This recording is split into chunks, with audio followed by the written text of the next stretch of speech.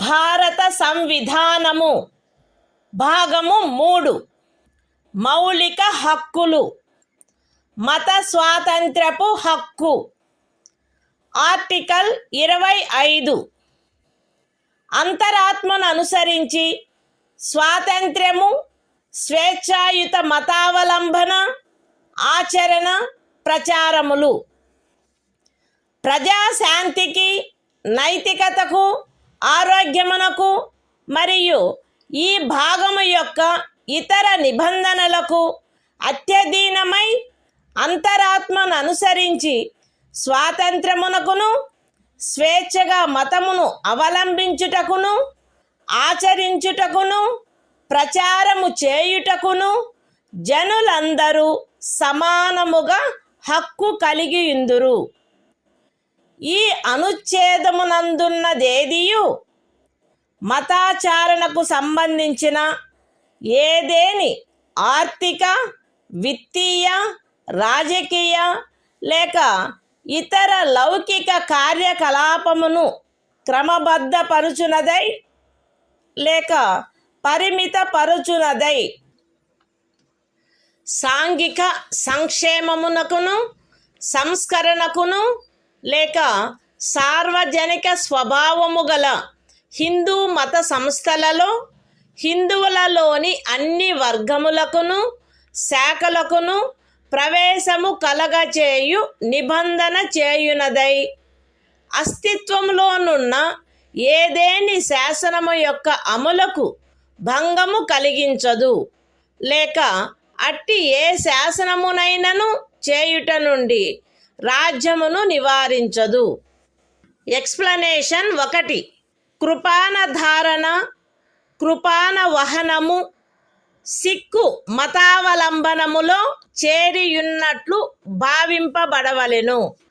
Explanation 2 ఖండము 2 యొక్క ఉపఖండము below హిందువులను గూర్చిన నిర్దేశమునందు సిక్కు జైన లేక బౌద్ధ మతావలంబ వ్యక్తులను గూర్చిన నిర్దేశము చేరియున్నట్లు అన్వయించబడవలెను మరియు హిందూ మత సంస్థలను గూర్చిన నిర్దేశము తదనుసారముగా అన్వయించబడవలెను.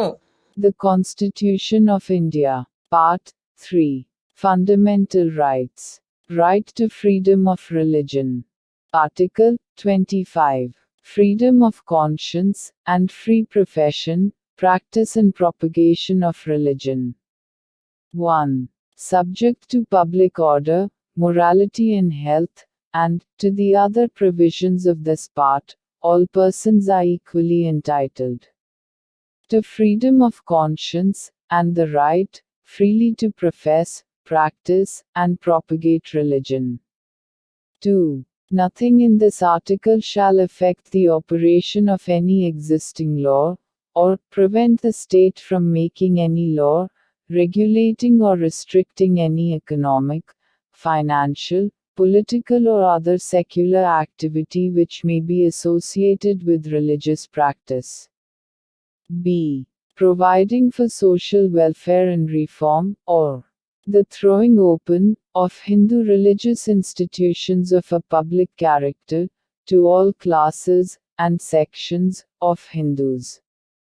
Explanation 1. The wearing and carrying of kirpans shall be deemed to be included in the profession of the Sikh religion.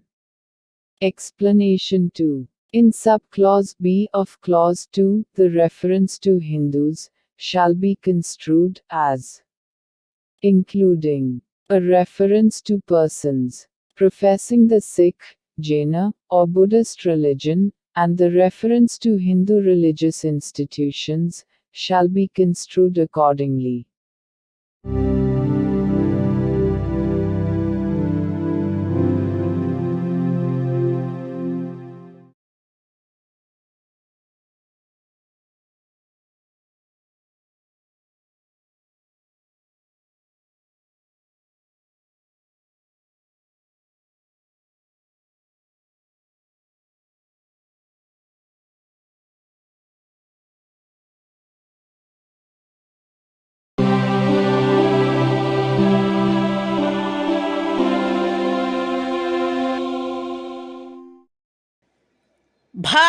సంవిధానము భాగము 3 మౌలిక హక్కులు.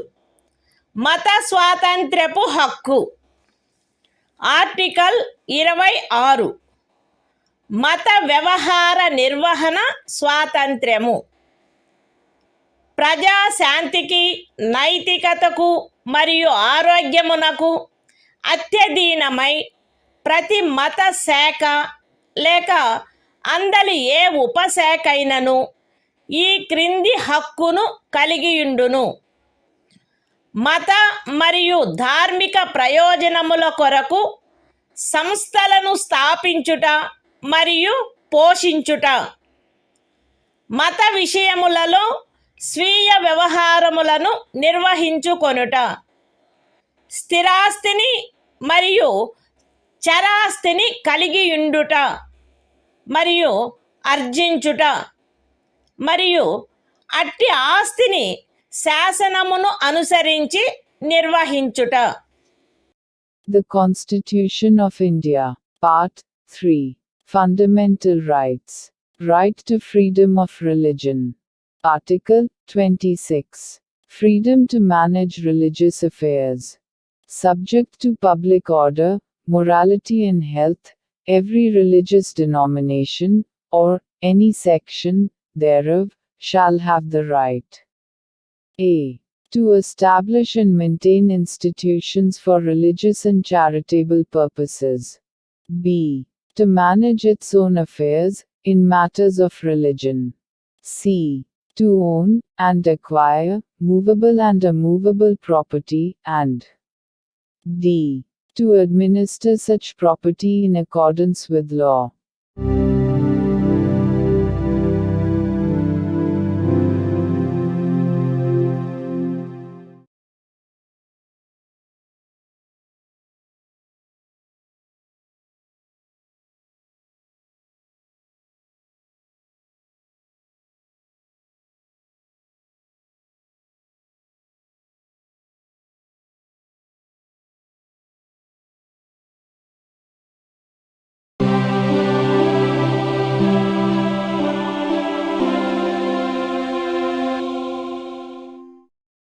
భారత సంవిధానము భాగము 3 మౌలిక హక్కులు. మత స్వాతంత్ర్యపు హక్కు. ఆర్టికల్ 27 ఏదేని ప్రత్యేకమైన మతమును అభివృద్ధి చేయుటకు పన్నుల చెల్లింపును గూర్చిన స్వాతంత్ర్యము. ఏదేని ప్రత్యేకమైన మతమును లేక మత శాఖను అభివృద్ధి చేయుటకు లేక పోషించుటకు అగు ఖర్చులను భరించుటకై ఏ పన్నుల వలన రాబడి నిర్దిష్టముగా కేటాయించబడునో ఆ పన్నులను చెల్లించుటకు ఏ వ్యక్తిని బలవంత పెట్టరాదు. The Constitution of India, Part 3. Fundamental Rights. Right to freedom of religion. Article 27. Freedom as to payment of taxes for promotion of any particular religion. No person shall be compelled to pay any taxes, the proceeds of which are specifically appropriated in payment of expenses for the promotion or maintenance of any particular religion or religious denomination.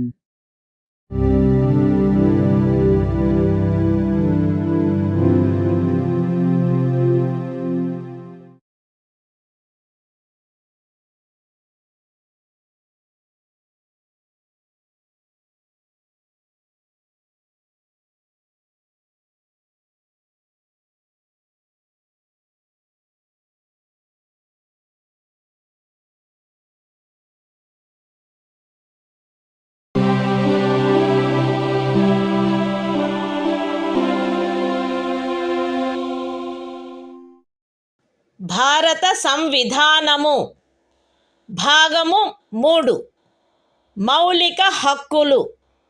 మత స్వాతంత్ర్యపు హక్కు. Article 28 కొన్ని విద్యా సంస్థలలో మత బోధ లేక మత సంబంధమైన ఆరాధన జరుగుతున్నప్పుడు హాజరగుటను గూర్చిన స్వాతంత్ర్యము.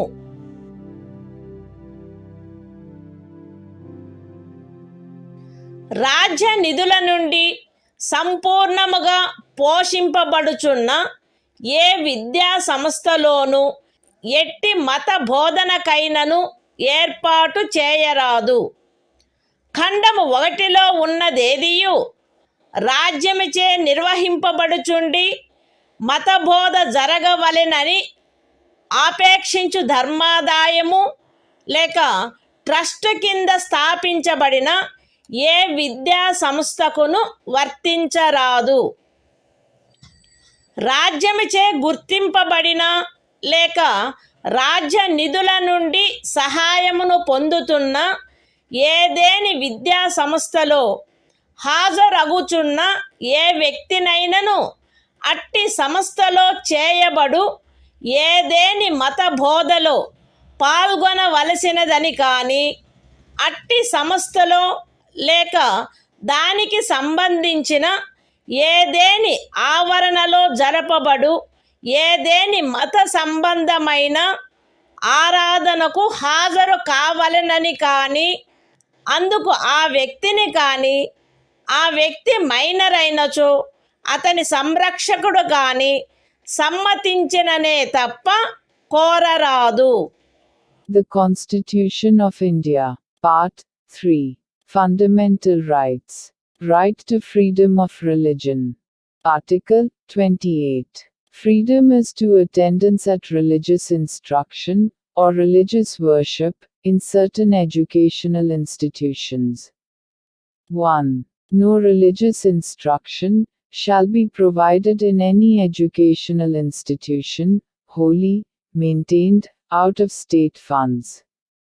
2. Nothing in Clause 1 shall apply to an educational institution, which is administered by the state, but has been established under any endowment or trust, which requires that religious instruction shall be imparted in such institution. 3. No person attending any educational institution recognized by the state, or receiving aid out of state funds, shall be required to take part in any religious instruction that may be imparted in such institution, or to attend any religious worship that may be conducted in such institution or in any premises attached thereto, unless such person, or if such person is a minor, his guardian has given his consent thereto.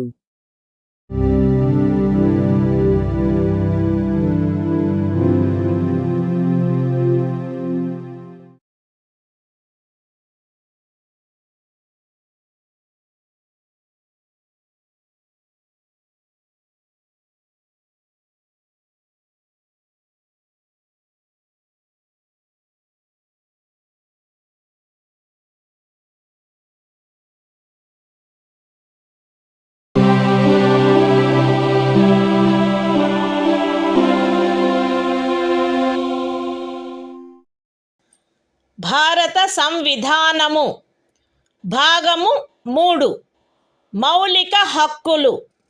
సాంస్కృతిక మరియు విద్యా విషయక హక్కులు.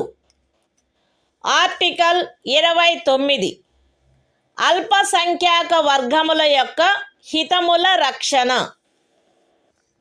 భారతదేశ రాజ్య క్షేత్రములో లేక అందలి ఏ భాగములో నివసించుచున్న పౌరులలోని ఏదేని వర్గము వారు తమ విశిష్ట భాష, లిపి లేక సంస్కృతిని కలిగి ఉండినచో వారు దానిని కాపాడుకొనుటకు హక్కు కలిగి ఉందురు. రాజ్యముచే పోషింపబడుచున్న లేక రాజ్య నిధుల నుండి సహాయము పొందుచున్న ఏ విద్యా సంస్థలోనైనను కేవలము మతము, జాతి, కులము, భాష కారణములను బట్టి కానీ వాటిలో దేనిని బట్టి కానీ ఏ పౌరునికైనను ప్రవేశము నిరాకరించబడరాదు. The Constitution of India. Part 3. Fundamental Rights. Cultural and Educational Rights. Article 29. Protection of Interests of Minorities. 1. Any section of the citizens residing in the territory of India, or any part thereof having a distinct language, script, or culture of its own, shall have the right to conserve the same. 2. No citizen shall be denied admission into any educational institution, maintained by the state, or receiving aid, out of state funds, on grounds only of religion, race, caste, language or any of them.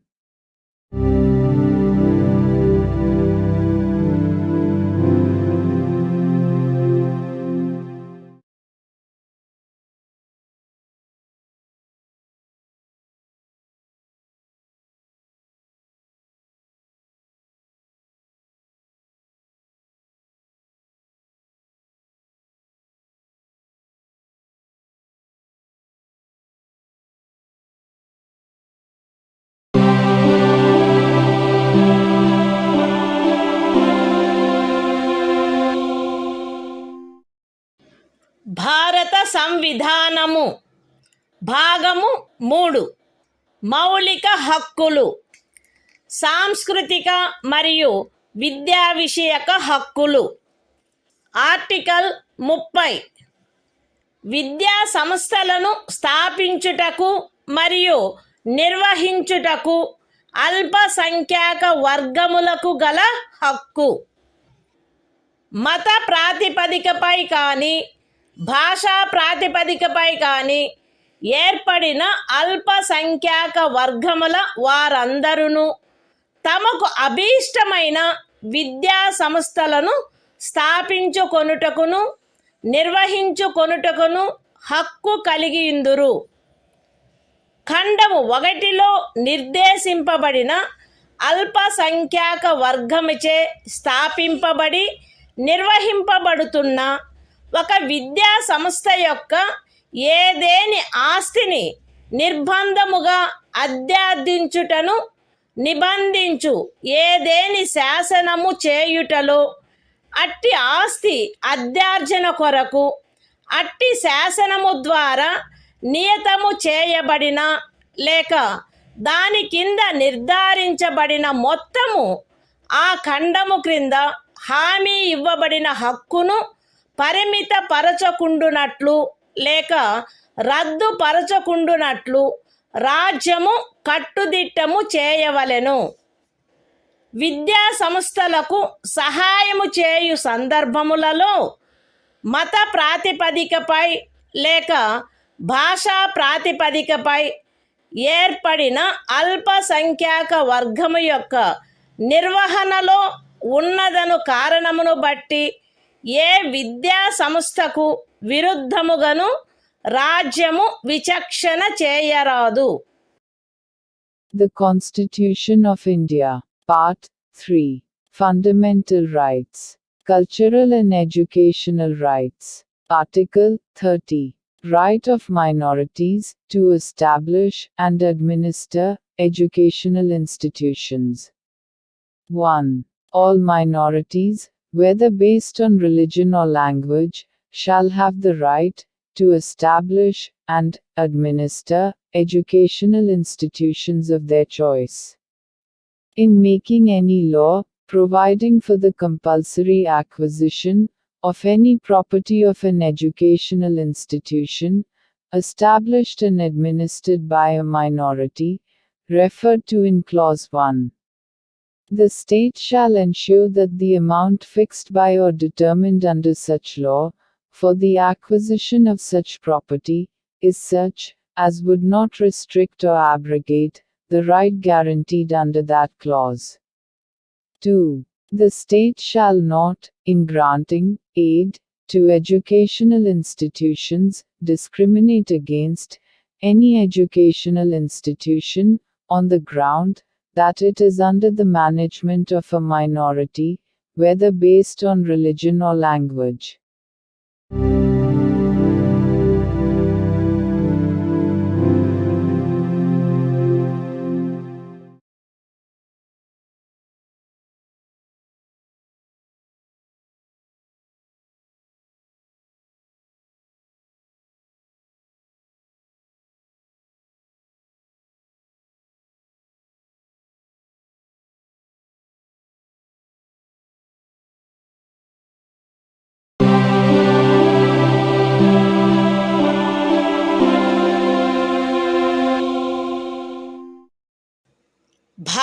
సంవిధానము.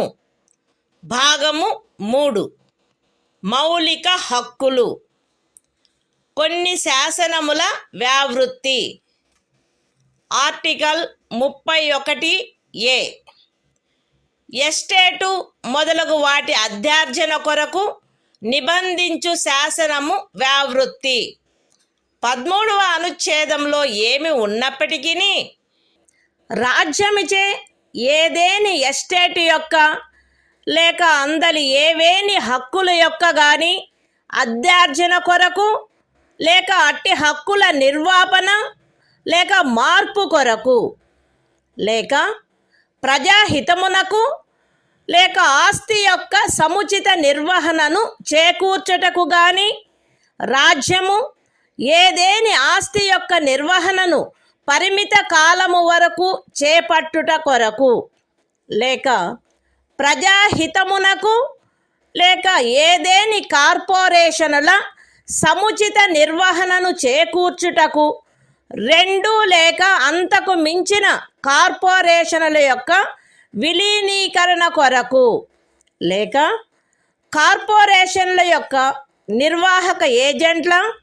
కార్యదర్శుల మరియు కోశాధికారుల, managing డైరెక్టర్ల, ఆదేశకుల లేక నిర్వాహకుల హక్కులను లేక కార్పొరేషన్ల యొక్క వాటాదారుల voting హక్కులను నిర్వాపన చేయుట కొరకు లేక మార్పు చేయుట కొరకు లేక ఏదేని ఖనిజముకైన కౌలు లేక ఖనిజ తైలమును వెతుకుటకైనా లేక వెలికి తీయుటకైనా ఖరారు, కౌలు లేక లైసెన్సును బట్టి ప్రాప్తించు ఏవేని హక్కులను నిర్వాపన చేయుట కొరకు లేక మార్పు చేయుట కొరకు లేక అట్టి ఖరారు, కౌలు లేక లైసెన్సును సమయాత్పూర్వమే సమాప్తము చేయుట కొరకు లేక రద్దు చేయుట కొరకు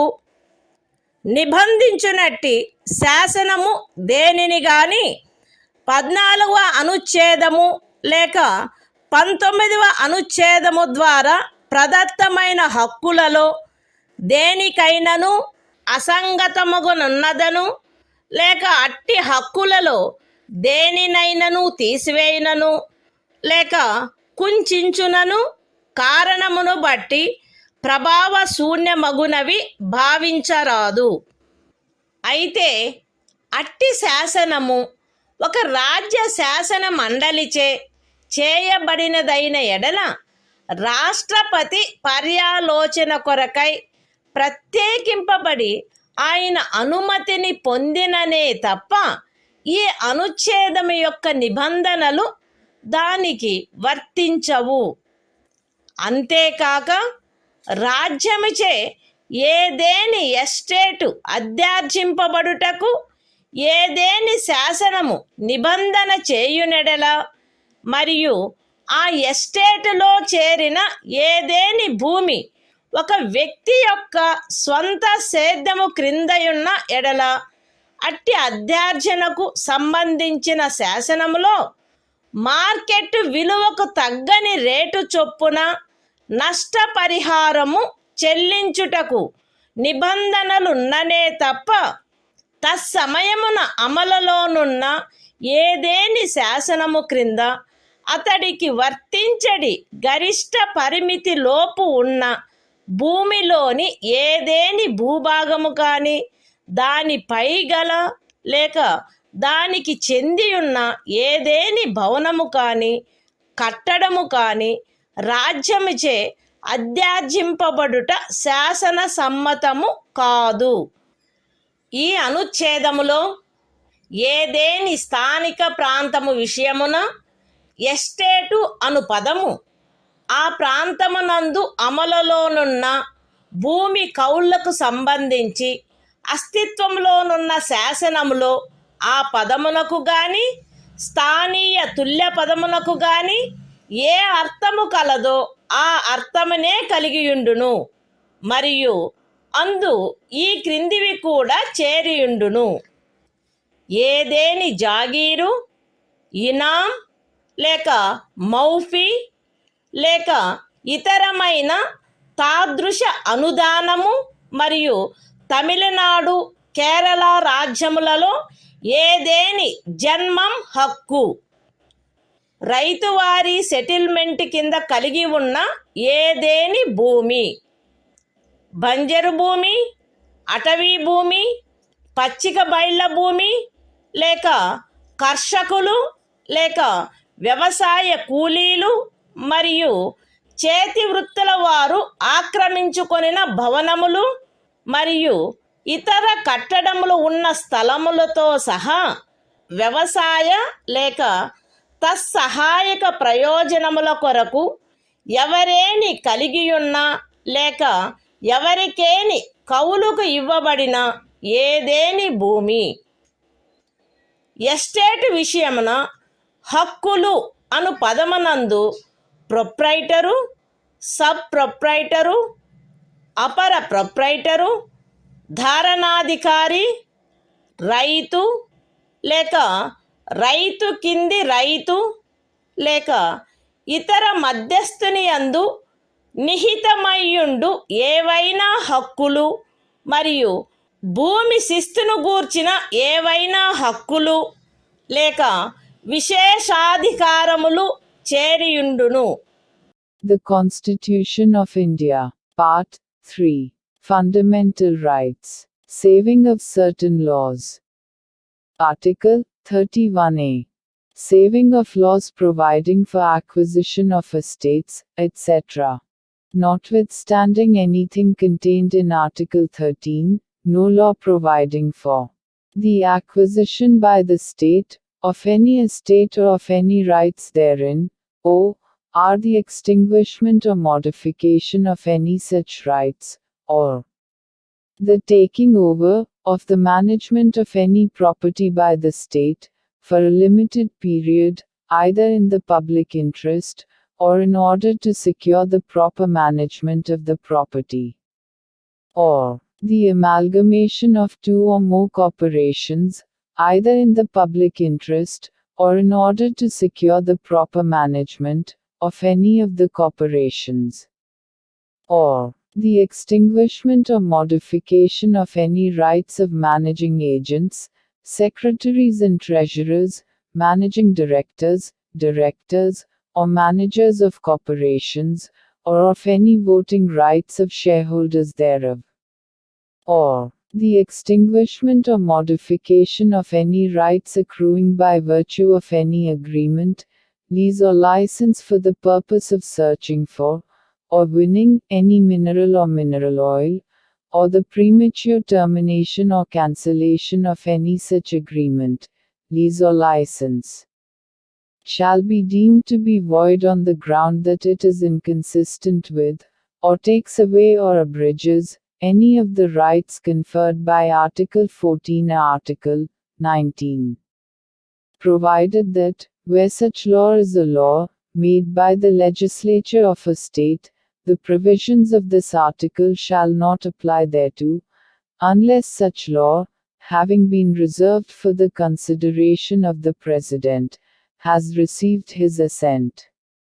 Provided further, that, where any law makes any provision for the acquisition by the state of any estate and where any land comprised therein is held by a person under his personal cultivation, it shall not be lawful for the state to acquire any portion of such land, as is within the ceiling limit, applicable to him under any law for the time being in force, or any building or structure standing thereon or tenant thereto, unless the law relating to the acquisition of such land, building or structure, provides for payment of compensation, at a rate, which shall not be less than the market value thereof. In this article, the expression estate shall, in relation to any local area, have the same meaning as that expression, or its local equivalent has in the existing law, relating to land tenures in force, in that area, and shall also include any jagir, inam, or mu fee, or other similar grant. And, in the states of Tamil Nadu and Kerala, any Janmam right. Any land held under Ryotwari settlement. Any land held, or let for purposes of agriculture, or for purposes ancillary thereto, including waste land, forest land, land for pasture, or sites of buildings, and other structures occupied by cultivators of land, agricultural laborers, and village artisans. The expression, rights, in relation to an estate, shall include any rights vesting in a proprietor, subproprietor, underproprietor, tenureholder, rayat, under rayat, or other intermediary, and any rights, or privileges in respect of land revenue.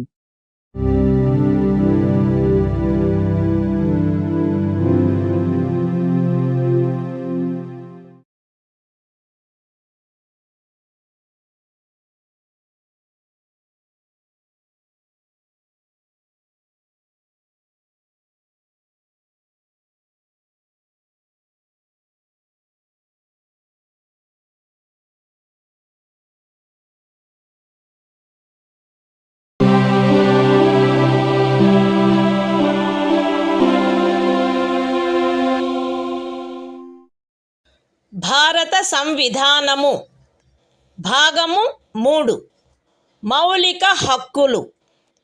కొన్ని శాసనముల వ్యావృత్తి. Article 31 B.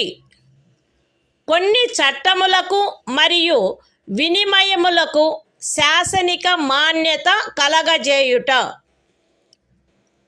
31 ఏ అనుచ్ఛేదములో గల నిబంధనల సాధారణతకు భంగము కలగకుండా 9వ అనుసూచిలో నిర్దిష్టపరచబడిన ఏవేని చట్టములు, నియమములు, వాటి యొక్క ఏవేని నిబంధనలు, అట్టి చట్టము, నియమము లేక నిబంధనను ఈ భాగంలోని ఏవేని నిబంధనల ద్వారా ప్రదత్తమైన ఏవేని హక్కులకు అసంగతముగా నున్నదను, లేక ఆ హక్కులలో దేనినైనను తీసివేయుచున్నదను, లేక కుంచుచున్నదను ఆధారముపై ప్రభావశూన్యమైనదని గాని, ఎప్పుడైనను ప్రభావశూన్యమై యుండినదని గాని భావించరాదు. మరియు ఏదేని న్యాయస్థానము లేక ట్రిబ్యునల్ యొక్క ఏదేని తీర్పు, డిక్రీ లేక ఉత్తర్వు దానికి విరుద్ధముగా నున్నప్పటికీ సదరు ప్రతి చట్టము మరియు నియమము దాని రద్దు లేక సవరణ చేయుటకు ఏదేని సమర్థ శాసన మండలికి గల అధికారమునకు అత్యధీనమై అమలునందు కొనసాగవలెను. The Constitution of India, Part 3, Fundamental Rights, Saving of Certain Laws. Article 31b.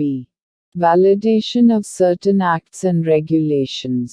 Without prejudice to the generality of the provisions contained in Article 31a. None of the acts and regulations specified in the 9th schedule, nor any of the provisions thereof shall be deemed to be void, or ever to have become void on the ground that such act, regulation or provision is inconsistent with, or takes away or abridges any of the rights conferred by, any provisions of this part. And, notwithstanding any judgment, decree or order of any court or tribunal, to the contrary, each of the said acts and regulations shall, subject to the power of any competent legislature to repeal, or amend it, continue in force.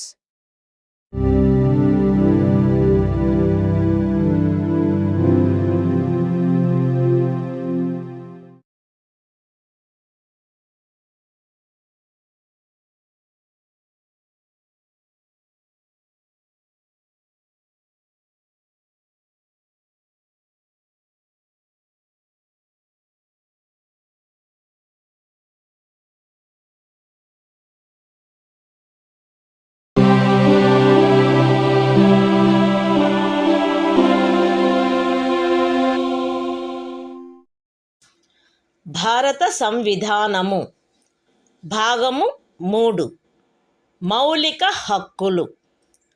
కొన్ని శాసనముల వ్యావృత్తి. Article 31(సి) కొన్ని ఆదేశిక సూత్రములను అమలుపరచు శాసనముల వ్యావృత్తి.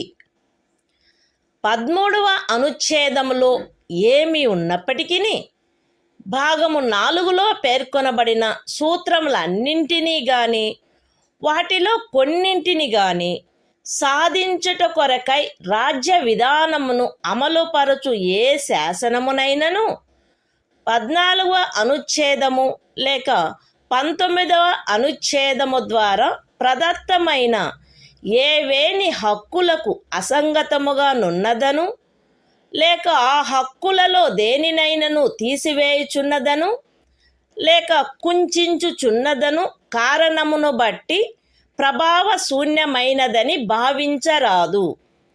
మరియు ఆ శాసనమందు అది అట్టి విధానమును అమలుపరచుట కొరకైనదను ప్రఖ్యానమున్నచో అది అట్టి విధానమును అమలుపరచదను కారణమును బట్టి ఏ న్యాయస్థానములోనూ ప్రష్టవ్యము కారాదు.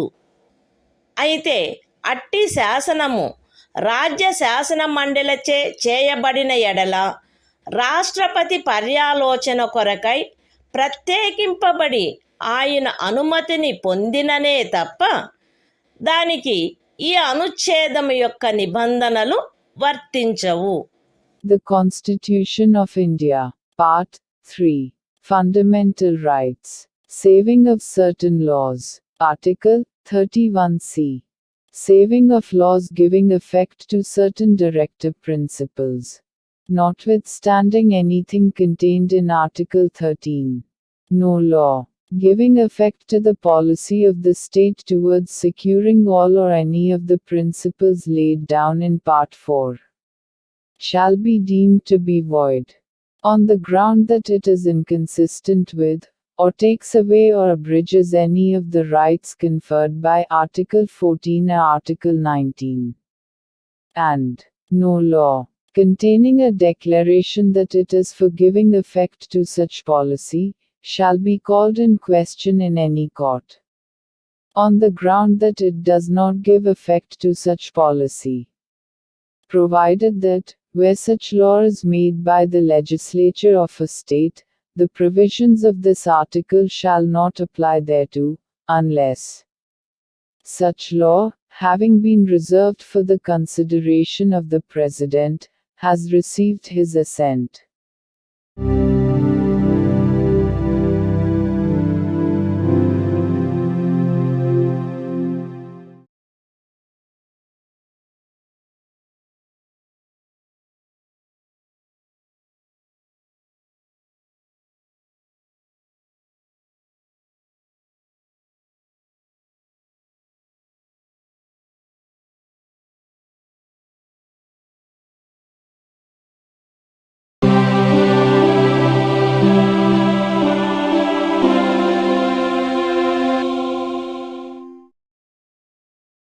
భారత సంవిధానము భాగము 3 మౌలిక హక్కులు.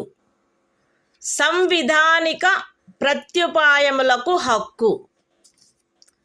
ఆర్టికల్ 32 ఈ భాగముచే ప్రదత్తము చేయబడిన హక్కులను అమలుపరుచుటకు ప్రత్యుపాయములు. ఈ భాగము ద్వారా ప్రదత్తమైన హక్కులను అమలుపరచుటకు సముచిత చర్యల ద్వారా సర్వోన్నత న్యాయస్థానమును అర్థించు హక్కుకు హామీ ఇయ్యబడినది. ఈ భాగము ద్వారా ప్రదత్తమైన ఏవేని హక్కులను అమలుపరచుట కొరకు ఆదేశములను లేక ఉత్తర్వులను లేక బందీ ప్రత్యక్ష హెబియస్ కార్పస్, పరమాదేశ మాండమస్, ప్రతిషేధ ప్రొహిబిషన్, అధికార పృచ్ఛ కోవారెంటు మరియు ఉత్ప్రేషణ సర్ష్యోరారి స్వభావము గల రిట్లతో సహా అధిలేఖలను వీటిలో సముచితమైన దానిని జారీ చేయుటకు సర్వోన్నత న్యాయస్థానము అధికారము కలిగియుండును. ఖండములు 1 మరియు 2 ద్వారా సర్వోన్నత న్యాయస్థానమునకు ప్రదత్తమైన అధికారములకు భంగము కలగకుండా ఖండము 2 క్రింద సర్వోన్నత న్యాయస్థానముచే వినియోగింపబడదగు అధికారముల అన్నిటినీ కానీ వాటిలో దేనినైనను కానీ ఏదేని ఇతర న్యాయస్థానమునకు దాని అధికారిత యొక్క స్థానిక హద్దులలో వినియోగించు అధికారమును శాసనము ద్వారా పార్లమెంటు వసగవచ్చును. ఈ అనుచ్ఛేదముచే హామీ ఇయ్యబడిన హక్కు ఈ సంవిధానముచే అన్యదా నిబంధింపబడినట్లు తప్ప suspend చేయబడరాదు. The Constitution of India, Part 3. Fundamental Rights. Right to constitutional remedies. Article 32. Remedies for enforcement of rights conferred by this part. 1. The right to move the Supreme Court, by appropriate proceedings for the enforcement of the rights conferred by this part, is guaranteed. 2. The Supreme Court shall have power to issue directions or orders, or writs, including writs in the nature of habeas corpus, mandamus, prohibition, quo warranto and certiorari, whichever may be appropriate, for the enforcement of any of the rights conferred by this part. 3. Without prejudice to the powers conferred on the Supreme Court, by clauses 1 and 2. Parliament may by law empower any other court to exercise within the local limits of its jurisdiction all or any of the powers exercisable by the Supreme Court under clause 2. 4. The right guaranteed by this article shall not be suspended, except as otherwise provided for by this Constitution.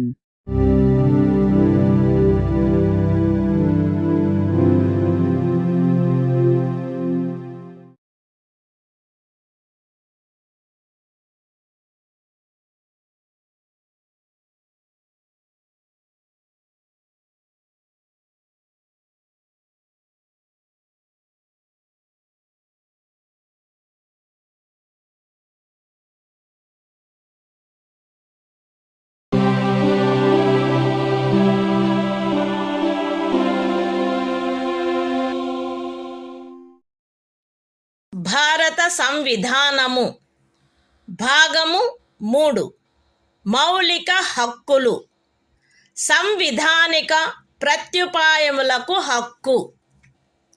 Article 33. ఈ భాగము ద్వారా ప్రదత్తమైన హక్కులను సాయుధ బలములు మొదలగు వాటికి వర్తింపచేయునప్పుడు మార్చుటకు పార్లమెంటుకు గల అధికారము. ఈ భాగము ద్వారా ప్రదత్తమైన హక్కులలో వేటినైనను సాయుధ బలములకు చెందిన సభ్యులకు లేక ప్రజాశాంతిని కాపాడు భారము వహించిన సాయుధ బలములకు చెందిన సభ్యులకు లేక గుప్త సమాచారము కొరకు లేక ఎదురు గుప్త సమాచారము కొరకు రాజ్యముచే స్థాపించబడిన ఏదేని బ్యూరోలో లేదా ఇతర వ్యవస్థలో నియమించబడిన వ్యక్తులకు లేక ఏ నుండి సి వరకు గల ఖండములలో నిర్దేశింపబడిన ఏదేని సాయుధ బలము బ్యూరో లేక వ్యవస్థ కొరకై ఏర్పాటు చేసిన టెలికమ్యూనికేషన్ వ్యవస్థలలో నియమించబడిన లేదా వాటికి సంబంధించిన వ్యక్తులకు వర్తింపచేయుటలో వారి సముచిత కర్తవ్య నిర్వహణను వారి మధ్య క్రమశిక్షణను కట్టుదిట్టము చేయుటకై ఆ హక్కులు ఎంత మేరకు పరిమితపరచబడవలెనో లేక రద్దు చేయబడవలెనో పార్లమెంటు శాసనము ద్వారా నిర్ధారణ చేయవచ్చును. The Constitution of India. Part 3. Fundamental Rights. Right to constitutional remedies. Article 33. Power of Parliament to modify the rights conferred by this part in their application to forces, etc.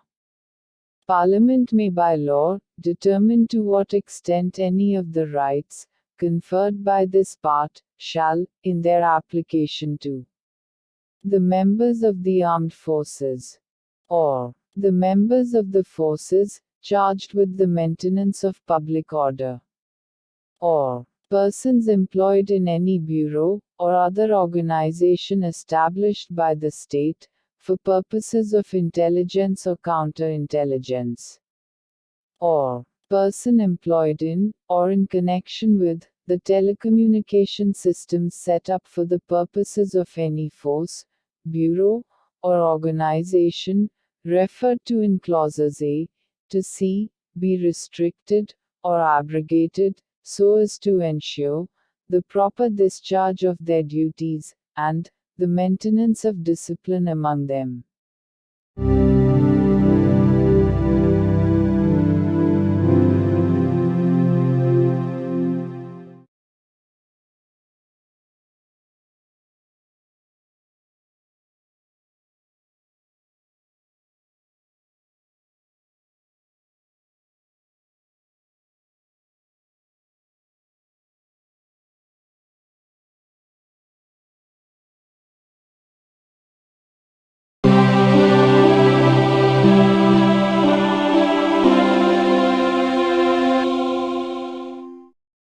భారత సంవిధానము భాగము 3 మౌలిక హక్కులు.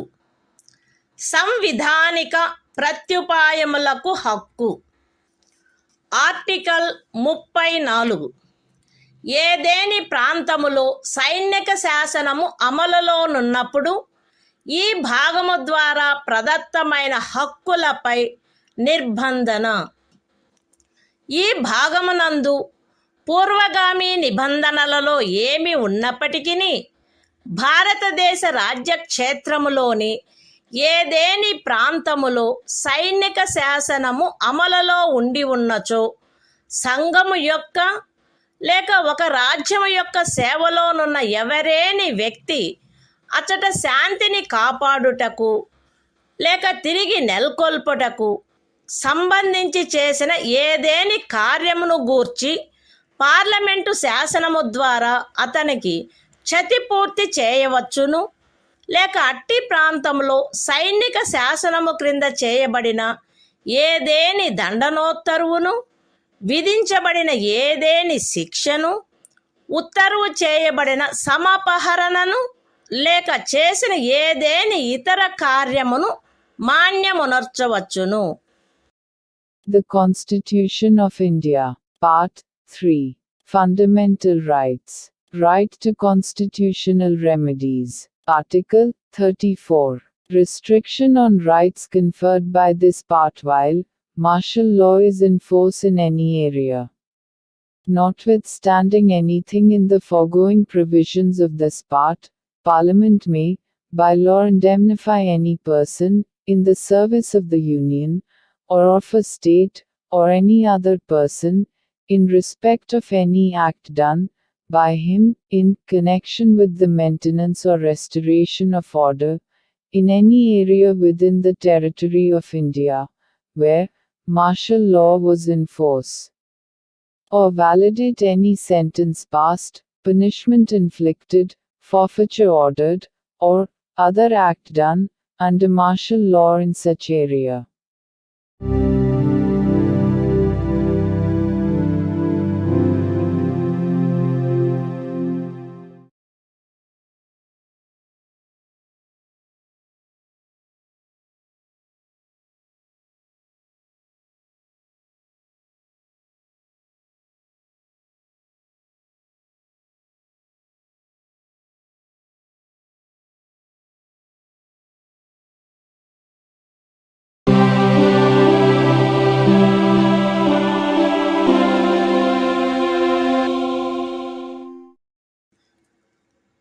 భారత సంవిధానము.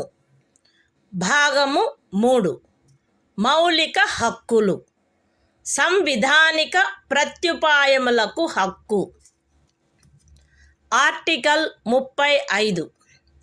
ఈ భాగము యొక్క నిబంధనలను అమలుపరుచుటకు శాసన నిర్మాణము. ఈ సంవిధానమునందేమున్నప్పటికీ 16వ అనుచ్ఛేదము యొక్క ఖండము 3, 32వ అనుచ్ఛేదము యొక్క ఖండము 3, 33వ మరియు 34వ అనుచ్ఛేదముల క్రింద పార్లమెంటు చేయు శాసనము ద్వారా నిబంధింపబడదగిన విషయములలో దేనిని గూర్చి అయినను శాసనములను చేయుటకు మరియు ఈ భాగము క్రింద అపరాధములుగా ప్రఖ్యానించబడిన కార్యములకు శిక్షను విహితము చేయుట కొరకైన శాసనములను చేయుటకు పార్లమెంటు అధికారము కలిగియుండును. రాజ్య శాసన మండలి ఆ అధికారమును కలిగియుండదు. మరియు పార్లమెంటు ఈ సంవిధాన ప్రారంభమునకు పిమ్మట వీలైనంత త్వరితముగా ఉపఖండము 2లో నిర్దేశించబడిన కార్యములకు శిక్షను విహితము చేయుటకు శాసనములను చేయవలయును. ఖండము ఏ యొక్క ఉపఖండము 1లో నిర్దేశింపబడిన ఏదేని విషయమును గూర్చినదైనా లేక ఆ ఖండము యొక్క ఉపఖండము 2లో నిర్దేశించబడిన కార్యమునకు దేనికైనను శిక్షను నిబంధించునదై ఈ సంవిధాన ప్రారంభమునకు అవ్యవహిత పూర్వము భారతదేశ రాజ్య క్షేత్రమునందు అమలులోనున్న ఏదేని శాసనము అందలి నిబంధనలకును 372వ అనుచ్ఛేదము క్రింద దాని యందు చేయబడు అనుకూలానుసరణకును మరియు మార్పులకును అత్యధీనమై పార్లమెంటుచే మార్పు లేక రద్దు లేక సవరణ చేయబడు వరకు అమలునందు కొనసాగవలెను. విశదీకరణ. ఈ అనుచ్ఛేదమునందు అమలులోనున్న శాసనము అను పదబంధము 372వ అనుచ్ఛేదములో ఆ పదబంధమునకు ఏ అర్థము కలదో ఆ అర్థమునే కలిగియుండును. The Constitution of India, Part 3. Fundamental Rights. Right to constitutional remedies. Article 35. Legislation to give effect to the provisions of this part. Notwithstanding anything in this Constitution, Parliament shall have, and the legislature of a state shall not have, power to make laws with respect to any of the matters which, under Clause 3 of Article 16, Clause 3 of Article 32, Article 33 and Article 34 may be provided for by law made by Parliament, and for prescribing punishment for those acts which are declared to be offences under this part.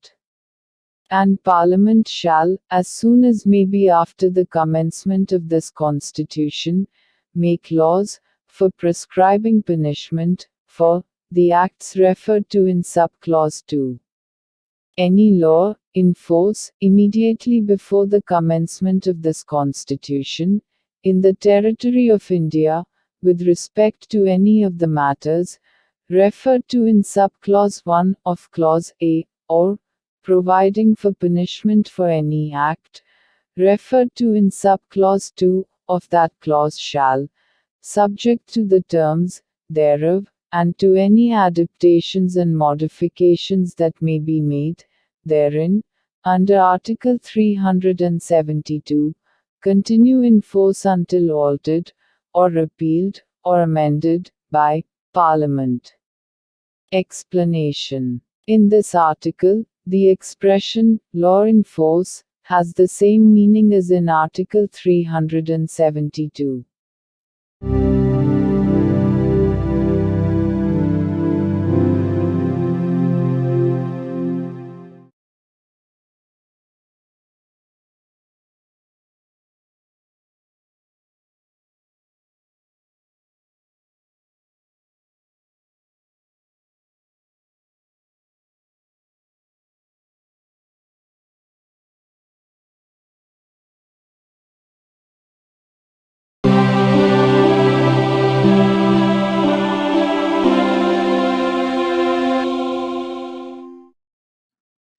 భారత సంవిధానము భాగము 4 రాజ్య విధానము యొక్క ఆదేశిక సూత్రములు. Article 36. ఈ భాగములో సందర్భము అన్యదా అపేక్షించననే తప్ప రాజ్యము అను పదము భాగము 3లో ఆ పదమునకు ఏ అర్థము కలదో ఆ అర్థమునే కలిగియుండును. The Constitution of India, Part 4, Directive Principles of State Policy. Article 36. Definition. In this part, unless the context otherwise requires, the state has the same meaning as in Part 3.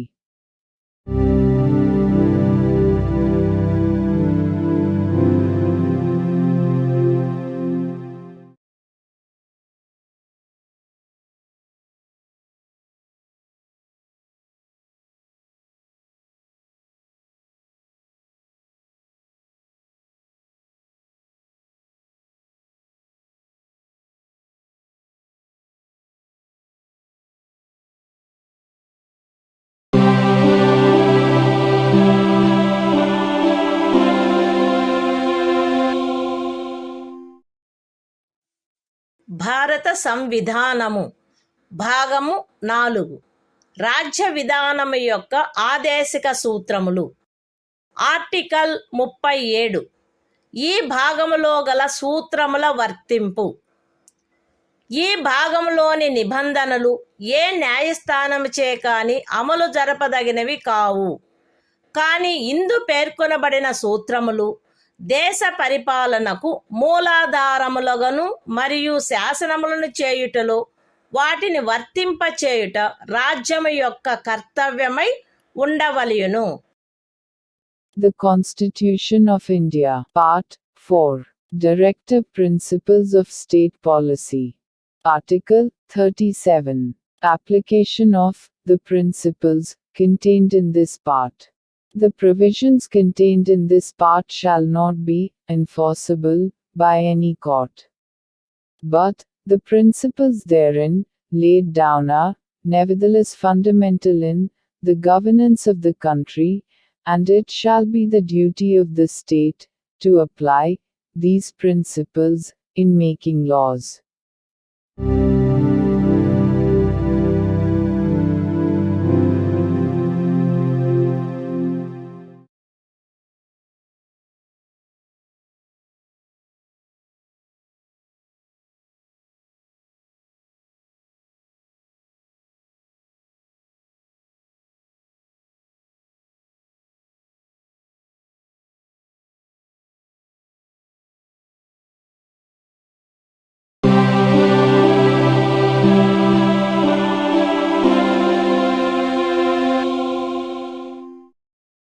భారత సంవిధానము భాగము 4 రాజ్య విధానము యొక్క ఆదేశిక సూత్రములు.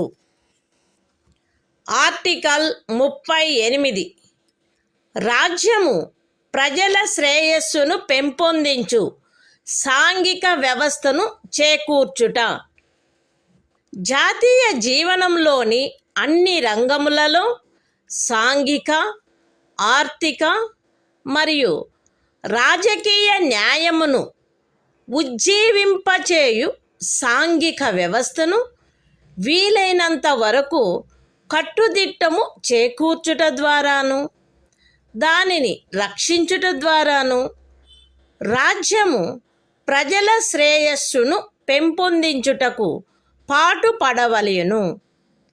రాజ్యము ప్రత్యేకించి రాబడిలో అసమానతలను తగ్గించుటకు పాటుపడవలెను మరియు విభిన్న ప్రాంతములందు నివసించుచున్న లేక విభిన్న వృత్తులను చేపట్టిన వ్యక్తుల మధ్య మాత్రమే కాకుండా ప్రజావర్గముల మధ్య కూడా హోదా, సౌకర్యములు మరియు అవకాశములందు అసమానతలను తొలగించుటకు ప్రయత్నించవలెను.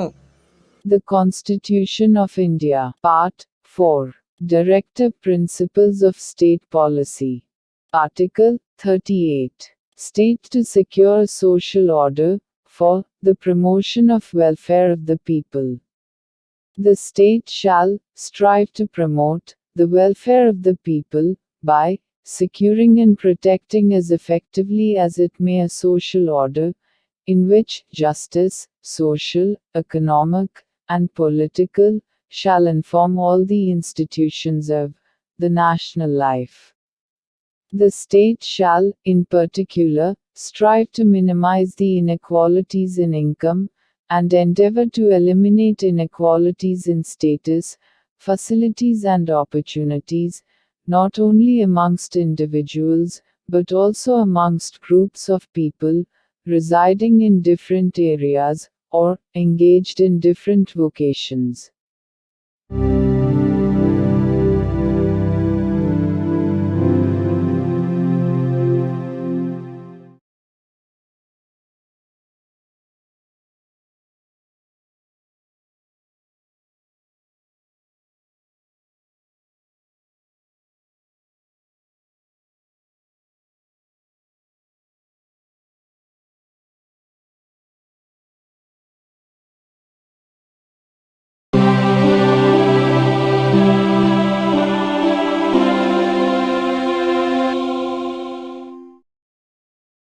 భారత సంవిధానము భాగము 4 రాజ్య విధానము యొక్క ఆదేశిక సూత్రములు.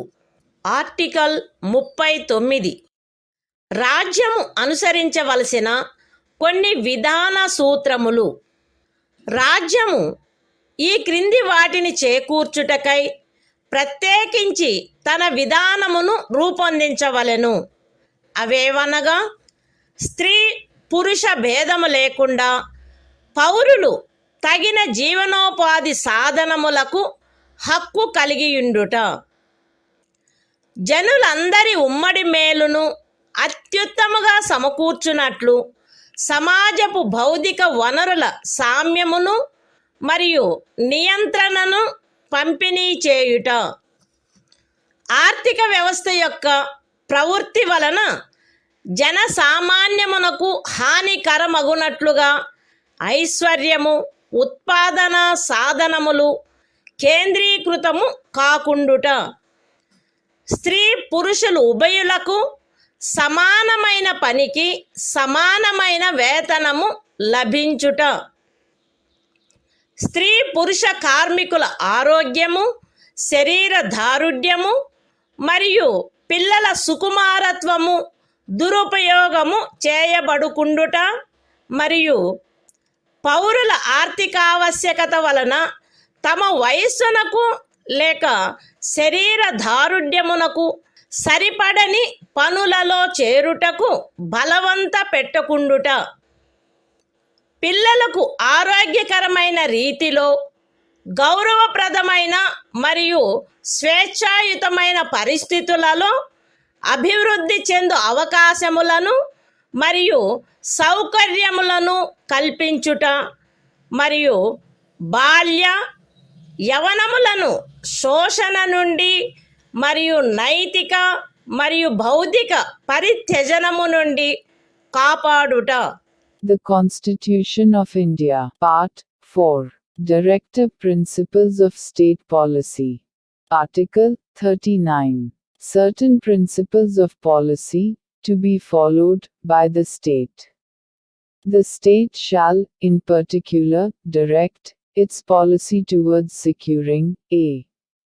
that the citizens, men and women equally, have the right to an adequate means of livelihood. b. that the ownership and control of the material resources of the community are so distributed as best to subserve the common good. c. that the operation of the economic system does not result in the concentration of wealth and means of production to the common detriment. d. that there is equal pay for equal work for both men and women. a.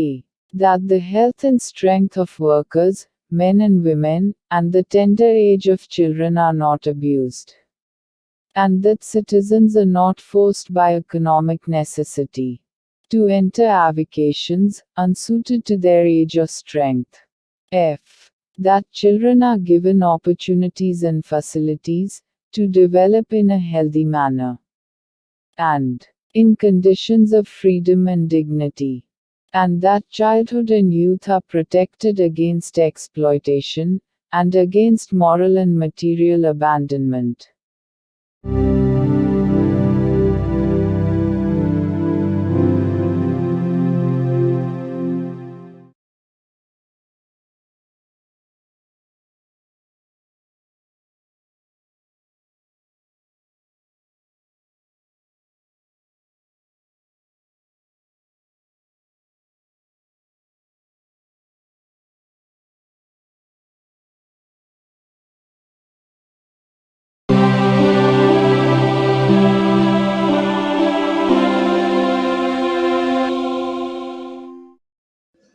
భారత సంవిధానము భాగము 4 రాజ్య విధానము యొక్క ఆదేశక సూత్రములు. Article 39A సమాన న్యాయము, ఉచిత న్యాయవాద సహాయము. శాసన వ్యవస్థ ప్రవృత్తి సమానావకాశ ప్రాతిపదికపై న్యాయమును చేకూర్చు రీతిలో నిర్వహించబడునట్లు రాజ్యము కట్టుదిట్టము చేయవలెను. మరియు ప్రత్యేకముగా ఏ పౌరునికైనను ఆర్థిక లేక ఇతర అసక్తతల కారణమున న్యాయమును పొందు అవకాశములు అలభ్యము కాకుండునట్లు కట్టుదిట్టము చేయుటకై తగిన శాసన నిర్మాణమును లేక పథకముల ద్వారా గాని ఏదేని ఇతర విధముగా గాని ఉచిత న్యాయవాద సహాయమును సమకూర్చవలెను. The Constitution of India, Part 4, Directive Principles of State Policy. Article 39A. Equal justice and free legal aid. The state shall secure that the operation of the legal system promotes justice on a basis of equal opportunity, and shall, in particular, provide free legal aid by suitable legislation or schemes, or in any other way to ensure that opportunities for securing justice are not denied to any citizen by reason of economic or other disabilities.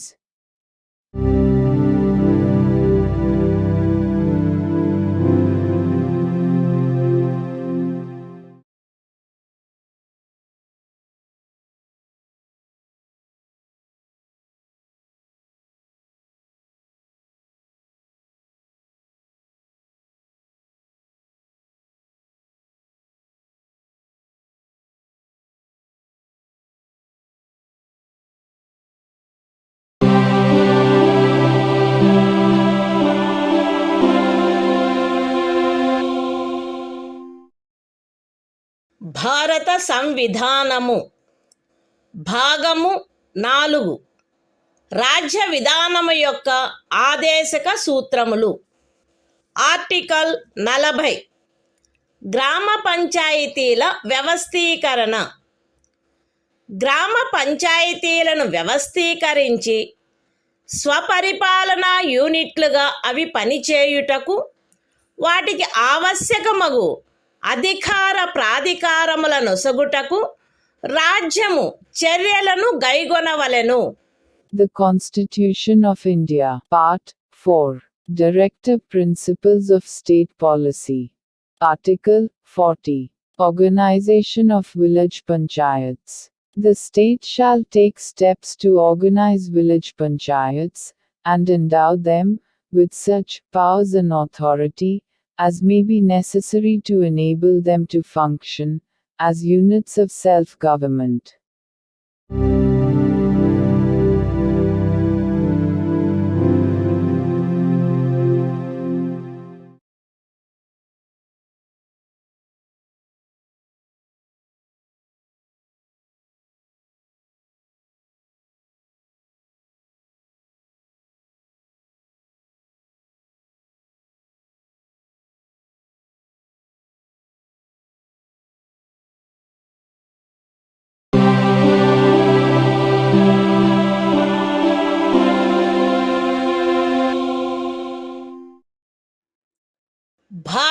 సంవిధానము భాగము 4 రాజ్య విధానము యొక్క ఆదేశక సూత్రములు.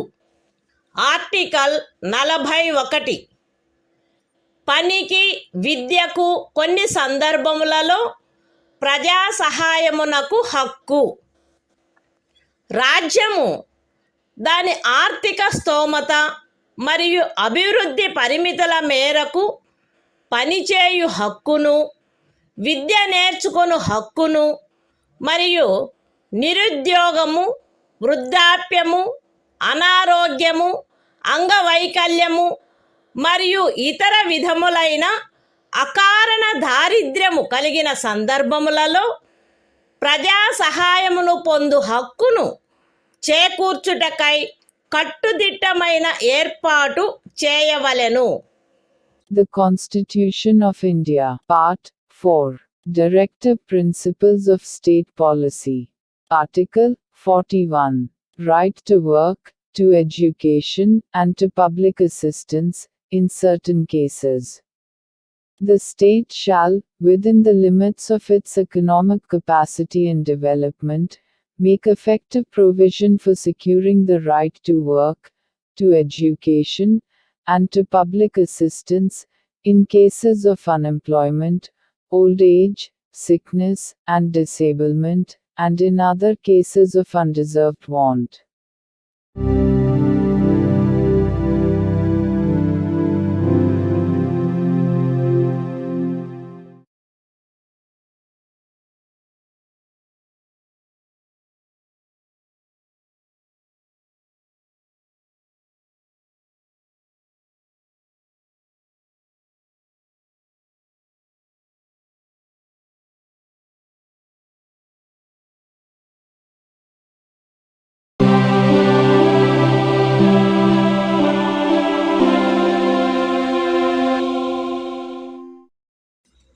భారత సంవిధానము భాగము 4 రాజ్య విధానము యొక్క ఆదేశక సూత్రములు.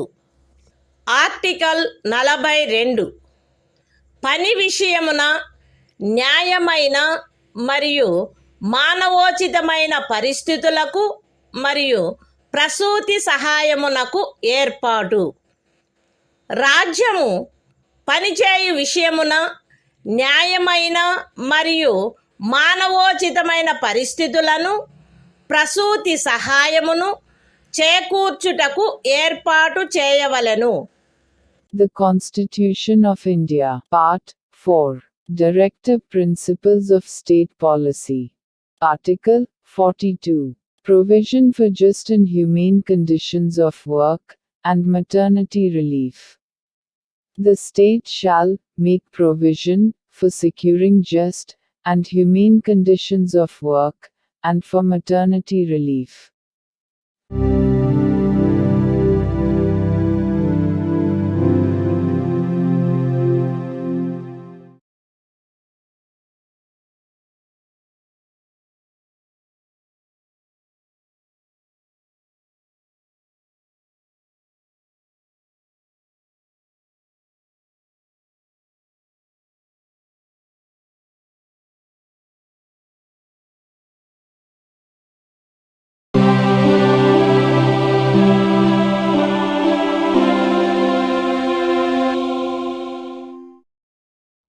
భారత సంవిధానము భాగము 4 రాజ్య విధానము యొక్క ఆదేశక సూత్రములు. ఆర్టికల్ 43 కార్మికులకు జీవన భృతి మొదలగునవి. రాజ్యము తగిన శాసన నిర్మాణము ద్వారా లేక ఆర్థిక వ్యవస్థాపన ద్వారా లేక మరే విధముగానైనా వ్యవసాయ, పారిశ్రామిక లేక ఇతర కార్మికులందరికీ పనిని, జీవన భృతిని మరియు సముచిత జీవన స్థాయిని, విశ్రాంతి మరియు సాంఘిక సాంస్కృతిక అవకాశముల పూర్తి వినియోగమును చేకూర్చునట్టి పని పరిస్థితులను కల్పించుటకు ప్రయత్నించవలెను. మరియు ప్రత్యేకించి గ్రామీణ ప్రాంతములలో వైయక్తిక ప్రాతిపదికపై లేక సహకార ప్రాతిపదికపై కుటీర పరిశ్రమలను పెంపొందింపచేయుటకు ప్రయత్నించవలెను. The Constitution of India, Part 4. Directive Principles of State Policy. Article 43. Living wage, etc., for workers. The state shall endeavor to secure, by suitable legislation, or economic organization or in any other way, to all workers, agricultural, industrial or otherwise, work, a living wage, conditions of work ensuring a decent standard of life, and full enjoyment of leisure, and social and cultural opportunities, and, in particular, the state shall endeavor to promote cottage industries, on an individual or cooperative basis, in rural areas.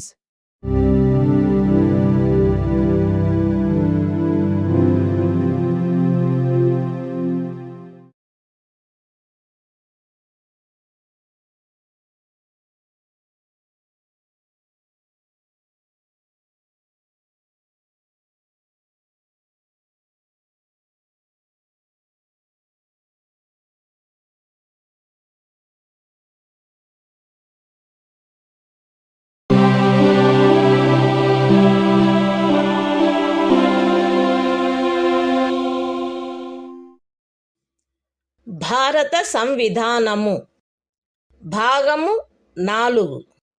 రాజ్య విధానము యొక్క ఆదేశిక సూత్రములు. Article 43A. పరిశ్రమల నిర్వహణలో కార్మికులు పాల్గొనుట. రాజ్యము తగిన శాసన నిర్మాణము ద్వారా లేక ఏదేని ఇతర విధముగా ఏదేని పరిశ్రమలో నిమగ్నమైన సంస్థల వ్యవస్థాపన లేక ఇతర వ్యవస్థల నిర్వహణలో కార్మికులు పాల్గొనున్నట్లు చర్యలు తీసుకొనవలెను. The Constitution of India, Part 4. Directive Principles of State Policy. Article 43A. Participation of workers in management of industries. The state shall take steps, by suitable legislation or in any other way, to secure the participation of workers in the management of undertakings, establishments, or other organizations engaged in any industry.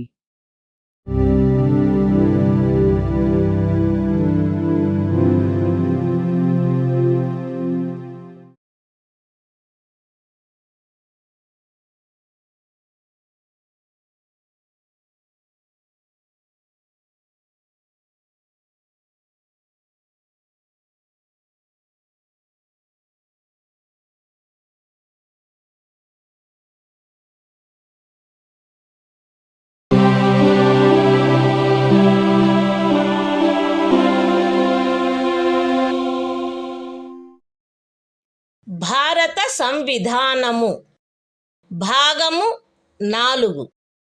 రాజ్య విధానము యొక్క ఆదేశక సూత్రములు. Article 43B. సహకార సంఘముల ప్రవర్ధనము. రాజ్యము సహకార సంఘములు స్వచ్ఛందముగా రూపొందించుటకు, స్వాయత్తముగా కృత్యములు నిర్వహించుటకు, ప్రజాస్వామ్య నియంత్రణ మరియు వృత్తిపరమై యాజమాన్యమును ప్రోత్సహించుటకు ప్రయత్నించవలెను. The Constitution of India, Part 4. Directive Principles of State Policy. Article 43B. Promotion of cooperative societies.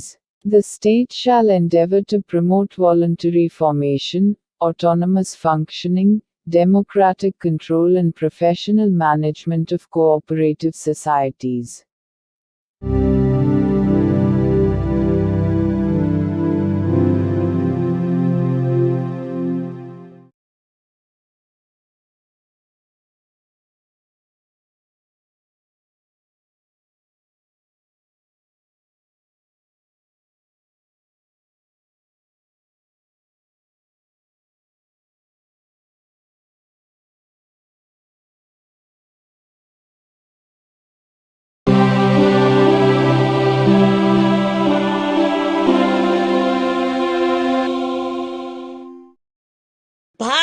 సంవిధానము భాగము 4 రాజ్య విధానము యొక్క ఆదేశిక సూత్రములు.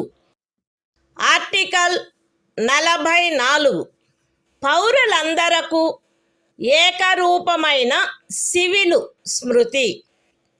భారతదేశ రాజ్య క్షేత్రమునంతటను పౌరులకు ఏకరూపమైన సివిల స్మృతిని చేకూర్చుటకు రాజ్యము ప్రయత్నించవలెను. The Constitution of India, Part 4, Directive Principles of State Policy. Article 44, Uniform Civil Code for the Citizens. The state shall endeavor to secure for the citizens a uniform civil code throughout the territory of India.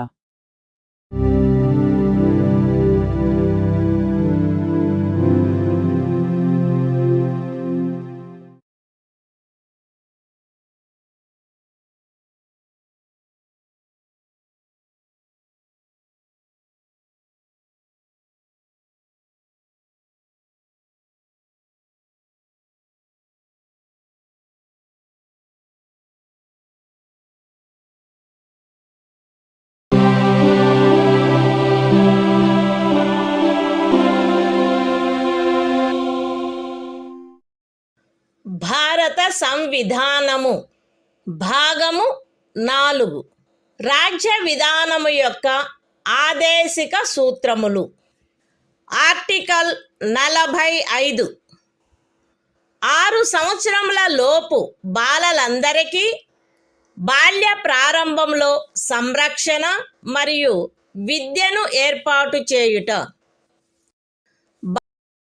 బాలలందరూ వారు 6 సంవత్సరముల వయస్సు పూర్తి చేయునంత వరకు వారికి బాల్య ప్రారంభంలో సంరక్షణ మరియు విద్యను ఏర్పాటు చేయుటకు రాజ్యము ప్రయత్నించవలెను. The Constitution of India, Part 4, Directive Principles of State Policy. Article 45, Provision for Early Childhood Care and Education to Children below the age of 6 years. The state shall endeavor to provide early childhood care and education for all children until they complete the age of 6 years.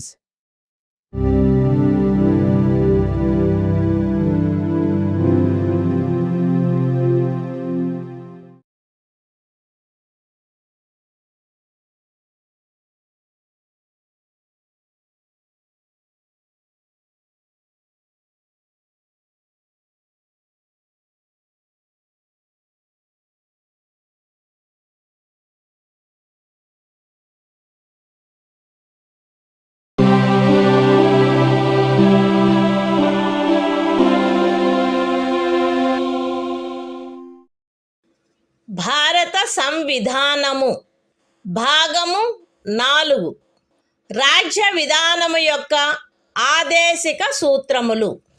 Article 46 అనుసూచిత కులముల, అనుసూచిత జనజాతుల మరియు ఇతర బలహీన వర్గముల యొక్క విద్యా విషయక మరియు ఆర్థిక హితములను పెంపొందించుట.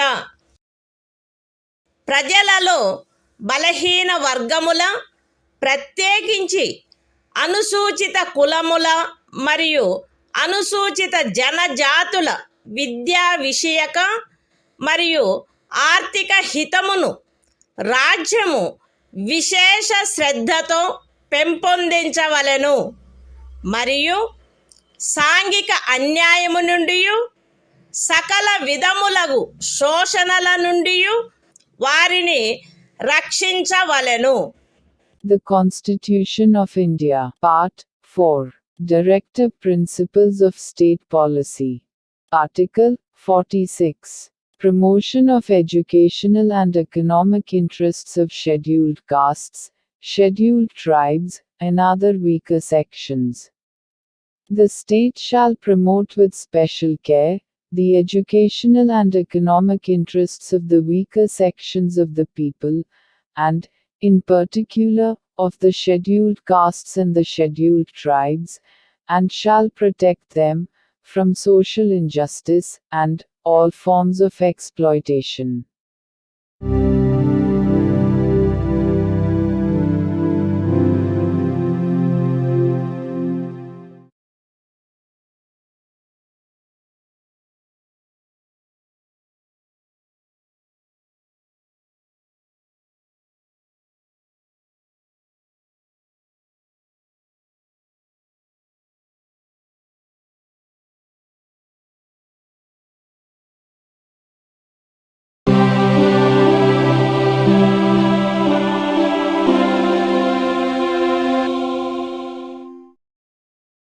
భారత సంవిధానము భాగము 4 రాజ్య విధానము యొక్క ఆదేశిక సూత్రములు.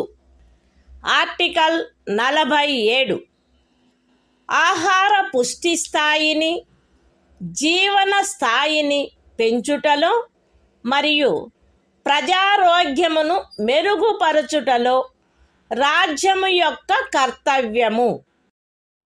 రాజ్యము ప్రజల ఆహార పుష్టి యొక్క స్థాయిని, జీవన స్థాయిని పెంచుట మరియు ప్రజారోగ్యమును మెరుగుపరుచుట తన ప్రాథమిక కర్తవ్యములలోనివిగా పరిగణించవలెను మరియు ప్రత్యేకించి వైద్య ప్రయోజనములకై తప్ప మద్యపానీయములను మరియు ఆరోగ్యమునకు భంగము కలిగించు ఔషధములను సేవించుటను నిషేధించుటకు రాజ్యము ప్రయత్నించవలెను. The Constitution of India, Part 4, Directive Principles of State Policy. Article 47. Duty of the state to raise the level of nutrition and the standard of living, and to improve public health.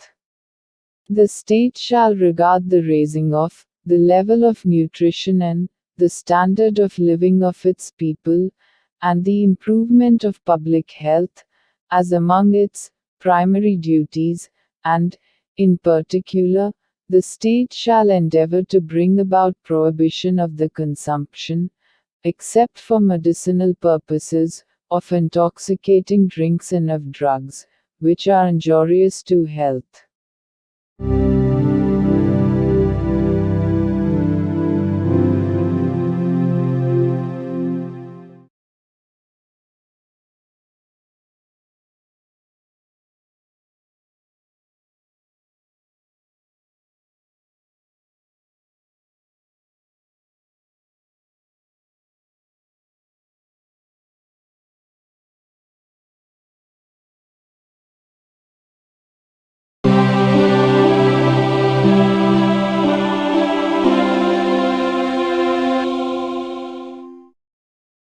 భారత సంవిధానము భాగము 4 రాజ్య విధానము యొక్క ఆదేశిక సూత్రములు.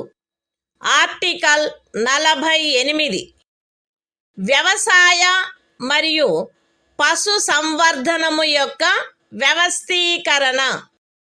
రాజ్యము ఆధునిక మరియు శాస్త్రీయ పద్ధతులను అనుసరించి వ్యవసాయమును, పశు సంవర్ధనమును వ్యవస్థీకరించవలెను మరియు ప్రత్యేకించి ఆవుల, దూడల, ఇతర పాడి పశువుల, భారవాహక పశువుల జాతులను పరిరక్షించి మెరుగుపరచుటకును వాటి వధను నిషేధించుటకును రాజ్యము చర్యలను గైగొనవలెను.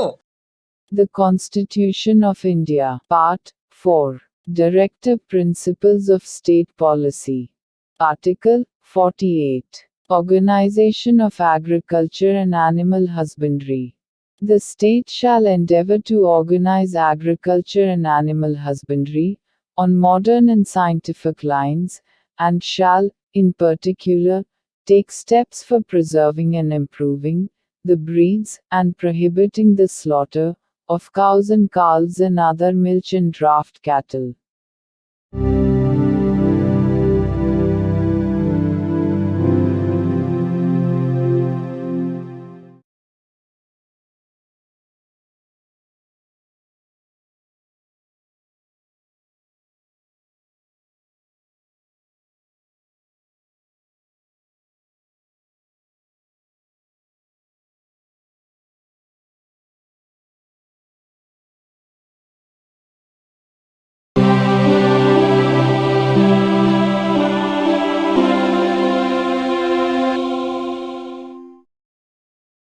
భారత సంవిధానము భాగము 4 రాజ్య విధానము యొక్క ఆదేశిక సూత్రములు.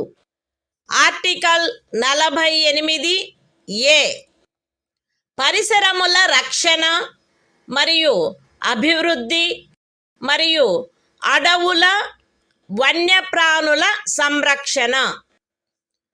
రాజ్యము పరిసరములను కాపాడి అభివృద్ధి చేయుటకును దేశములోని అడవులను వన్యప్రాణులను సంరక్షించుటకును ప్రయత్నించవలెను.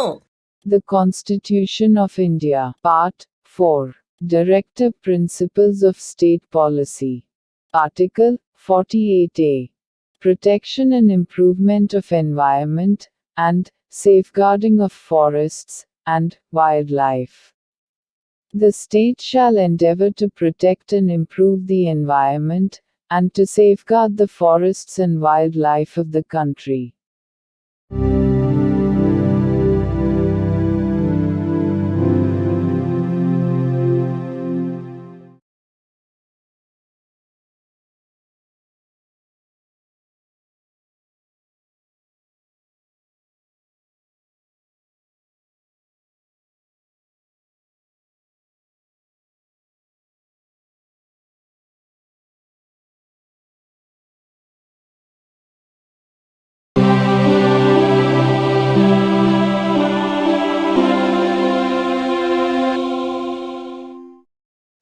భారత సంవిధానము భాగము 4 రాజ్య విధానము యొక్క ఆదేశిక సూత్రములు.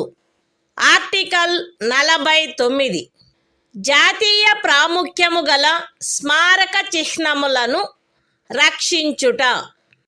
పార్లమెంటు చేయబడిన శాసనము ద్వారా గాని లేదా దాని క్రింద గాని జాతీయ ప్రాముఖ్యము గలవని ప్రఖ్యానించబడిన కళాత్మక లేక ఐతిహాసిక ప్రయోజనము గల ప్రతి ఒక్క స్మారక చిహ్నమును లేక స్థలమును లేక వస్తువును సందర్భానుసారముగా కొల్లగొట్టుట, విరూపణము, వినాశనము, తొలగింపు, వ్యయనము లేక ఎగుమతి చేయుట నుండి రక్షించుట రాజ్యము యొక్క బాధ్యత అయ్యుండును.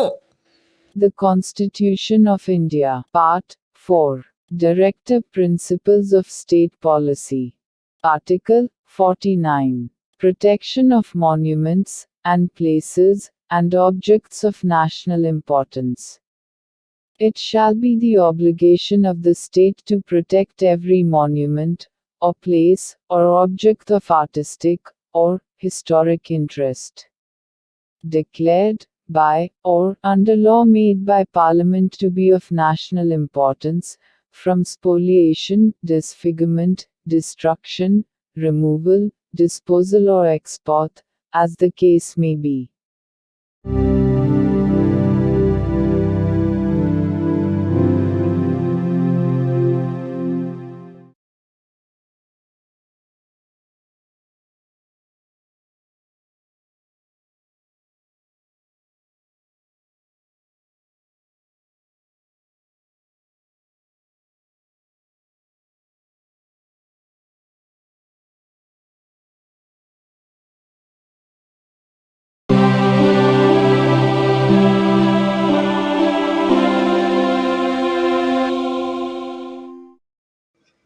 భారత సంవిధానము భాగము 4 రాజ్య విధానము యొక్క ఆదేశిక సూత్రములు.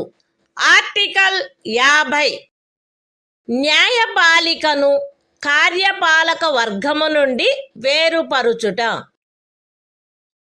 రాజ్యము యొక్క పబ్లిక్ సేవలలో న్యాయపాలికను కార్యపాలక వర్గము నుండి వేరుపరుచుటకు రాజ్యము చర్యలను గైగొనవలెను.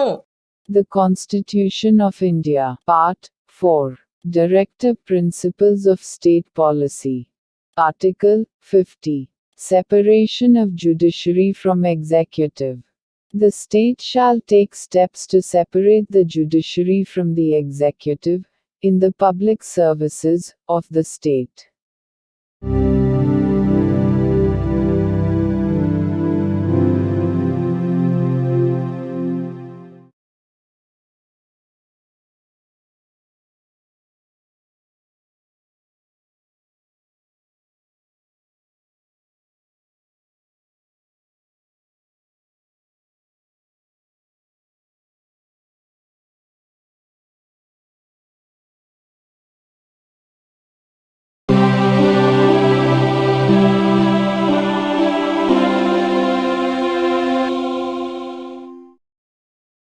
భారత సంవిధానము భాగము 4 రాజ్య విధానము యొక్క ఆదేశిక సూత్రములు.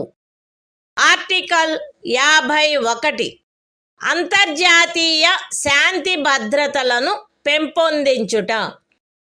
రాజ్యము ఈ క్రింది వాటికై ప్రయత్నించవలెను: అంతర్జాతీయ శాంతి భద్రతలను పెంపొందించుట, జాతుల మధ్య న్యాయమైన మరియు గౌరవప్రదమైన సంబంధములను నెలకొల్పుట, సువ్యవస్థిత ప్రజానీకముల పరస్పర వ్యవహారములందు అంతర్జాతీయ శాసనము పట్ల, సంధి బాధ్యతల పట్ల గౌరవమును పెంపొందించుట మరియు అంతర్జాతీయ వివాదముల పరిష్కారము మధ్యవర్తిత్వము ద్వారా జరుగుటను ప్రోత్సహించుట. The Constitution of India, Part 4, Directive Principles of State Policy. Article 51, Promotion of International Peace and Security. The state shall endeavor to a. Promote international peace and security. b. Maintain just and honorable relations between nations. c. Foster respect for international law and treaty obligations in the dealings of organized peoples with one another. And d. Encourage settlement of international disputes by arbitration.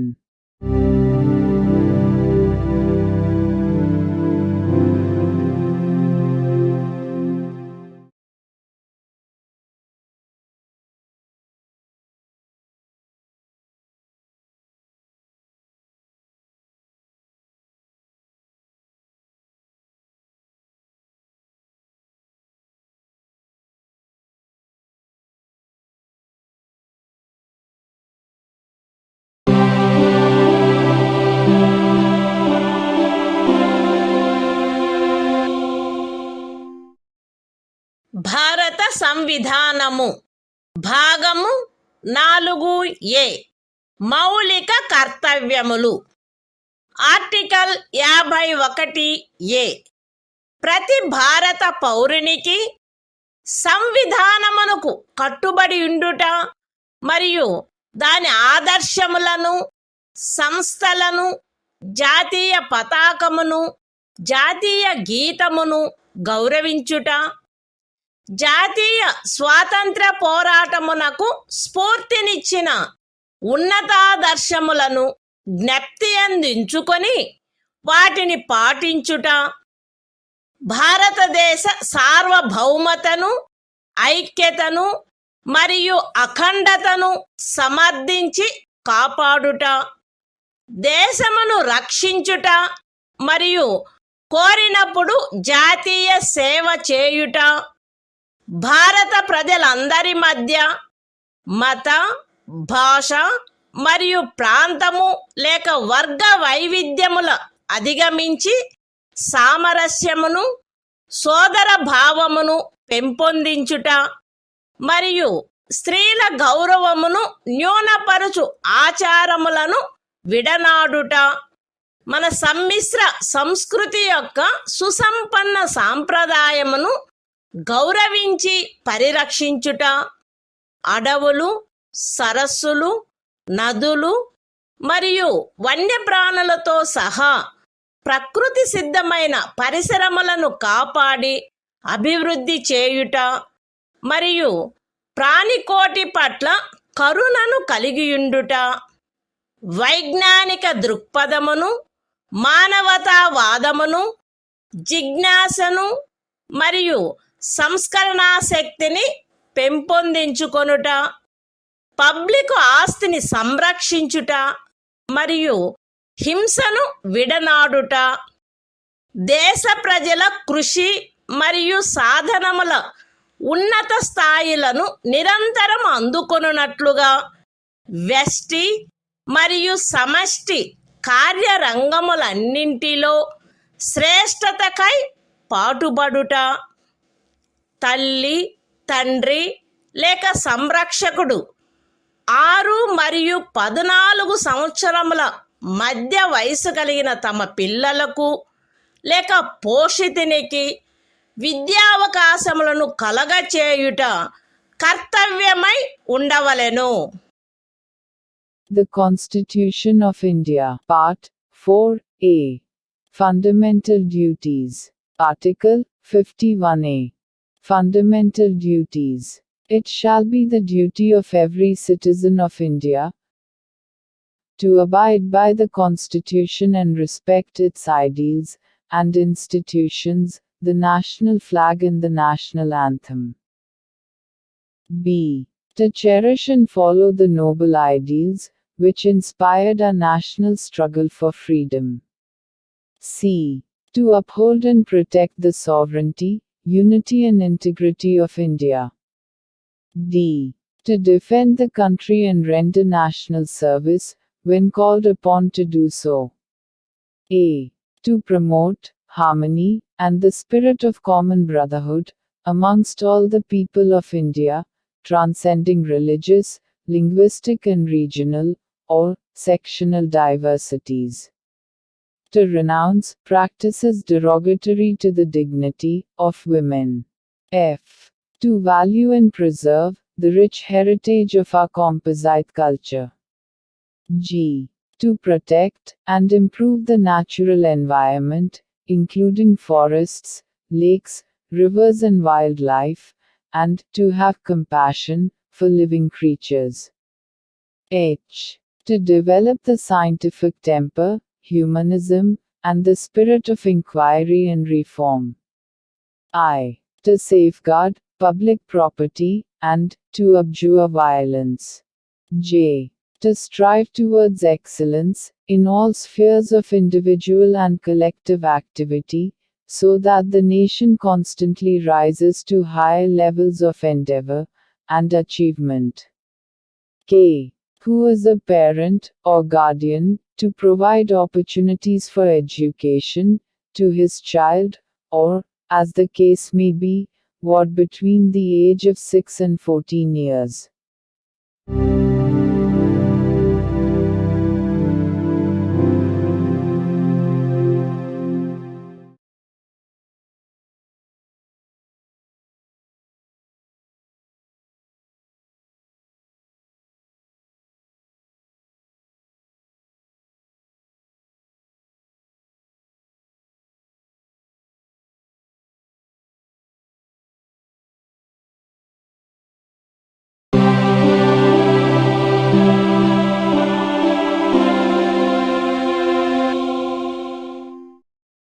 భారత సంవిధానము భాగము 5 సంఘము అధ్యాయం 1 కార్యపాలక వర్గము రాష్ట్రపతి మరియు ఉపరాష్ట్రపతి article 52 భారత రాష్ట్రపతి భారతదేశమునకు ఒక రాష్ట్రపతి ఉండవలెను. The Constitution of India, Part 5, The Union. Chapter 1. The Executive. The President and Vice President. Article 52. The President of India. There shall be a President of India.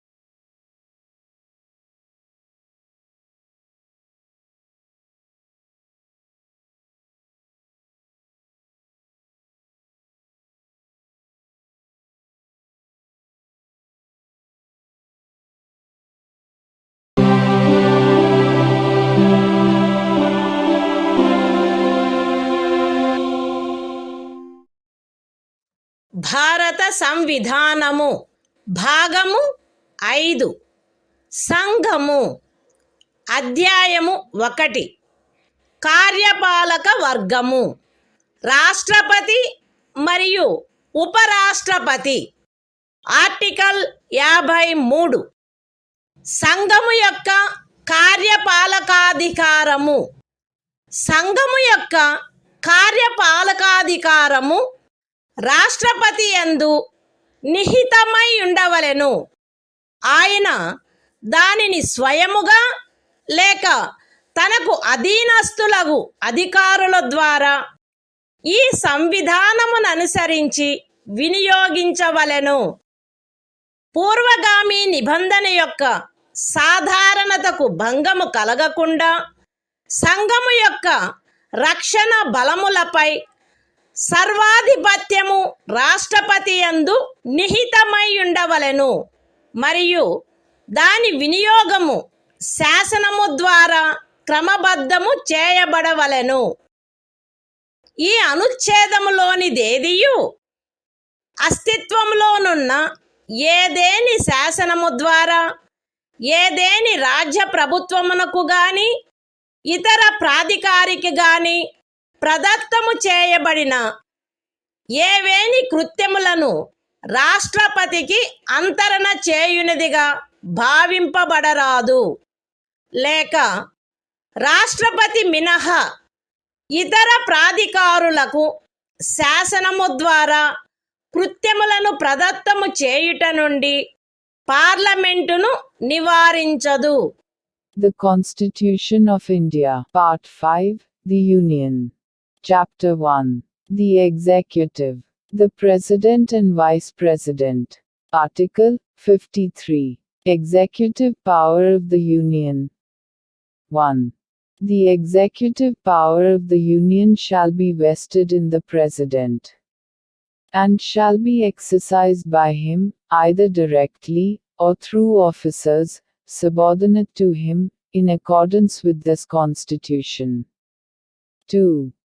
Without prejudice to the generality of the foregoing provision, the supreme command of the defense forces of the Union shall be vested in the President, and the exercise thereof shall be regulated by law. 3. Nothing in this article shall be deemed to transfer to the President any functions conferred by any existing law on the government of any state, or other authority, or prevent Parliament from conferring by law functions on authorities other than the President.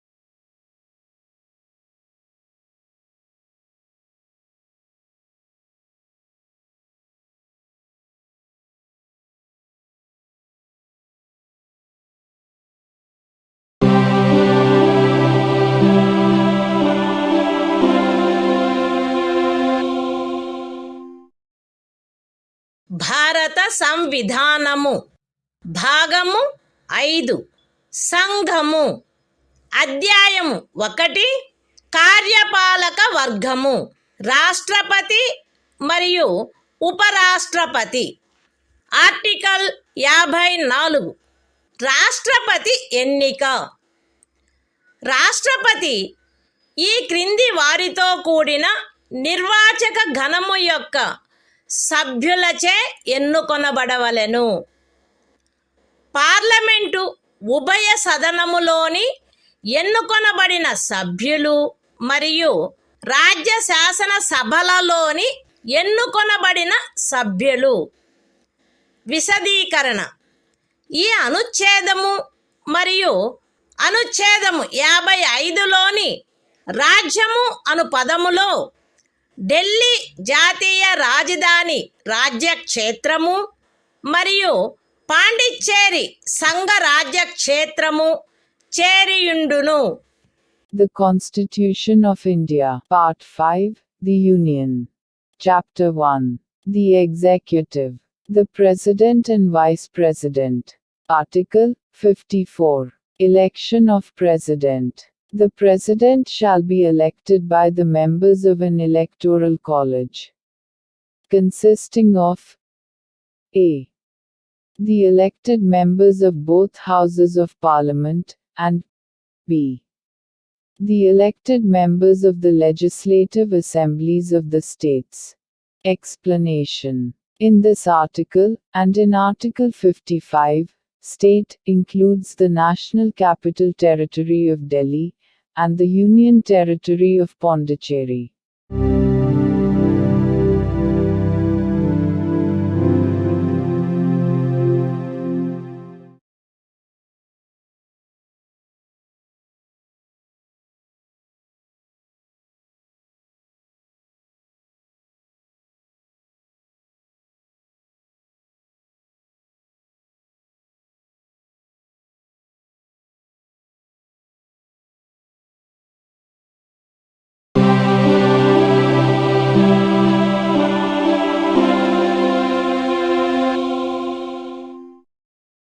భారత సంవిధానము భాగము 5 సంఘము అధ్యాయము 1 కార్యపాలక వర్గము రాష్ట్రపతి మరియు ఉపరాష్ట్రపతి.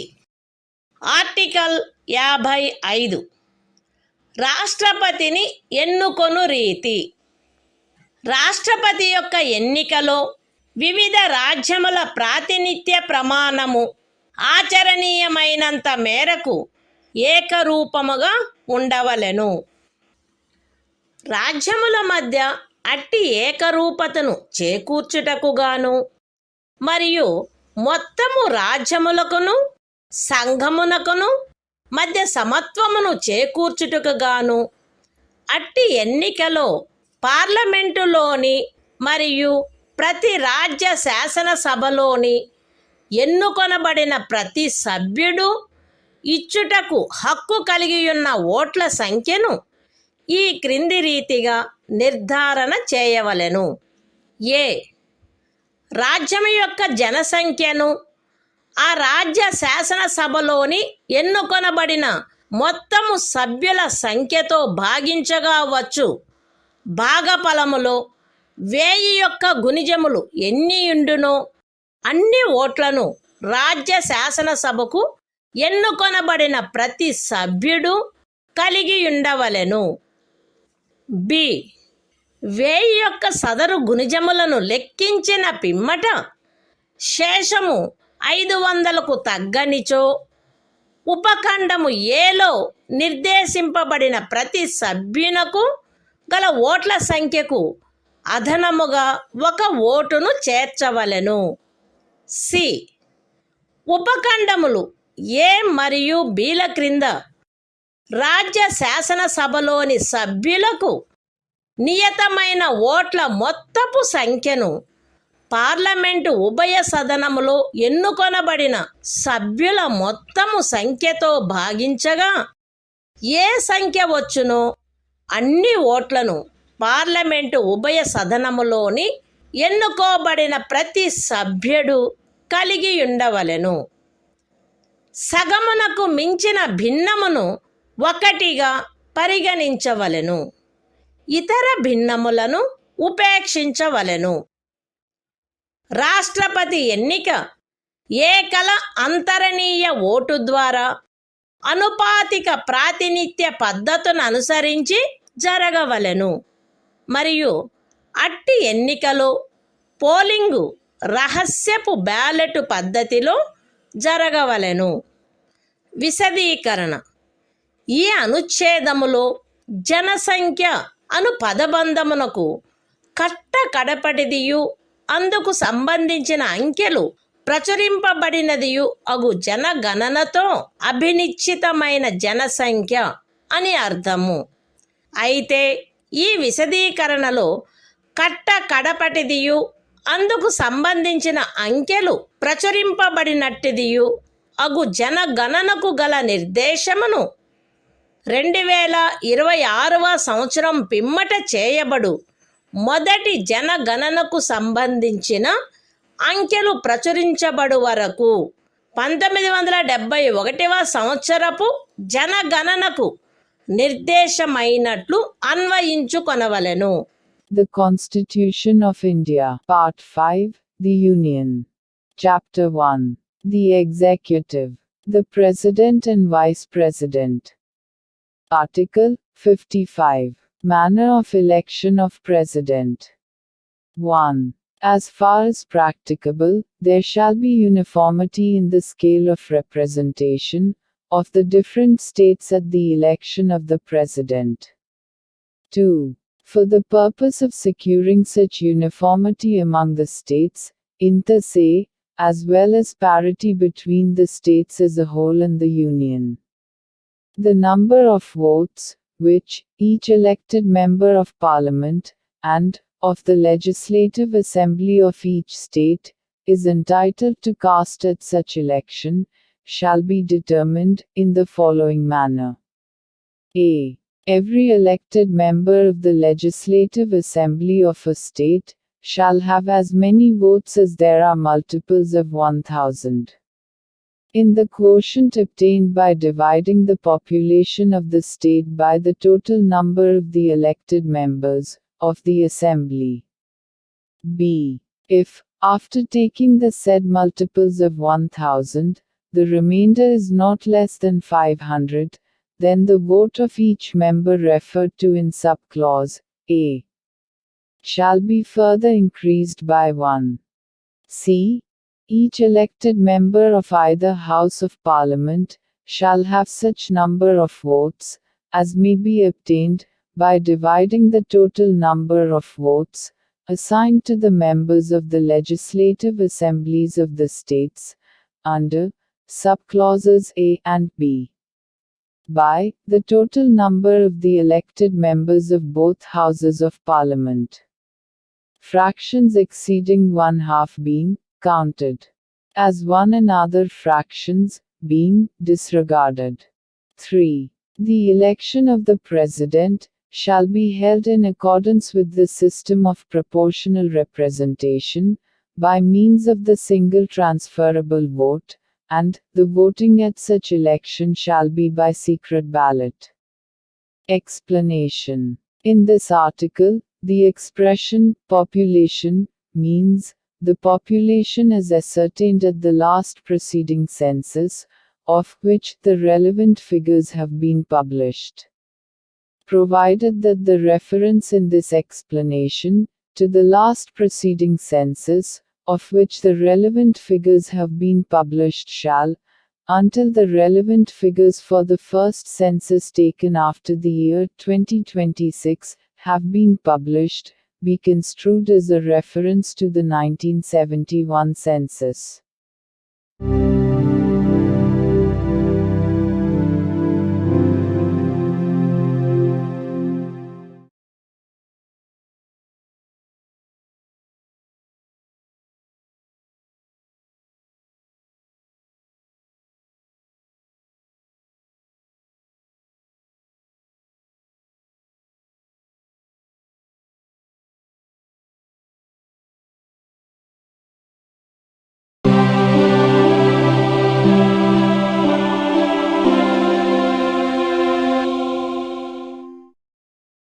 భారత సంవిధానము భాగము 5 సంఘము అధ్యాయము 1 కార్యపాలక వర్గము రాష్ట్రపతి మరియు ఉపరాష్ట్రపతి ఆర్టికల్ 56 రాష్ట్రపతి పదావధి రాష్ట్రపతి తన పదవిలో ప్రవేశించిన తేదీ నుండి 5 సంవత్సరముల కాలావధి వరకు పదవి యందుండవలెను.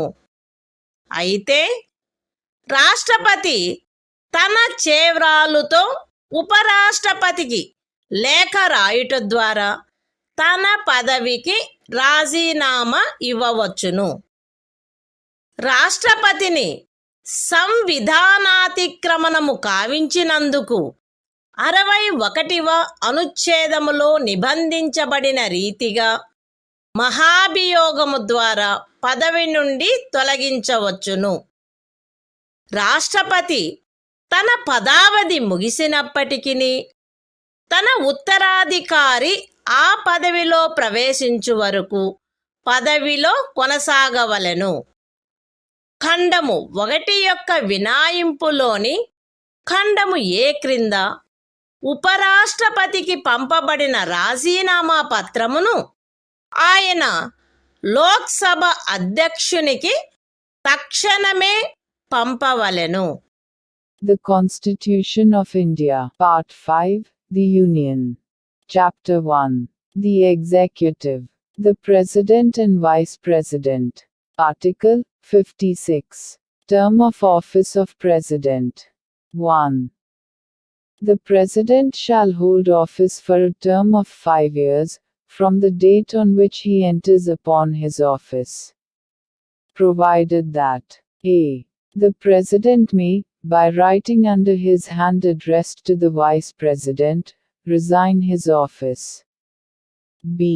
The President may, for violation of the Constitution, be removed from office by impeachment in the manner provided in Article 61.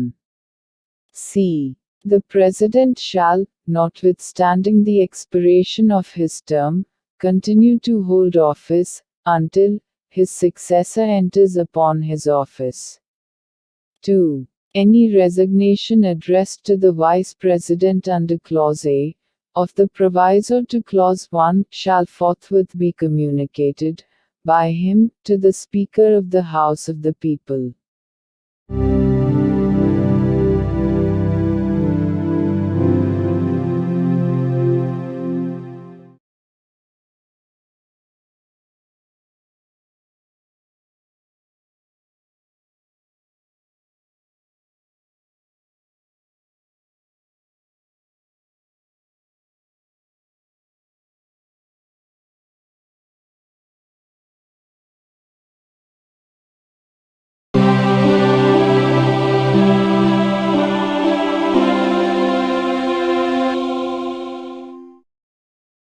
భారత సంవిధానము భాగము 5 సంఘము అధ్యాయము 1 కార్యపాలక వర్గము రాష్ట్రపతి మరియు ఉపరాష్ట్రపతి.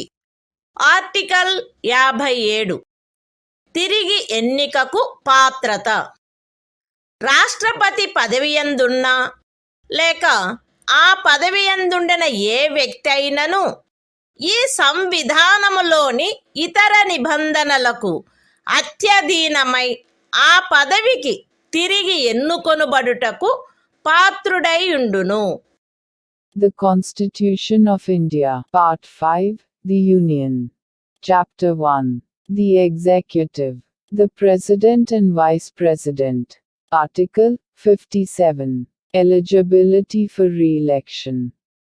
A person who holds, or who has held, office as President shall, subject to the other provisions of this Constitution, be eligible for re-election to that office.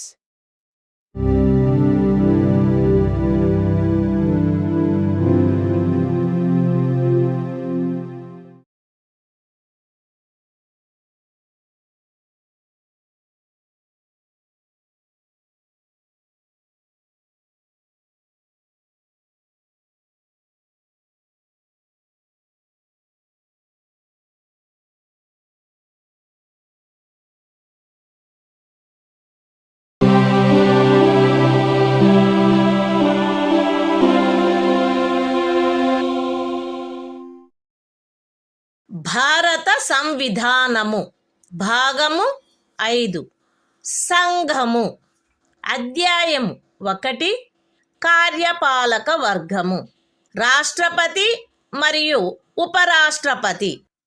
Article 58 రాష్ట్రపతిగా ఎన్నికకు అర్హతలు.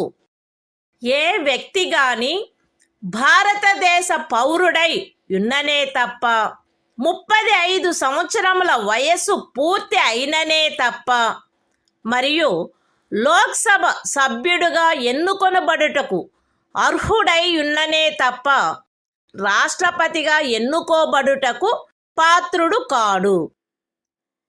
ఏ వ్యక్తి అయినను భారత ప్రభుత్వము క్రింద లేక ఏదేని రాజ్య ప్రభుత్వము క్రింద లేక సదరు ప్రభుత్వములోని దేని యొక్క నియంత్రణకైనను అత్యధీనమై ఉన్న ఏదేని స్థానిక లేక ఇతర ప్రాధికారి క్రింద గాని లాభాయుతమైన ఏదేని పదవి యందున్నచో ఆ వ్యక్తి రాష్ట్రపతిగా ఎన్నుకొనబడుటకు పాత్రుడు కాడు.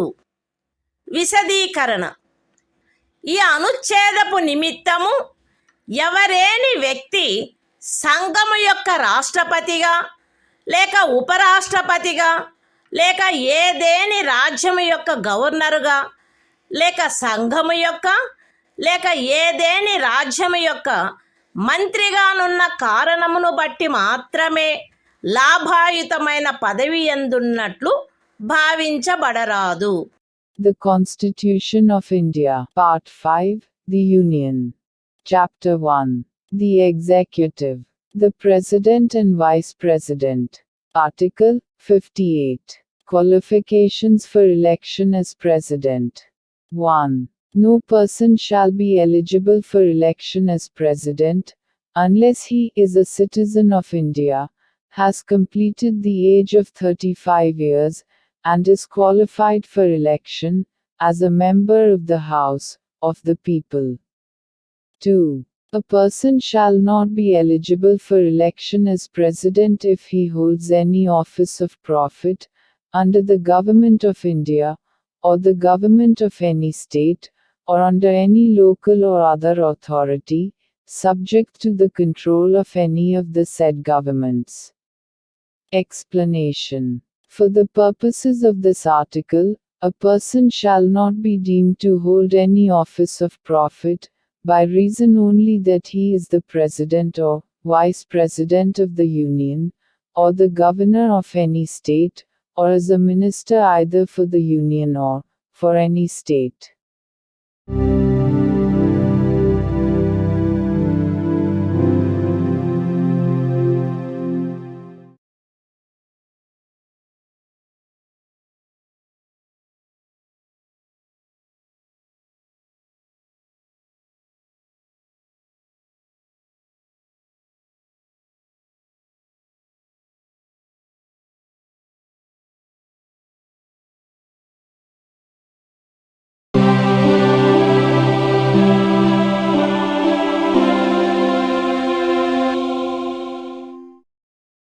భారత సంవిధానము భాగము 5 సంఘము అధ్యాయము 1 కార్యపాలక వర్గము రాష్ట్రపతి మరియు ఉపరాష్ట్రపతి. ఆర్టికల్ 59 రాష్ట్రపతి పదవీ షరతులు. రాష్ట్రపతి పార్లమెంటు యొక్క లేక ఏదేని రాజ్య శాసన మండలి యొక్క ఏ సదనములో గాని సభ్యుడుగా ఉండరాదు మరియు పార్లమెంటు యొక్క లేక ఏదేని రాజ్య శాసన మండలి యొక్క ఏ సదనములోని సభ్యుడైనను రాష్ట్రపతిగా ఎన్నుకొనబడినచో ఆయన రాష్ట్రపతి పదవిలో ప్రవేశించిన తేదీ నుండి ఆ సదనములోని తన స్థానమును ఖాళీ చేసినట్లు భావించవలెను.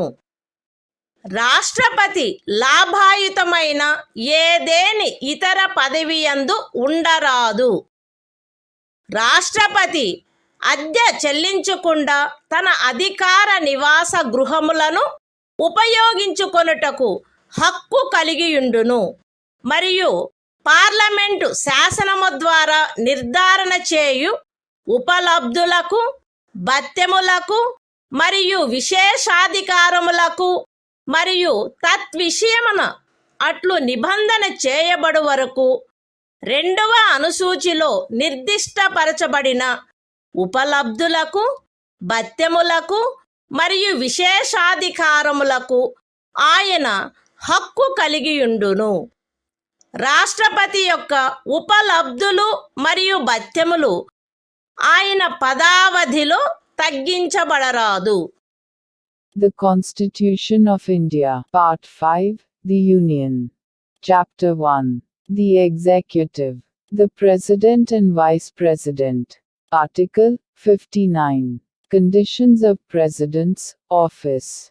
1. The President shall not be a member of either House of Parliament, or of a House of the Legislature of any state.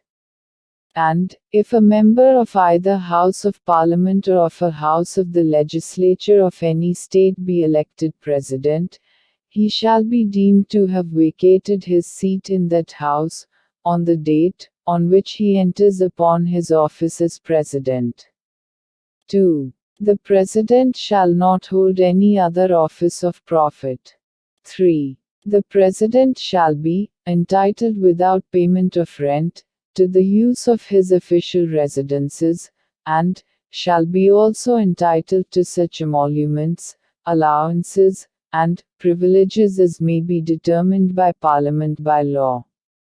And, until provision in that behalf is so made, such emoluments, allowances and privileges, as are specified in the second schedule. 4. The emoluments and allowances of the President shall not be diminished during his term of office.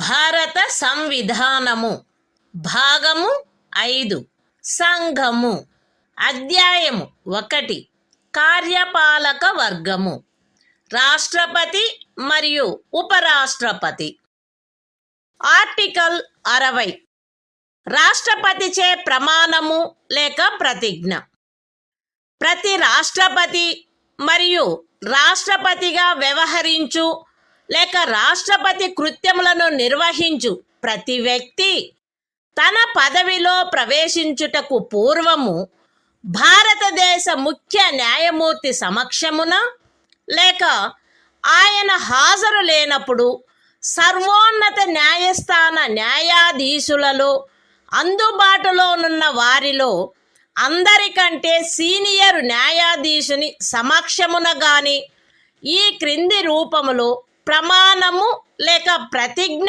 చేసి దానిపై చేవ్రాలు చేయవలెను. AB అను నేను భారతదేశ రాష్ట్రపతి పదవిని శ్రద్ధాపూర్వకముగా నిర్వహింతుననియు లేక రాష్ట్రపతి యొక్క కృత్యములను శ్రద్ధాపూర్వకముగా నిర్వహింతుననియు నా సంపూర్ణ సామర్థ్యము మేరకు సంవిధానమును మరియు శాసనమును పరిరక్షించి సంరక్షించి రక్షింతుననియు భారతదేశ ప్రజల సేవయందును వారి క్షేమమునందును నిరతుడునయ్యదననియు దైవ సాక్షిగా ప్రమాణము చేయుచున్నాను. సత్యనిష్టతో ప్రతిజ్ఞ చేయుచున్నాను. The Constitution of India, Part 5, The Union. Chapter 1. The Executive. The President and Vice President. Article 60. Oath, or affirmation, by the President. Every President, and every person acting as President, or discharging the functions of the President, shall, before entering upon his office, make and subscribe in the presence of the Chief Justice of India, or, in his absence, the senior most judge of the Supreme Court available, an oath or affirmation in the following form, that is to say, I, A.B., do swear in the name of God, that I will faithfully execute the office, solemnly affirm of President, or discharge the functions of the President of India, and will to the best of my ability, preserve, protect and defend the Constitution, and the law, and that I will devote myself to the service and well-being of the people of India.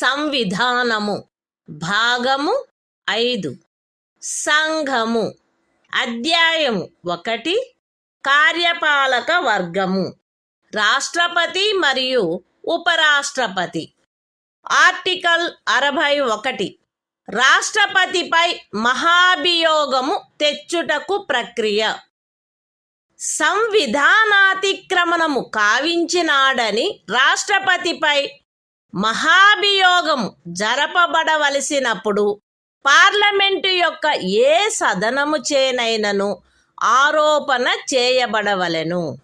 అట్టి ఆరోపణ ఏదియు అట్టి ఆరోపణ చేయు ప్రతిపాదన గల తీర్మానమును ప్రస్తావించవలెనను ఉద్దేశము తమకు కలదని ఆ సదనము యొక్క మొత్తము సభ్యుల సంఖ్యలో 4వ వంతుకు తక్కువగాని మంది చేవ్రాలు చేసి వ్రాతపూర్వకముగా నోటీసు ఇచ్చిన పిమ్మట కనీసం 14 దినములు గడిచిన తర్వాత ప్రస్తావించననే తప్ప మరియు అట్టి తీర్మానము ఆ సదనము యొక్క మొత్తము సభ్యుల సంఖ్యలో 2/3 తక్కువ కాని అధిక సంఖ్యాకులచే పాస్ చేయబడిననే తప్ప చేయబడరాదు. పార్లమెంటు యొక్క ఏ సదనమైనను అట్లు ఆరోపణ చేసినప్పుడు 2వ సదనము ఆ ఆరోపణను దర్యాప్తు చేయవలెను లేక దర్యాప్తు చేయించవలెను. మరియు అట్టి దర్యాప్తు జరుగునప్పుడు హాజరగుటకును ప్రతినిధిని పంపుటకును రాష్ట్రపతికి హక్కు ఉండును. దర్యాప్తు ఫలితముగా రాష్ట్రపతిపై చేయబడిన ఆరోపణ స్థిరపడినదని ప్రఖ్యానించు తీర్మానము ఆ ఆరోపణను దర్యాప్తు చేసిన లేక చేయించిన సదనము యొక్క సభ్యుల మొత్తము సంఖ్యలో 3/2 తక్కువ కాని అధిక సంఖ్యాకులచే ఆమోదించబడినచో అట్లు ఆమోదించబడిన తేదీ నుండి ఆ తీర్మానము రాష్ట్రపతిని పదవి నుండి తొలగించు ప్రభావము కలిగియుండును. The Constitution of India, Part 5, The Union. Chapter 1. The Executive. The President and Vice President. Article 61. Procedure for impeachment of the President. 1. When a President is to be impeached for violation of the Constitution, the charge shall be preferred by either House of Parliament. 2. No such charge shall be preferred unless the proposal to prefer such charge is contained in a resolution, which has been moved, after at least 14 days' notice in writing, signed by not less than 1/4 of the total number of members of the House, has been given of their intention to move the resolution. And such resolution has been passed by a majority of not less than 2/3 of the total membership of the House. 3. When a charge has been so preferred by either House of Parliament, the other House shall investigate the charge, or cause the charge to be investigated, and the President shall have the right to appear, and to be represented at such investigation. 4.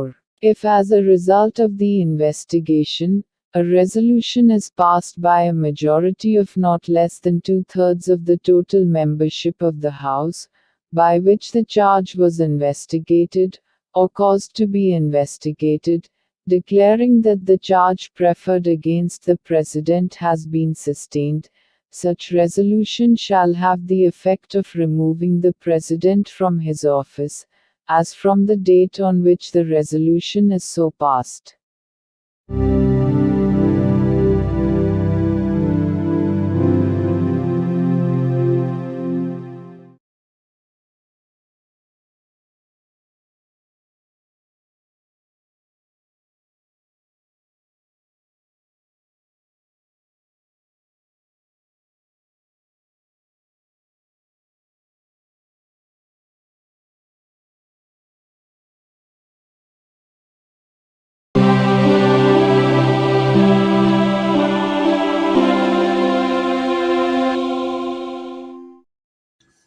భారత సంవిధానము భాగము 5 సంఘము. అధ్యాయము 1 కార్యపాలక వర్గము. రాష్ట్రపతి మరియు ఉపరాష్ట్రపతి. Article 62. రాష్ట్రపతి పదవి ఖాళీ అయినప్పుడు దానిని పూరించుటకు ఎన్నిక జరపవలసిన కాలము మరియు ఆకస్మికముగా ఏర్పడిన ఖాళీని పూరించుటకు ఎన్నుకొనబడు వ్యక్తి యొక్క పదావధి. రాష్ట్రపతి యొక్క పదావధి ముగియుటచే ఏర్పడు ఖాళీని పూరించుటకు జరగవలసిన ఎన్నిక ఆ పదావధి ముగియుటకు పూర్వమే పూర్తి చేయబడవలెను. మరణము, రాజీనామా లేక తొలగింపు కారణముగా లేక అన్యదా రాష్ట్రపతి పదవియందు ఏర్పడిన ఖాళీని పూరించుటకు జరగవలసిన ఎన్నిక ఆ ఖాళీ ఏర్పడిన తర్వాత సాధ్యమైనంత త్వరితముగాను ఎట్టి సందర్భంలోనూ ఖాళీ ఏర్పడిన తేదీ నుండి 6 మాసములు దాటకుండగను జరపబడవలెను. మరియు ఆ ఖాళీని పూరించుటకు ఎన్నుకొనబడిన వ్యక్తి 56వ అనుచ్ఛేదము యొక్క నిబంధనలకు అత్యధీనమై తాను పదవిలో ప్రవేశించిన తేదీ నుండి 5 సంవత్సరముల సంపూర్ణ కాలావధి వరకు పదవియందుండుటకు హక్కు కలిగియుండును. The Constitution of India, Part 5, The Union. Chapter 1. The Executive. The President and Vice President. Article 62. Time of holding election to fill vacancy in the office of President. And the term of office of person elected to fill casual vacancy. 1. An election to fill a vacancy caused by the expiration of the term of office of President shall be completed before the expiration of the term. 2. An election to fill a vacancy in the office of President, occurring by reason of his death, resignation or removal, or otherwise shall be held as soon as possible, after, and in no case later than 6 months from, the date of occurrence of the vacancy. And, the person elected to fill the vacancy shall, subject to the provisions of Article 56, be entitled to hold office for the full term of 5 years, from the date on which he enters upon his office.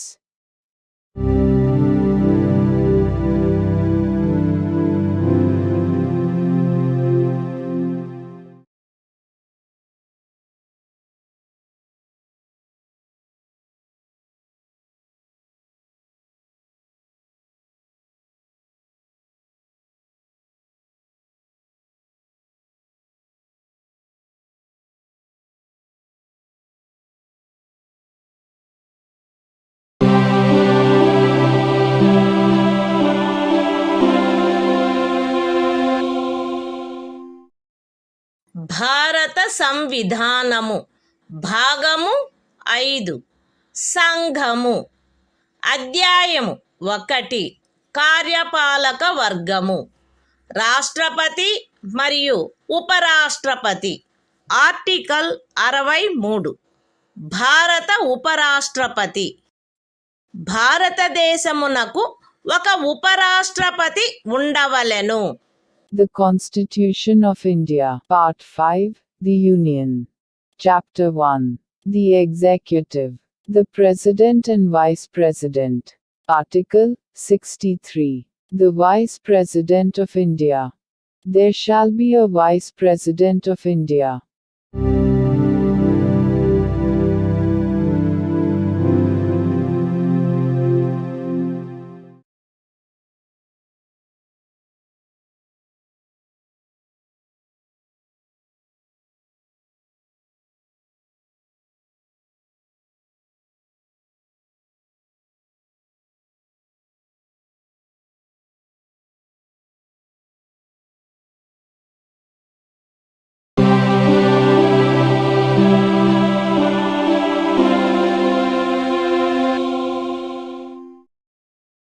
భారత సంవిధానము భాగము 5 సంఘము. అధ్యాయము 1 కార్యపాలక వర్గము. రాష్ట్రపతి మరియు ఉపరాష్ట్రపతి. Article 64. ఉపరాష్ట్రపతి పదవి రీత్యా రాజ్యసభకు సభాపతిగా నుండుట. ఉపరాష్ట్రపతి పదవి రీత్యా రాజ్యసభకు సభాపతి అయ్యుండును. ఆయన లాభాయుతమైన ఏ ఇతర పదవి యందును ఉండరాదు. అయితే ఉపరాష్ట్రపతి 65వ అనుచ్ఛేదము క్రింద రాష్ట్రపతిగా వ్యవహరించు లేక రాష్ట్రపతి యొక్క కృత్యములను నిర్వహించు ఏ కాలావధిలోనైనను ఆయన రాజ్యసభ యొక్క సభాపతి పదవికి చెందిన కర్తవ్యములను నిర్వర్తించరాదు.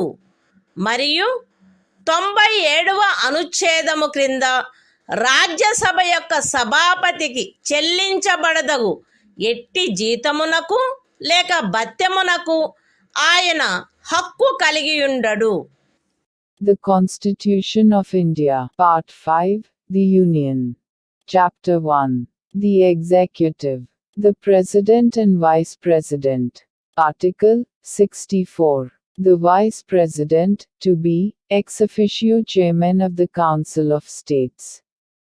The Vice President shall be, ex officio Chairman of the Council of the States, and shall not hold any other office of profit, provided that, during any period, when the Vice President acts as President, or discharges the functions of the President under Article 65, he shall not perform the duties of the office of Chairman of the Council of States, and shall not be entitled to any salary or allowance payable to the Chairman of the Council of States, under Article 97.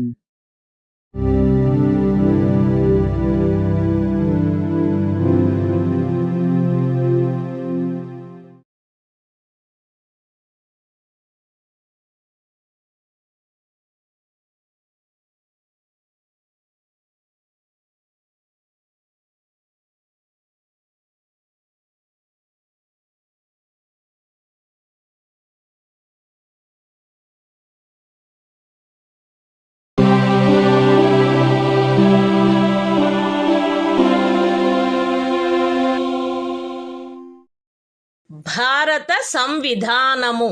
భాగము 5 సంఘము. అధ్యాయము 1 కార్యపాలక వర్గము. రాష్ట్రపతి మరియు ఉపరాష్ట్రపతి. Article 65. రాష్ట్రపతి పదవిలో ఆకస్మిక ఖాళీ ఏర్పడినప్పుడు, రాష్ట్రపతి హాజరు లేనప్పుడును ఉపరాష్ట్రపతి రాష్ట్రపతిగా వ్యవహరించుట లేక ఆయన కృత్యములను నిర్వహించుట. మరణము, రాజీనామా లేక తొలగింపు కారణముగా లేక అన్యదా రాష్ట్రపతి పదవిలో ఖాళీ ఏర్పడినప్పుడు అట్టి ఖాళీని పూరించుటకు ఈ అధ్యాయము యొక్క నిబంధనలను అనుసరించి ఎన్నుకొనబడిన కొత్త రాష్ట్రపతి తన పదవిలో ప్రవేశించు తేదీ వరకు ఉపరాష్ట్రపతి రాష్ట్రపతిగా వ్యవహరించవలెను. రాష్ట్రపతి హాజరులో లేకుండుట, అస్వస్థత లేక మరేదేని కారణము వలన తన కృత్యములను నిర్వహించజాలని ఎడల ఆయన తన కర్తవ్యములను తిరిగి చేపట్టు తేదీ వరకు ఉపరాష్ట్రపతి రాష్ట్రపతి కృత్యములను నిర్వహించవలెను.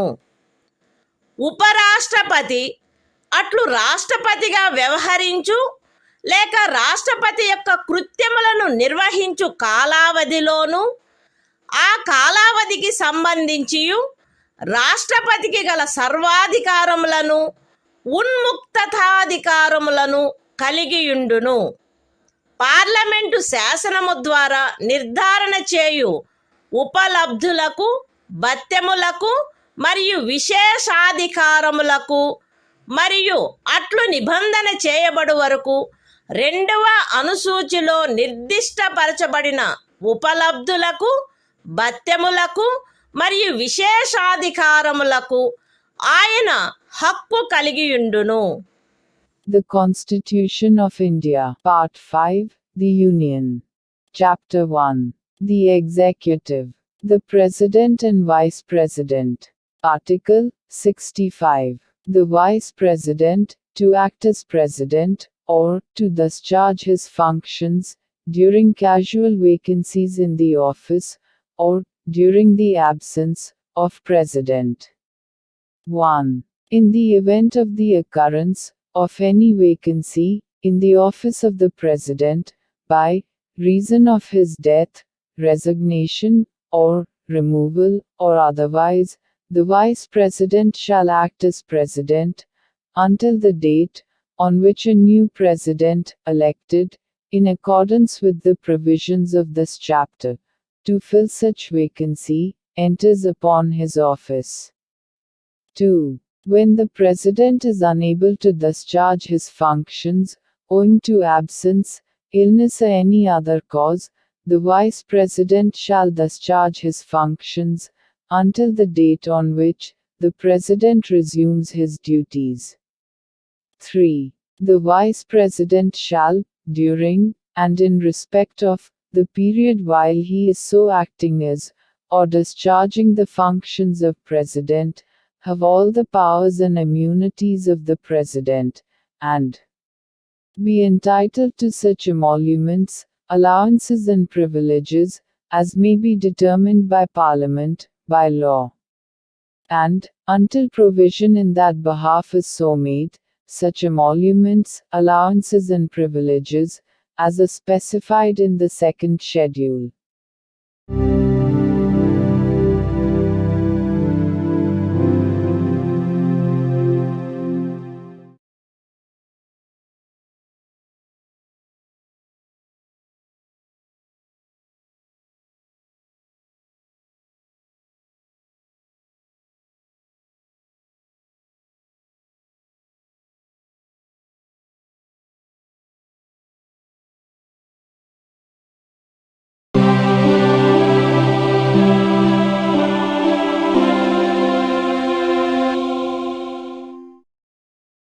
భారత సంవిధానము భాగము 5 సంఘము అధ్యాయము 1 కార్యపాలక వర్గము రాష్ట్రపతి మరియు ఉపరాష్ట్రపతి.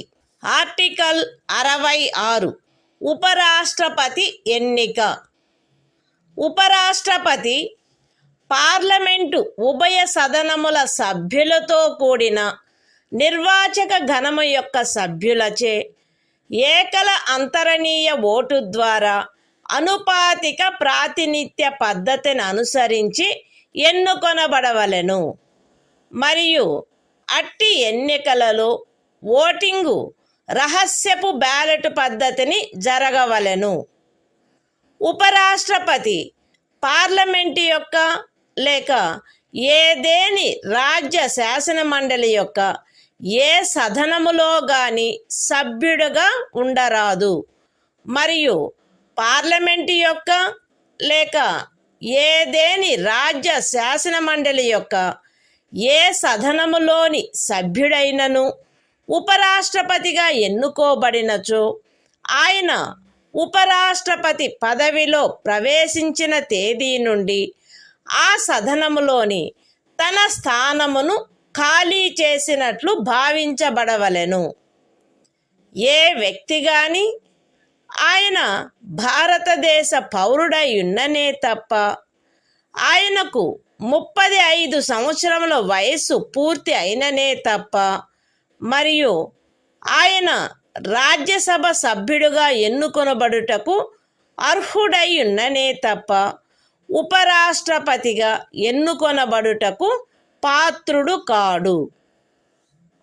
ఏ వ్యక్తి అయినను భారత ప్రభుత్వము క్రింద గాని ఏదేని రాజ్య ప్రభుత్వము కింద గాని సదరు ప్రభుత్వములలో దేని యొక్క నియంత్రణకైనను అధ్యధీనమయ్యున్న ఏదేని స్థానిక లేక ఇతర ప్రాధికారి క్రింద గాని లాభాయుతమైన ఏదేని పదవి యందున్నచో ఆ వ్యక్తి ఉపరాష్ట్రపతిగా ఎన్నుకొనబడుటకు పాత్రుడు కాడు.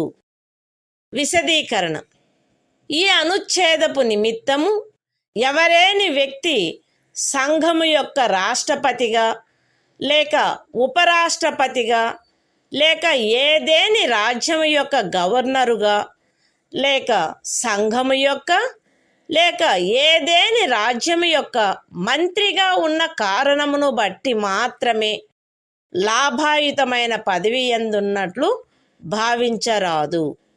The Constitution of India, Part 5, The Union. Chapter 1. The Executive. The President and Vice President. Article 66. Election of Vice President. 1. The Vice President shall be elected by the members of an electoral college, consisting of the members of both Houses of Parliament, in accordance with the system of proportional representation, by means of the single transferable vote, and the voting at such election shall be by secret ballot.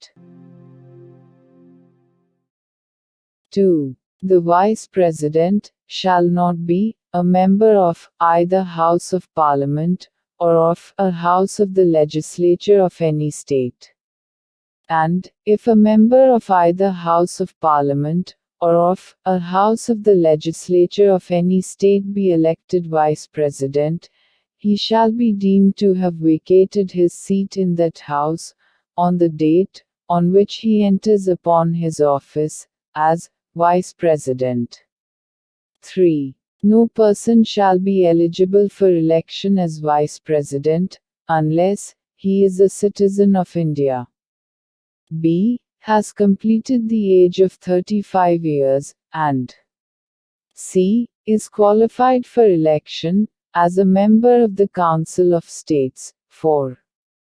A person shall not be eligible for election as Vice President if he holds any office of profit under the Government of India, or the Government of any state, or under any local or other authority, subject to the control of any of the said governments. Explanation. For the purposes of this article, a person shall not be deemed to hold any office of profit, by reason only that he is the President or Vice President of the Union, or the Governor of any state, or is a minister either for the Union, or for any state.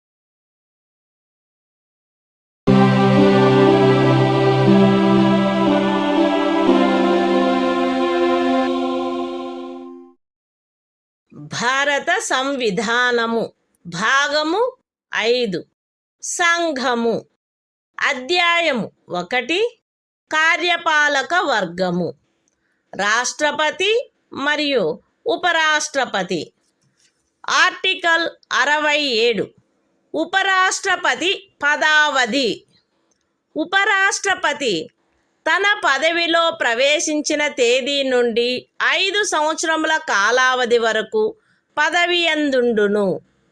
అయితే ఉపరాష్ట్రపతి తన చేవ్రాలుతో రాష్ట్రపతికి లేఖ వ్రాయుట ద్వారా తన పదవికి రాజీనామా ఇవ్వవచ్చును. ఉపరాష్ట్రపతి రాజ్యసభలో అప్పుడు సభ్యులుగానున్న వారందరిలో అధిక సంఖ్యాకులచే ఆమోదించబడి లోక్సభచే అంగీకరించబడిన తీర్మానము ద్వారా పదవి నుండి తొలగించబడవచ్చును. కానీ ఈ ఖండము నిమిత్తము తీర్మానమేదియు దానిని ప్రస్తావించవలెనను ఉద్దేశము కలదను నోటీసు ఇచ్చి కనీసము 14 దినములు గడిచిననే తప్ప ప్రస్తావించబడరాదు.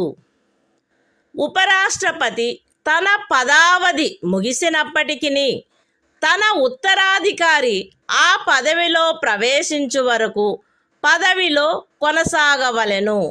The Constitution of India, Part 5, The Union. Chapter 1. The Executive. The President and Vice President. Article 67. Term of office of Vice President. The Vice President shall hold office for a term of 5 years from the date on which he enters upon his office, provided that a. A Vice President may, by writing under his hand addressed to the President, resign his office. b. A Vice President may be removed from his office by a resolution of the Council of States, passed by a majority of all the then members of the Council and agreed to by the House of the People. But no resolution for the purpose of this clause shall be moved, unless at least 14 days' notice has been given of the intention to move the resolution. c. A Vice President shall, notwithstanding the expiration of his term, continue to hold office until his successor enters upon his office.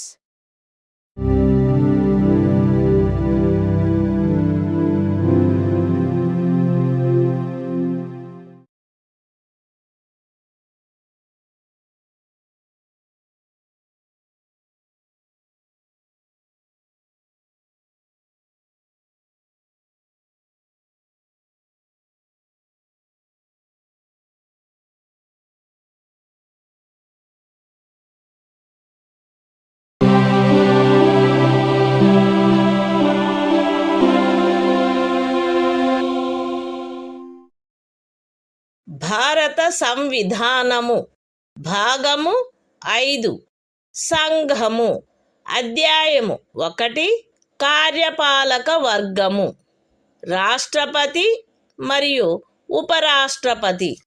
Article 68. ఉపరాష్ట్రపతి పదవి ఖాళీ అయినప్పుడు దానిని పూరించుటకు ఎన్నిక జరపవలసిన కాలము మరియు ఆకస్మికముగా ఏర్పడిన ఖాళీని పూరించుటకు ఎన్నుకొనబడు వ్యక్తి యొక్క పదావధి. ఉపరాష్ట్రపతి యొక్క పదావధి ముగియుటచే ఏర్పడు ఖాళీని పూరించుటకు జరగవలసిన ఎన్నిక ఆ పదావధి ముగియుటకు పూర్వమే పూర్తి చేయబడవలెను. మరణము, రాజీనామా లేక తొలగింపు కారణముగా లేక అన్యథా ఉపరాష్ట్రపతి పదవియందు ఏర్పడిన ఖాళీని పూరించుటకు జరపవలసిన ఎన్నిక ఆ ఖాళీ ఏర్పడిన తరువాత సాధ్యమైనంత త్వరితముగా జరపబడవలెను మరియు ఆ ఖాళీని పూరించుటకు ఎన్నుకొనబడిన వ్యక్తి 67వ అనుచ్ఛేదము యొక్క నిబంధనలకు అత్యధీనమై తాను పదవిలో ప్రవేశించిన తేదీ నుండి 5 సంవత్సరముల సంపూర్ణ కాలావధి వరకు పదవియందుండుటకు హక్కు కలిగియుండును. The Constitution of India, Part 5, The Union. Chapter 1. The Executive. The President and Vice President. Article 68. Time of holding election to fill vacancy in the office of Vice President. And the term of office of person elected to fill casual vacancy. 1. An election to fill a vacancy caused by the expiration of the term of office of Vice President shall be completed before the expiration of the term. 2. An election to fill a vacancy in the office of Vice President occurring by reason of his death, resignation or removal, or otherwise shall be held as soon as possible after the occurrence of the vacancy. and the person elected to fill the vacancy shall, subject to the provisions of Article 67, be entitled to hold office for the full term of 5 years from the date on which he enters upon his office.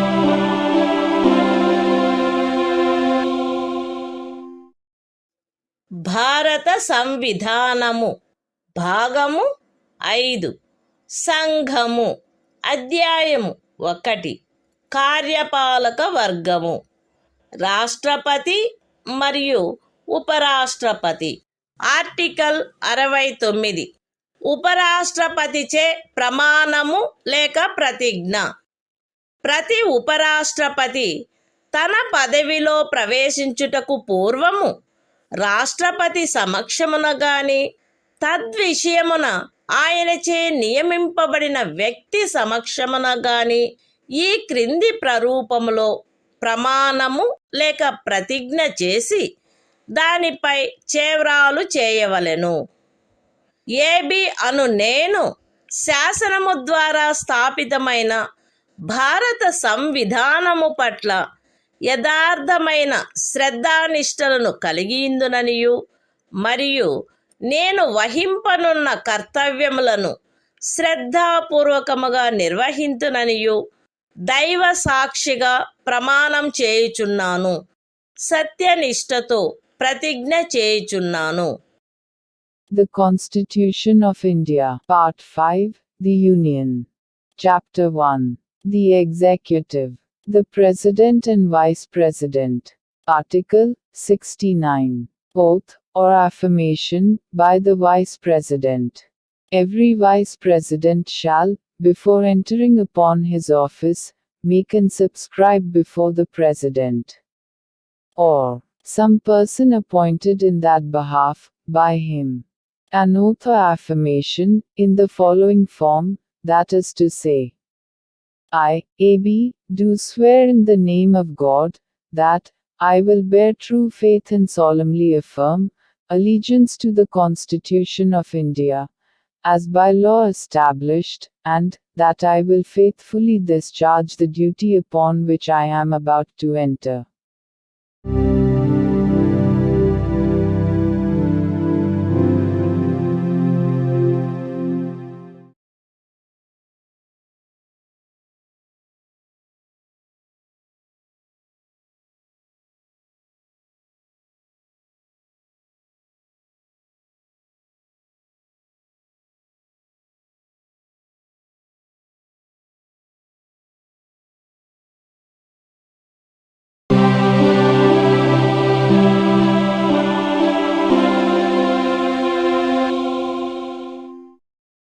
భారత సంవిధానము భాగము 5 సంఘము అధ్యాయము 1 కార్యపాలక వర్గము రాష్ట్రపతి మరియు ఉపరాష్ట్రపతి article 70 ఇతర యాదృచ్ఛిక పరిస్థితులలో రాష్ట్రపతి యొక్క కృత్యములు. ఈ అధ్యాయములో నిబంధించబడని ఎట్టి యాదృచ్ఛిక పరిస్థితిలోనైనను రాష్ట్రపతి యొక్క కృత్యములను నిర్వహించుటకు పార్లమెంటు తాను సబబని తలచు నిబంధన చేయవచ్చును. The Constitution of India, Part 5, The Union. Chapter 1. The Executive. The President and Vice President. Article 70. Discharge of President's functions in other contingencies.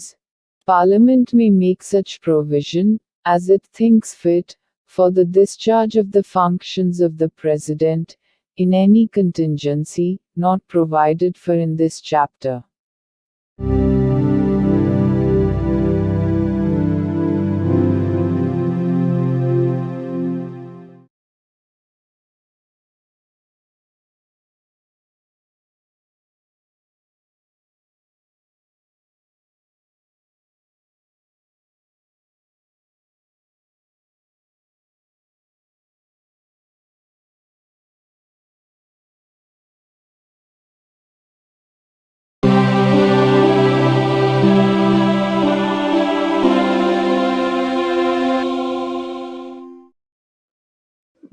భారత సంవిధానము భాగము 5 సంఘము అధ్యాయము 1 కార్యపాలక వర్గము రాష్ట్రపతి మరియు ఉపరాష్ట్రపతి ఆర్టికల్ 71 రాష్ట్రపతి లేక ఉపరాష్ట్రపతి యొక్క ఎన్నికకు చెందిన లేక సంబంధించిన విషయములు రాష్ట్రపతి లేక ఉపరాష్ట్రపతి యొక్క ఎన్నిక నుండి ఉత్పన్నమైన లేక ఎన్నికకు సంబంధించిన అన్ని సందేహములు మరియు వివాదములు సర్వోన్నత న్యాయస్థానముచే పరిశీలించబడి నిర్ణయించబడవలెను. అట్టి నిర్ణయము అంతిమమైనదై ఉండును. రాష్ట్రపతిగా లేక ఉపరాష్ట్రపతిగా ఒక వ్యక్తి యొక్క ఎన్నిక చెల్లదని సర్వోన్నత న్యాయస్థానము ప్రఖ్యానించినచో సర్వోన్నత న్యాయస్థానము ఆ నిర్ణయము చేసిన తేదీన గాని అంతకు పూర్వము గాని సందర్భానుసారముగా రాష్ట్రపతి పదవికి లేక ఉపరాష్ట్రపతి పదవికి చెందిన అధికారములను వినియోగించుటలోను కర్తవ్యములు నిర్వహించుటలోను ఆయనచే చేయబడిన కార్యములు ఆ ప్రఖ్యానము కారణముగా అమాన్యమునర్చబడరాదు. ఈ సంవిధానము యొక్క నిబంధనలకు అత్యధీనమై రాష్ట్రపతి లేక ఉపరాష్ట్రపతి యొక్క ఎన్నికకు చెందిన లేక సంబంధించిన విషయమును పార్లమెంటు శాసనము ద్వారా క్రమబద్ధము చేయవచ్చును. రాష్ట్రపతిగా లేక ఉపరాష్ట్రపతిగా ఒక వ్యక్తి యొక్క ఎన్నిక అతనిని ఎన్నుకొనడి నిర్వాచక గణము యొక్క సభ్యులలో ఏ కారణము వలనైనను ఏదేని ఖాళీ ఉన్నదను కారణమును బట్టి ప్రష్టవ్యము కారాదు. The Constitution of India, Part 5, The Union. Chapter 1. The Executive. The President and Vice President. Article 71.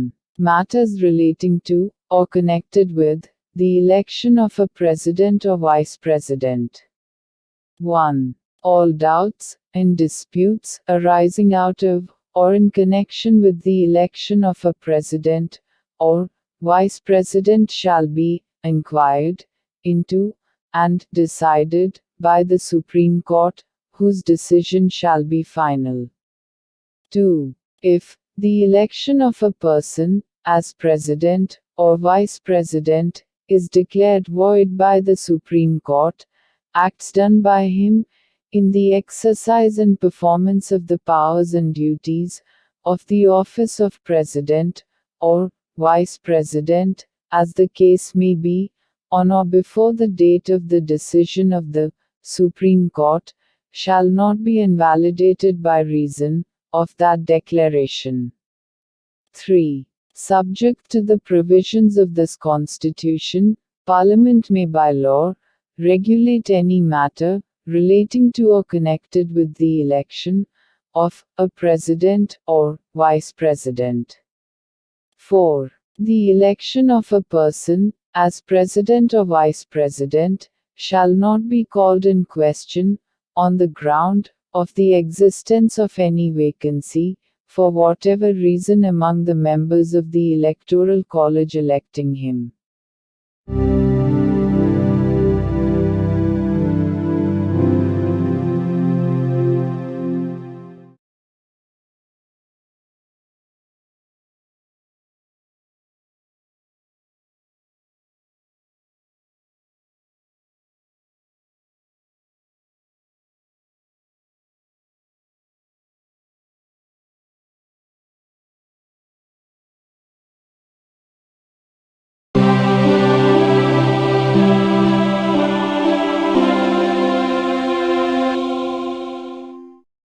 భారత సంవిధానము భాగము 5 సంఘము అధ్యాయము 1 కార్యపాలక వర్గము రాష్ట్రపతి మరియు ఉపరాష్ట్రపతి ఆర్టికల్ 72 కొన్ని సందర్భములలో క్షమాపణలు మొదలైన వాటిని మంజూరు చేయుటకు మరియు దండనోత్తర్వును సస్పెండ్ చేయుటకు పరిహరించుటకు లేక లఘూకరించుటకు రాష్ట్రపతి యొక్క అధికారము.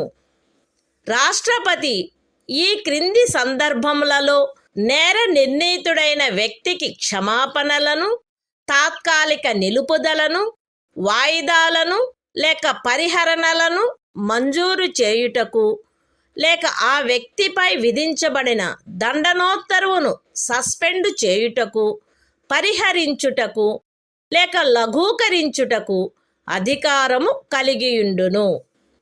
శిక్ష లేక దండనోత్తరువు సైనిక న్యాయస్థానముచే విధించబడిన అన్ని సందర్భములలో సంఘము యొక్క కార్యపాలనాధికారంలో చేరియున్న విషయమునకు సంబంధించిన ఏదేని శాసనమునకు విరుద్ధమగు అపరాధమునకై శిక్ష లేక దండనోత్తరువు విధించబడిన అన్ని సందర్భములలో దండనోత్తరువు మరణ దండనోత్తరు అయిన అన్ని సందర్భములలో ఏదేని సైనిక న్యాయస్థానముచే ఇవ్వబడిన దండనోత్తరువును సస్పెండ్ చేయుటకు, పరిహరించుటకు లేక లఘూకరించుటకు సంఘమునకు చెందిన సాయుధ బలముల యొక్క ఎవరేని అధికారికి శాసనము ద్వారా ప్రదత్తము చేయబడిన అధికారమునకు ఖండము 1 యొక్క ఉపఖండము ఏలో ఉన్నదేదియు భంగము కలిగించదు. మరణ దండనోత్తరువును సస్పెండు చేయుటకు, పరిహరించుటకు లేక లఘూకరించుటకు తత్సమయమున అమలులోనున్న ఏదేని శాసనము క్రింద ఒక రాజ్య గవర్నరుచే వినియోగించబడదగు అధికారమునకు ఖండము 1 యొక్క ఉపఖండము సిలో ఉన్నదేదియు భంగము కలిగించదు. The Constitution of India, Part 5, The Union. Chapter 1. The Executive. The President and Vice President. Article 72. Power of President to grant pardons, etc.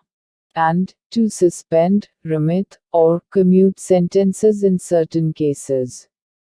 1. The President shall have the power to grant pardons, reprieves, respites, or remissions of punishment, or to suspend, remit, or commute the sentence of any person convicted of any offense, in all cases where the punishment or sentence is by a court-martial. B. In all cases where the punishment or sentence is for an offense against any law relating to a matter to which the executive power of the Union extends. C. In all cases where the sentence is a sentence of death. 2. Nothing in sub-clause A of clause 1 shall affect the power conferred by law on any officer of the armed forces of the Union to suspend, remit, or commute a sentence passed by a court-martial. 3.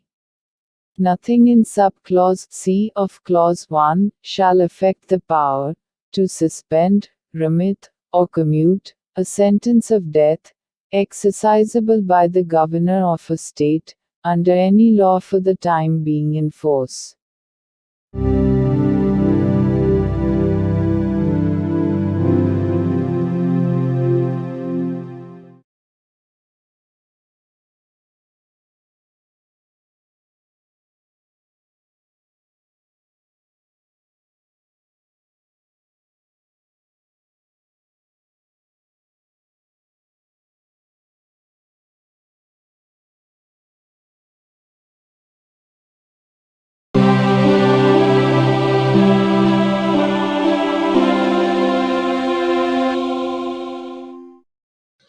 భారత సంవిధానము భాగము 5 సంఘము అధ్యాయము 1 కార్యపాలక వర్గము రాష్ట్రపతి మరియు ఉపరాష్ట్రపతి. Article 73 సంఘము యొక్క కార్యపాలకాధికార విస్తరణ. ఈ సంవిధాన నిబంధనలకు అధ్యయనమై సంఘము యొక్క కార్యపాలకాధికారములో ఈ క్రిందివి చేరియుండును. ఏ విషయములను గురించి శాసనములను చేయుటకు పార్లమెంటు అధికారము గలదో ఆ విషయములు మరియు ఏదేని సంధి లేక ఖరారును బట్టి భారత ప్రభుత్వముచే వినియోగించబడదగు హక్కుల యొక్క, ప్రాధికారము యొక్క మరియు అధికారిత యొక్క వినియోగము. అయితే ఈ సంవిధానములో గాని పార్లమెంటుచే చేయబడిన ఏదేని శాసనములో గాని అభివ్యక్తము కాని నిబంధించబడినట్లు తప్ప ఏదేని రాజ్యములో ఏ విషయములను గురించి శాసనములను చేయుటకు ఆ రాజ్య శాసన మండలికి కూడా అధికారము కలదో ఆ విషయములు ఉపఖండము ఏలో నిర్దేశించబడిన కార్యపాలకాధికారములో చేరియుండవు. ఏ విషయముల గురించి ఒక రాజ్యము కొరకు శాసనములు చేయుటకు పార్లమెంటుకు అధికారము కలదో ఆ విషయములలో ఆ రాజ్యము మరియు ఆ రాజ్యపు ఎవరేని అధికారి లేక ప్రాధికారి ఈ సంవిధానము యొక్క ప్రారంభమునకు అవ్యవహిత పూర్వము చలాయించగలిగి ఉండినట్టి కార్యపాలకాధికారమును లేక కృత్యములను ఈ అనుచ్ఛేదములో ఏమి ఉన్నప్పటికీ పార్లమెంటుచే అన్యథా నిబంధించబడినంత వరకు ఆ రాజ్యము మరియు ఆ రాజ్యపు ఎవరేని అధికారి లేక ప్రాధికారి చలాయించుచుండుట కొనసాగించవచ్చును. The Constitution of India, Part 5, The Union. Chapter 1. The Executive. The President and Vice President. Article 73. Extent of executive power of the Union. 1. Subject to the provisions of this Constitution, the executive power of the Union shall extend to the matters with respect to which Parliament has power to make laws, and b. to the exercise of such rights, authority, and jurisdiction as are exercisable by the Government of India, by virtue of any treaty or agreement, provided that the executive power referred to in subclause A shall not, save as expressly provided in this Constitution, or in any law made by Parliament, extend, in any state to matters with respect to which the legislature of the state has also power to make laws. 2. Until otherwise provided by Parliament, a state in any officer or authority of a state may, notwithstanding anything in this article, continue to exercise in matters with respect to which Parliament has power to make laws for that state.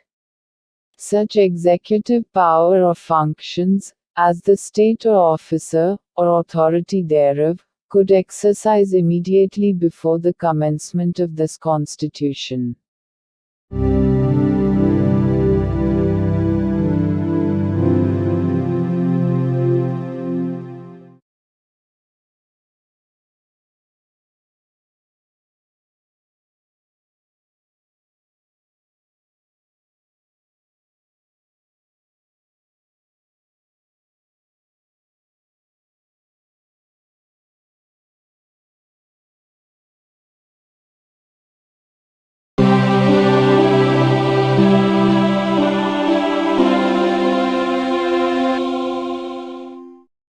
భారత సంవిధానము భాగము 5 సంఘము అధ్యాయము 1 కార్యపాలక వర్గము మంత్రి పరిషత్తు article 74 రాష్ట్రపతికి సహాయపడుటకును సలహానిచ్చుటకును మంత్రి పరిషత్తు రాష్ట్రపతికి సహాయపడుటకును సలహానిచ్చుటకును ప్రధానమంత్రి ఆధిపత్యమున ఒక మంత్రి పరిషత్తు ఉండవలెను.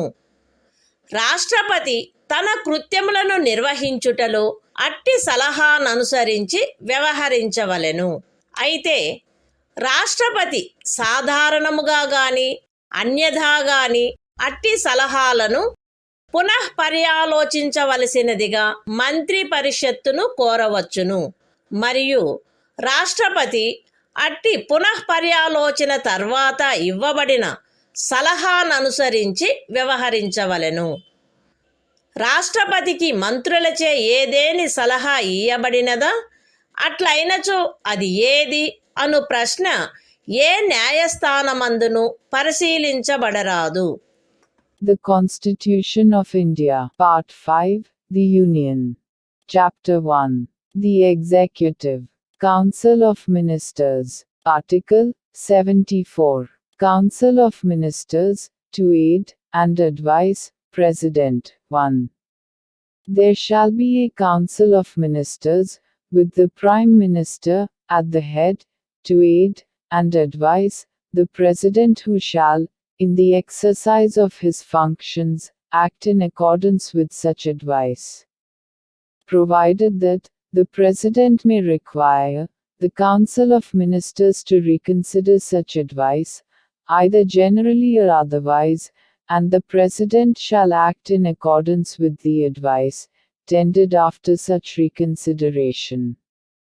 2. The question whether any, and if so what, advice was tendered by ministers to the President shall not be inquired into in any court.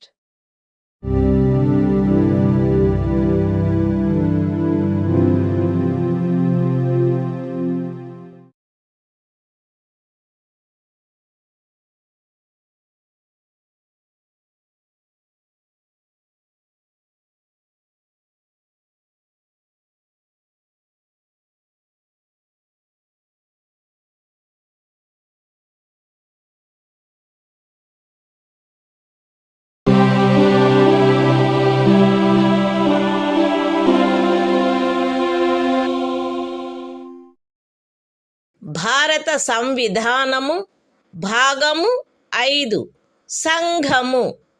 అధ్యాయము 1 కార్యపాలక వర్గము. మంత్రి పరిషత్తు. ఆర్టికల్ 75. మంత్రులను గూర్చిన ఇతర నిబంధనలు. ప్రధానమంత్రి రాష్ట్రపతిచే నియమించబడవలెను. ఇతర మంత్రులు ప్రధానమంత్రి సలహాపై రాష్ట్రపతిచే నియమించబడవలెను. మంత్రి పరిషత్తులో ప్రధానమంత్రితో సహా మొత్తము మంత్రుల సంఖ్య లోక్సభలోని మొత్తము సభ్యుల సంఖ్యలో 15% మించరాదు. 10వ అనుసూచి యొక్క 2వ పేరా క్రింద పార్లమెంటు ఉభయ సదనములలోని ఏదేని రాజకీయ పార్టీకి చెందియుండి ఆ సదనము యొక్క సభ్యునిగా ఉండుటకు నిరర్హుడైన ఒక సభ్యుడు అతని అనర్హత ప్రారంభపు తేదీ నుండి అట్టి సభ్యునిగా అతని పదవీ కాలావధి ముగియునంత వరకు లేదా అతను అట్టి కాలావధి ముగియకముందే పార్లమెంటు ఉభయ సదనములలో ఏ సదనము యొక్క ఏదేని ఎన్నికకు పోటీ చేసి ఎన్నికైనట్లుగా ప్రఖ్యానింపబడు తేదీ వరకు, వీటిలో ఏది ముందుగా వచ్చునో అంతవరకు ఖండము 1 క్రింద మంత్రిగా నియోజితుడగుటకు కూడా నిరర్హుడగును. మంత్రులు రాష్ట్రపతి అభీష్టముండునంత వరకు పదవి యందుందురు. మంత్రి పరిషత్తు లోక్సభకు సమిష్టిగా ఉత్తరదాయి అయి ఉండును. ఒక మంత్రి తన పదవిలో ప్రవేశించుటకు పూర్వము పదవి యొక్క రహస్య గోపనమును గూర్చిన ప్రమాణములను 3వ అనుసూచిలో అందు నిమిత్తమై పొందుపరిచియున్న ప్రరూపములను అనుసరించి రాష్ట్రపతి అతనిచే చేయించవలెను. పార్లమెంటు యొక్క ఏ సదనములో గాని వరుసగా 6 మాసముల కాలావధి వరకు సభ్యుడిగా లేని మంత్రి ఆ కాలావధి ముగియగానే మంత్రి పదవిని కోల్పోవును. మంత్రుల జీతములు భత్యములు పార్లమెంటు ఆయా సమయములందు శాసనము ద్వారా నిర్ధారణ చేయునట్టువై ఉండును. పార్లమెంటు అట్లు నిర్ధారణ చేయ వరకు అవి 2వ అనుసూచిలో నిర్దిష్టపరచబడినట్లు ఉండును. The Constitution of India, Part 5, The Union. Chapter 1. The Executive. Council of Ministers. Article 75. Other provisions as to ministers. 1. The Prime Minister shall be appointed by the President, and the other ministers shall be appointed by the President, on the advice of the Prime Minister. 1a. The total number of ministers, including the Prime Minister, in the Council of Ministers, shall not exceed 15% of the total number of members of the House of the People. 1b. A member of either House of Parliament, belonging to any political party, who is disqualified for being a member of that House, under paragraph 2 of the 10th schedule, shall also be disqualified to be appointed as a minister under clause 1. For duration of the period commencing from the date of his disqualification, till the date on which the term of his office as such member would expire, or where he contests any election to either House of Parliament before the expiry of such period, till the date on which he is declared elected, whichever is earlier. 2. The ministers shall hold office during the pleasure of the President. 3. The Council of Ministers shall be collectively responsible to the House of the People.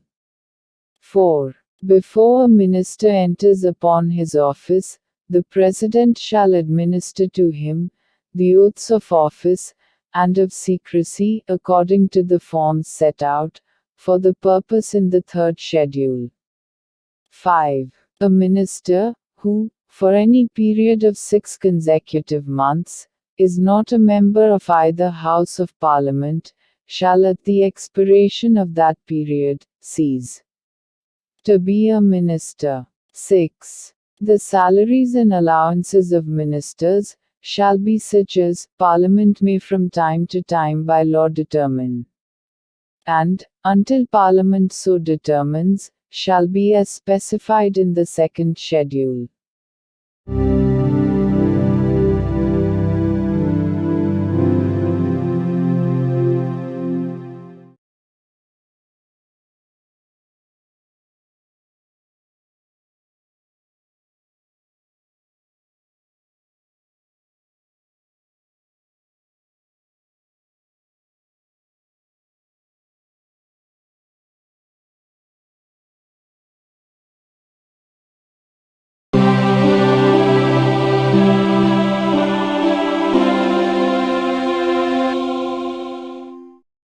భారత సంవిధానము భాగము 5 సంఘము అధ్యాయము 1 కార్యపాలక వర్గము భారతదేశ attorney general article 76 సర్వోన్నత న్యాయస్థానము యొక్క న్యాయాధీశుడిగా నియమించబడుటకు అర్హుడైన వ్యక్తిని రాష్ట్రపతి భారతదేశపు అటార్నీ జనరలుగా నియమించవలెను. ఆయా సమయములందు శాసనిక విషయములలో రాష్ట్రపతిచే తనకు నిర్దేశించబడు వాటిపై భారత ప్రభుత్వమునకు సలహానిచ్చుటయు, రాష్ట్రపతిచే తనకు అప్పగించబడు శాసనిక స్వభావము గల ఇతర కర్తవ్యములను నిర్వర్తించుటయు ఈ సంవిధానము ద్వారా గాని దాని క్రింద గాని తత్సమయమున అమలులోనున్న ఏదేని ఇతర శాసనము ద్వారా గాని దాని క్రింద గాని తనకు ప్రదత్తము చేయబడిన కృత్యములను నిర్వహించుటయు అటార్నీ జనరల్ యొక్క కర్తవ్యమై ఉండును. అటార్నీ జనరలు తన కర్తవ్యములను నిర్వహించుటలో భారతదేశ రాజ్య క్షేత్రములోని న్యాయస్థానములన్నింటిలో వాదనాధికారమును కలిగియుండును. అటార్నీ జనరలు రాష్ట్రపతి అనుగ్రహముండునంత వరకు పదవియందుండును మరియు రాష్ట్రపతి నిర్ధారణ చేయు ప్రతి మూల్యమును పొందవలెను. The Constitution of India, Part 5, The Union. Chapter 1. The Executive. Article 76. Attorney General for India. 1. The President shall appoint a person who is qualified to be appointed a judge of the Supreme Court to be Attorney General for India. 2. It shall be the duty of the Attorney General to give advice to the Government of India upon such legal matters, and to perform such other duties of a legal character as may from time to time be referred or assigned to him by the President, and to discharge the functions conferred on him by or under this Constitution or any other law for the time being in force. 3. In the performance of his duties, the Attorney General shall have right of audience in all courts in the territory of India. 4. The Attorney General shall hold office during the pleasure of the President, and shall receive such remuneration as the President may determine.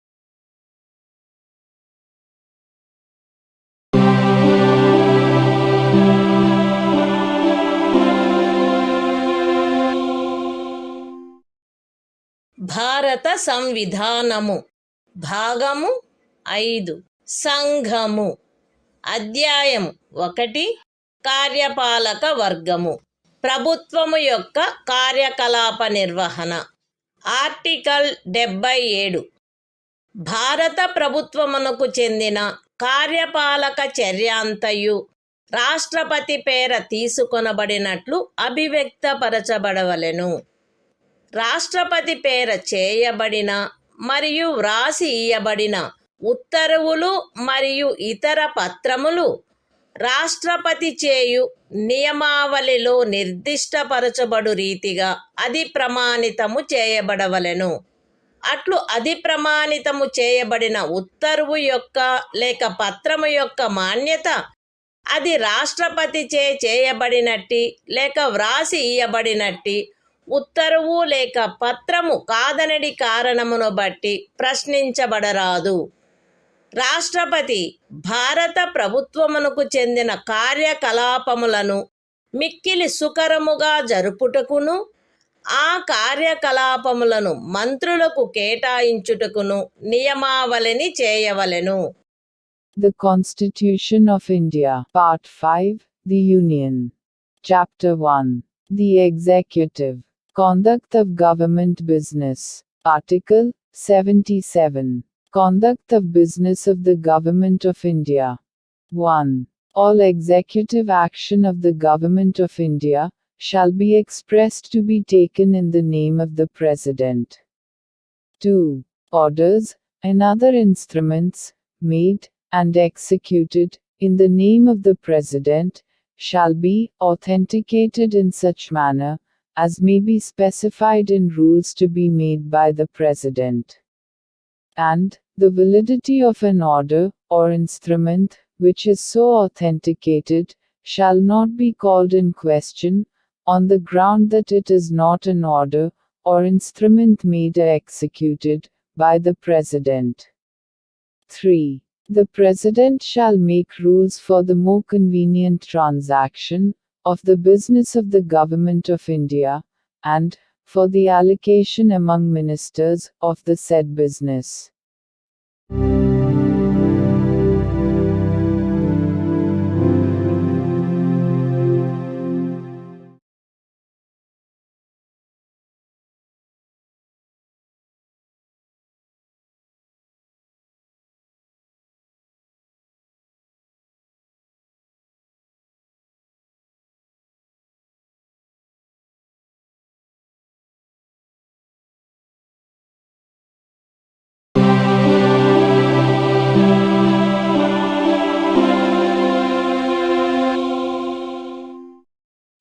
భారత సంవిధానము భాగము 5 సంఘము.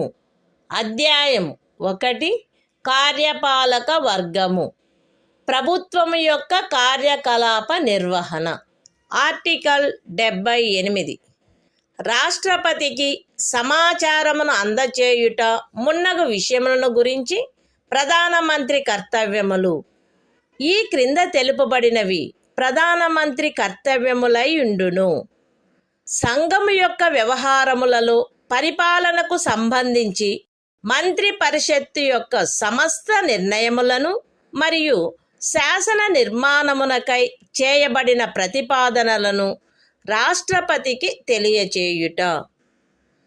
సంఘము యొక్క వ్యవహారముల పరిపాలనకును శాసన నిర్మాణమునకై చేయబడిన ప్రతిపాదనలకును సంబంధించిన విషయములలో రాష్ట్రపతి కోరు సమాచారమును అందజేయుట మరియు ఏ విషయమైనను ఒక మంత్రిచే నిర్ణయించబడి మంత్రి పరిషత్తుచే పర్యాలోచించబడి ఉండని ఎడల ఆ విషయమును మంత్రి పరిషత్తు యొక్క పర్యాలోచనకు సమర్పించవలసినదిగా రాష్ట్రపతి అపేక్షించినచో దానిని అట్లు సమర్పించుట.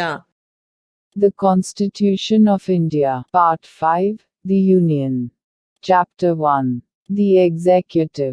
Conduct of Government Business. Article 78. Duties of Prime Minister, as respects the furnishing of information to the President, etc. It shall be the duty of the Prime Minister to communicate to the President all decisions of the Council of Ministers relating to the administration of the affairs of the Union, and proposals for legislation. B. To furnish such information relating to the administration of the affairs of the Union, and proposals for legislation, as the President may call for. And C. If the President so requires, to submit for the consideration of the Council of Ministers any matter on which a decision has been taken by a minister, but which has not been considered by the Council.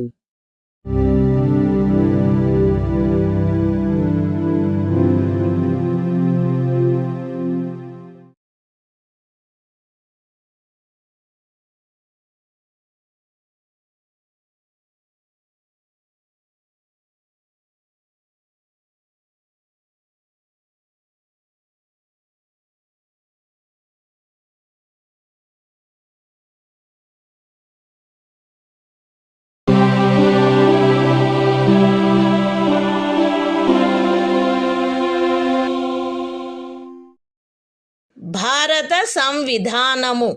భాగము 5 సంఘము. అధ్యాయం 2 parliament. సాధారణ విషయములు. Article 79. Parliament యొక్క సంఘటన. సంఘమునకు రాష్ట్రపతితోనూ క్రమముగా రాజ్యసభ మరియు లోక్సభ అని అనబడు 2 సదనములతో కూడిన ఒక పార్లమెంటు ఉండవలెను. The Constitution of India, Part 5, The Union. Chapter 2. Parliament. General. Article 79. Constitution of Parliament. There shall be a Parliament for the Union, which shall consist of the President, and 2 houses, to be known respectively as the Council of States, and the House of the People.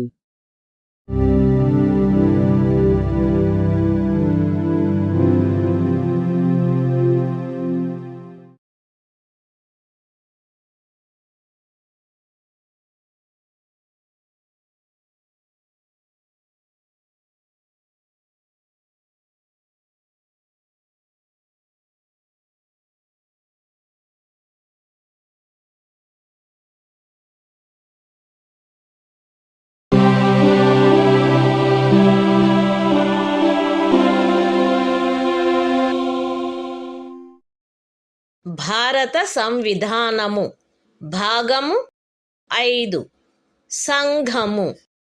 అధ్యాయం 2 parliament సాధారణ విషయములు.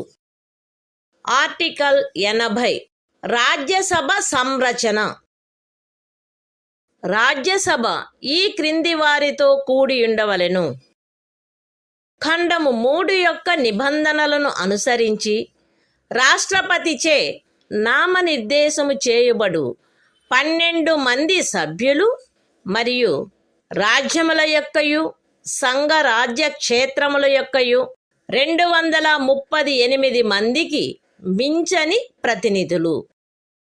రాజ్యసభలో రాజ్యముల యొక్కయు సంఘ రాజ్య క్షేత్రముల యొక్కయు ప్రతినిధులచే పూరించబడవలసిన స్థానముల కేటాయింపు 4వ అనుసూచియందు గల తద్విషయక నిబంధనలను అనుసరించి ఉండవలెను.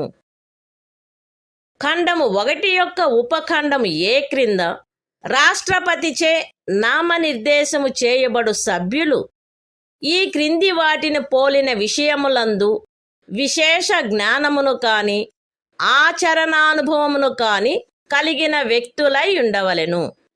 అనగా సాహిత్యము, విజ్ఞాన శాస్త్రము, కళ మరియు సాంఘిక సేవ. రాజ్యసభకు ప్రతి రాజ్యం యొక్క శాసనసభలోని ఎన్నుకొనబడిన సభ్యులచే ఏకల అంతరణీయ ఓటు ద్వారా అనుపాతిక ప్రాతినిధ్య పద్ధతిని అనుసరించి ఆ రాజ్యం యొక్క ప్రతినిధులు ఎన్నుకొనబడవలెను. రాజ్యసభకు సంఘ రాజ్య క్షేత్రముల యొక్క ప్రతినిధులు పార్లమెంటు శాసనము ద్వారా విహితపరచు రీతిలో ఎంపిక చేయబడవలెను. The Constitution of India, Part 5, The Union. Chapter 2, Parliament, General. Article 80. Composition of the Council of States. 1.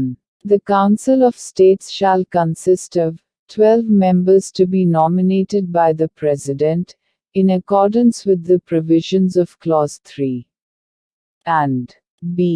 Not more than 238 representatives of the states, and of the Union territories. 2. The allocation of seats, in the Council of States, to be filled by representatives of the states and of the Union territories, shall be in accordance with the provisions in that behalf contained in the 4th schedule. 3. The members to be nominated by the President under Sub-Clause A of Clause 1 shall consist of persons having special knowledge or practical experience in respect of such matters as the following, namely, literature, science, art and social service. 4. The representatives of each state, in the Council of States, shall be elected by the elected members of the Legislative Assembly of the state, in accordance with the system of proportional representation, by means of the single transferable vote. 5. The representatives of the Union territories in the Council of States shall be chosen in such manner, as Parliament may by law prescribe.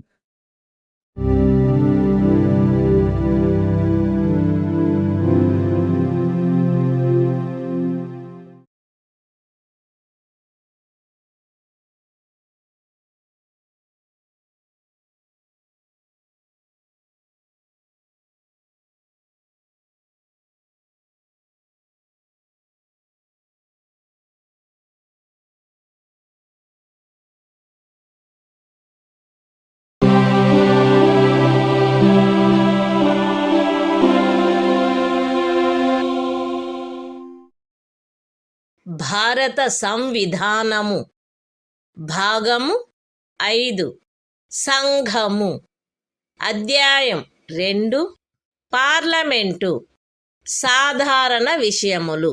Article 81 Lok Sabha సంరచన. 1. 331వ అనుచ్ఛేదము యొక్క నిబంధనలకు అధ్యయనమై లోక్సభ ఈ క్రింది వారితో కూడి ఉండవలెను. ఏ. రాజ్యములలోని ప్రాదేశిక నియోజకవర్గముల ప్రత్యక్ష ఎన్నిక ద్వారా ఎంపిక చేయబడిన 530 మందికి మించని సభ్యులు. బి. పార్లమెంటు శాసనము ద్వారా నిబంధించిన రీతిగా ఎంపిక చేయబడి సంఘ రాజ్య క్షేత్రములకు ప్రాతినిధ్యం వహించు 20 మందికి మించని సభ్యులు. 2.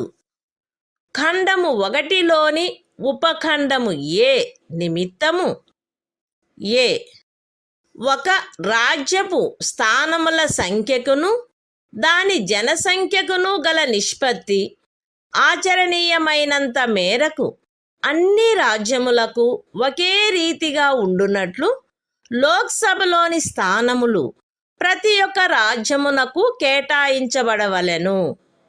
మరియు B.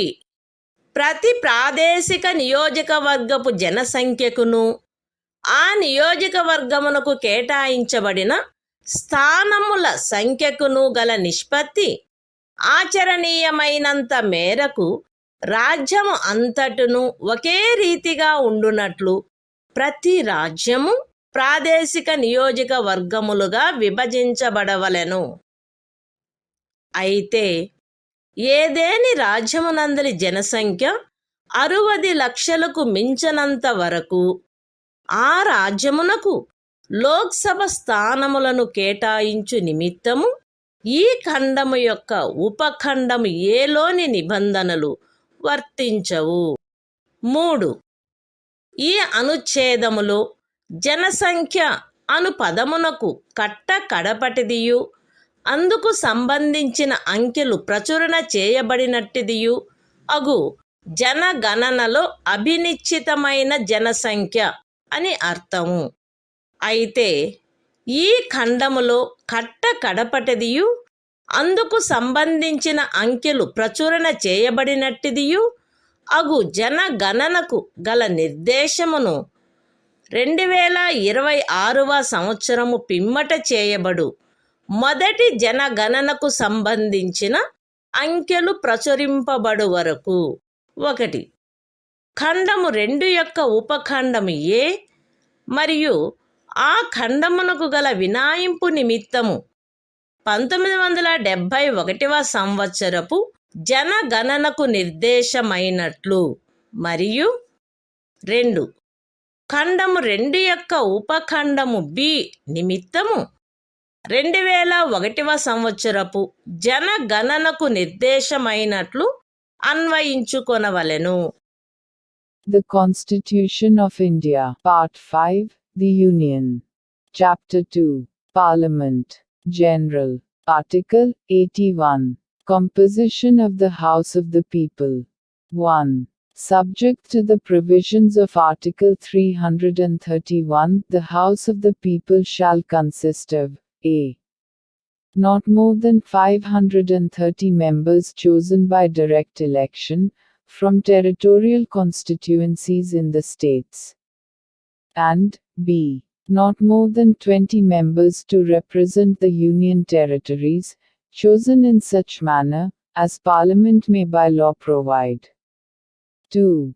For the purposes of sub-clause A of Clause 1, there shall be allotted to each state a number of seats in the House of the People, in such manner that the ratio between that number and the population of the state is, so far as practicable, the same for all states.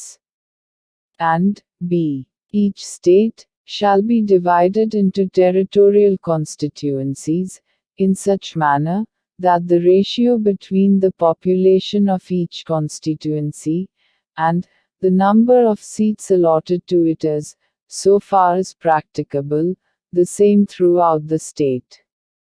Provided that the provisions of sub-clause A of this clause shall not be applicable for the purpose of allotment of seats in the House of the People to any state, so long as the population of that state does not exceed 6 millions. 3. In this article, the expression population means the population as ascertained at the last preceding census, of which the relevant figures have been published. Provided that the reference, in this clause, to the last preceding census of which the relevant figures have been published, shall, until the relevant figures for the first census taken after the year 2026 have been published, be construed, 1.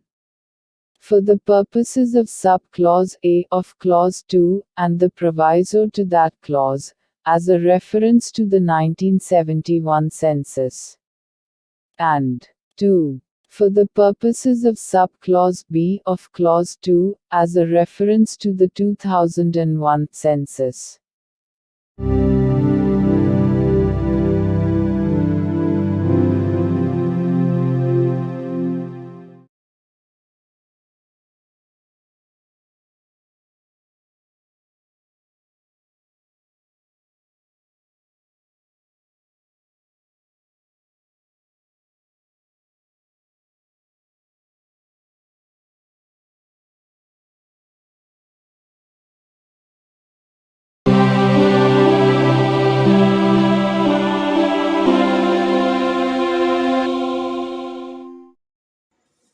భారత సంవిధానము భాగము 5 భాగము 5 సంఘము అధ్యాయం 2 parliament సాధారణ విషయములు article 82 ప్రతి జనగణన పిమ్మట తిరిగి సర్దుబాటు ప్రతి ఒక్క జనగణన పూర్తి అయిన పిమ్మట రాజ్యములకు లోక్సభ స్థానముల కేటాయింపు మరియు ప్రాదేశిక నియోజకవర్గములుగా ప్రతి రాజ్యము యొక్క విభజన పార్లమెంటు శాసనము ద్వారా నిర్ధారణ చేయునట్టి ప్రాధికారిచే మరియు అట్టి రీతిలో తిరిగి సర్దుబాటు చేయబడవలెను.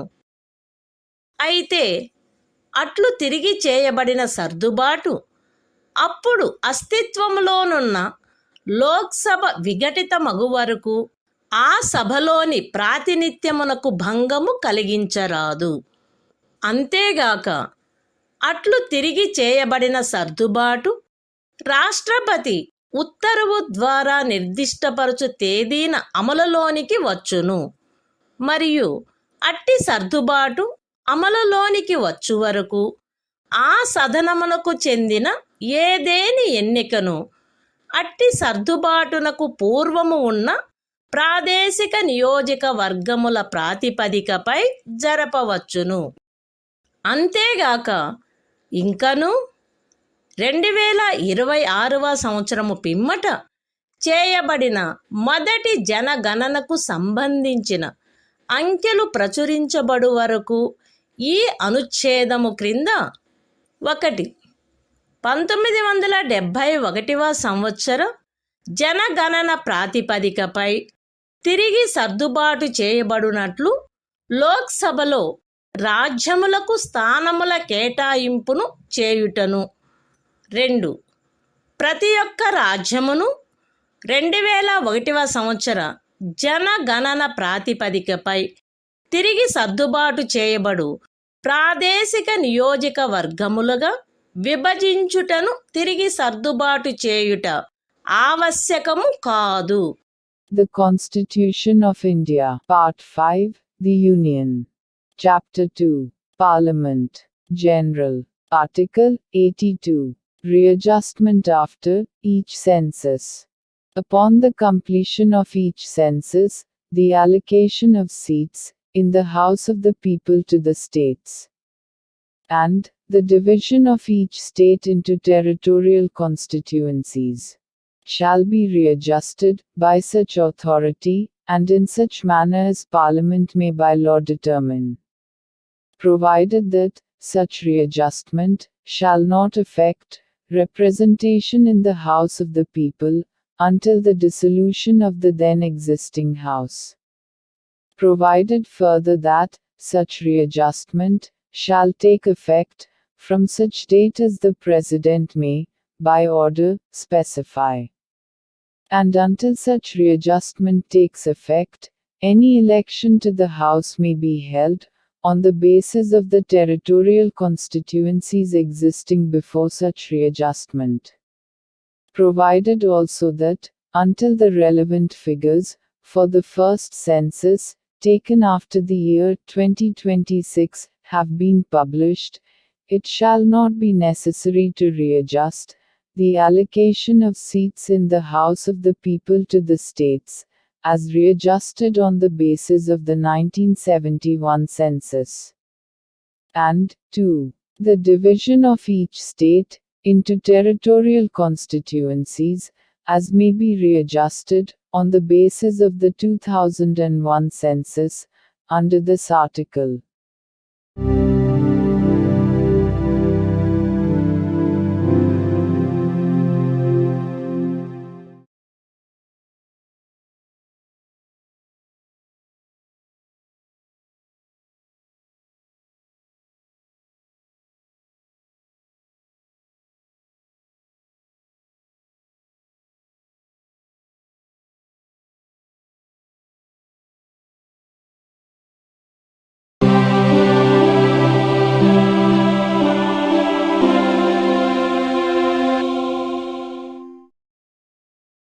భారత సంవిధానము భాగము 5 సంఘము అధ్యాయం 2 పార్లమెంటు సాధారణ విషయములు ఆర్టికల్ 83 పార్లమెంటు యొక్క సదనముల కాలావధి 1 రాజ్యసభ విఘటనకు లోను కాదు కానీ పార్లమెంటు శాసనము ద్వారా తద్విషయమున చేయు నిబంధనలను అనుసరించి రాజ్యసభ సభ్యులలో వీలైనంత దగ్గర సంఖ్యలో గల 3వ వంతు మంది ప్రతి 2వ సంవత్సరము ముగిసిన మీదట వీలైనంత త్వరితముగా పదవి నుండి విరమించవలెను. 2. లోక్సభ దాని మొదటి సమావేశమునకై నియతమైన తేదీ నుండి 5 సంవత్సరముల పాటు ఆ లోపున విఘటన చేయబడిననే తప్ప కొనసాగవలెను, అంతకు మించి కొనసాగరాదు. సదరు 5 సంవత్సరముల కాలావధి యొక్క ముగింపు ఆ సదనము యొక్క విఘటనగా ప్రవర్తితము కావలెను. అయితే ఆ తైక్యతను గూర్చిన అధిప్రఖ్యానము అమలులోనున్నప్పుడు ఒక్కొక్కసారి ఒక్కొక్క సంవత్సరమునకు మించకుండునట్లును, ఏ సందర్భములోనైనను సదరు అధిప్రఖ్యానము యొక్క అమలు ఆగిపోయిన తరువాత 6 మాసములకు మించకుండునట్లును సదరు కాలావధిని పార్లమెంటు శాసనము ద్వారా పొడిగించవచ్చును. The Constitution of India, Part 5, The Union. Chapter 2, Parliament, General. Article 83. Duration of Houses of Parliament. 1. The Council of States shall not be subject to dissolution, but, as nearly as possible 1/3 of the members thereof shall retire, as soon as may be on the expiration of every second year, in accordance with the provisions made in that behalf by Parliament, by law. 2. The House of the People, unless sooner dissolved, shall continue for 5 years from the date appointed for its first meeting, and no longer and the expiration of the said period of 5 years, shall operate as a dissolution of the House, provided that the said period may, while a proclamation of emergency is in operation, be extended by Parliament by law, for a period not exceeding 1 year at a time, and not extending in any case beyond a period of 6 months, after the proclamation has ceased to operate.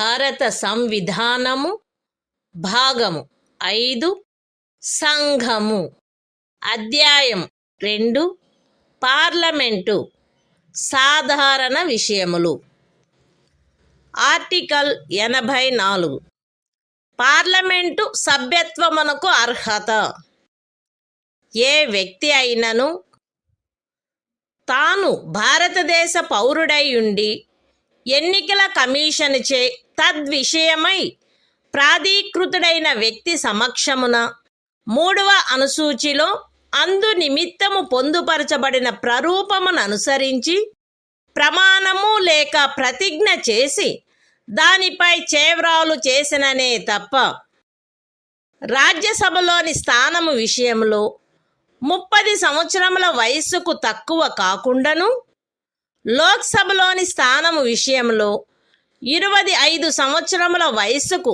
తక్కువ కాకుండాను ఉన్ననే తప్ప మరియు పార్లమెంటుచే చేయబడిన ఏదేని శాసనము ద్వారా గాని దాని క్రింద గాని తద్విషయమున విహితము చేయబడు ఇతర అర్హతలను కలిగి ఉన్ననే తప్ప పార్లమెంటులోని స్థానమును పూరించుటకై ఎంపిక చేయబడుటకు అర్హుడు కాడు.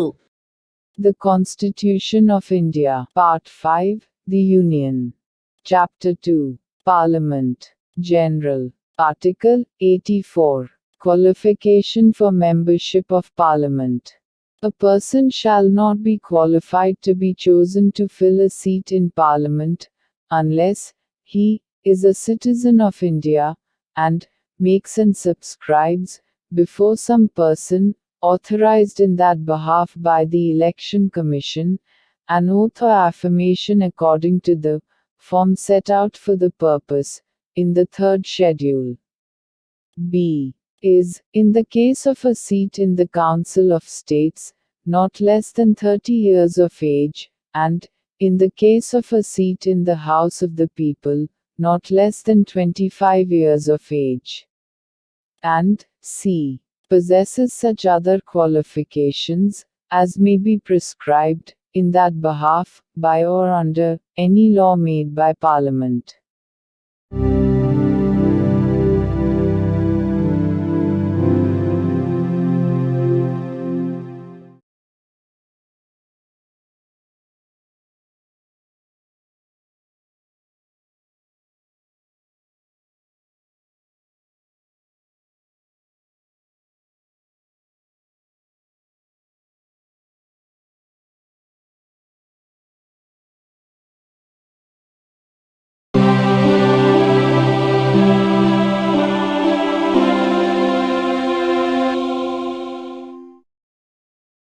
భారత సంవిధానము భాగము 5 సంఘము అధ్యాయం 2 పార్లమెంటు సాధారణ విషయములు ఆర్టికల్ 85 పార్లమెంటు యొక్క అధివేశనములు అధివేశనావసానము మరియు విఘటన రాష్ట్రపతి ఆయా సమయములందు పార్లమెంటు యొక్క ప్రతి సదనమును ఆయన సబబని తలుచు సమయమునను స్థలమునను సమావేశమగుటకు ఆహ్వానించవలెను. కానీ దాని ఒక అధివేశనములోని కడపటి ఉపవేశనమునకును దాని మరుసటి అధివేశనములోని మొదటి ఉపవేశనమునకును నియతమైన తేదీకి మధ్య 6 మాసముల అంతరము ఉండరాదు. రాష్ట్రపతి ఆయా సమయములందు ఆ సదనముల యొక్క లేక ఆ సదనములలో దేని యొక్క అయినను అధివేశనావసానము చేయవచ్చును. లోక్సభను విఘటన చేయవచ్చును.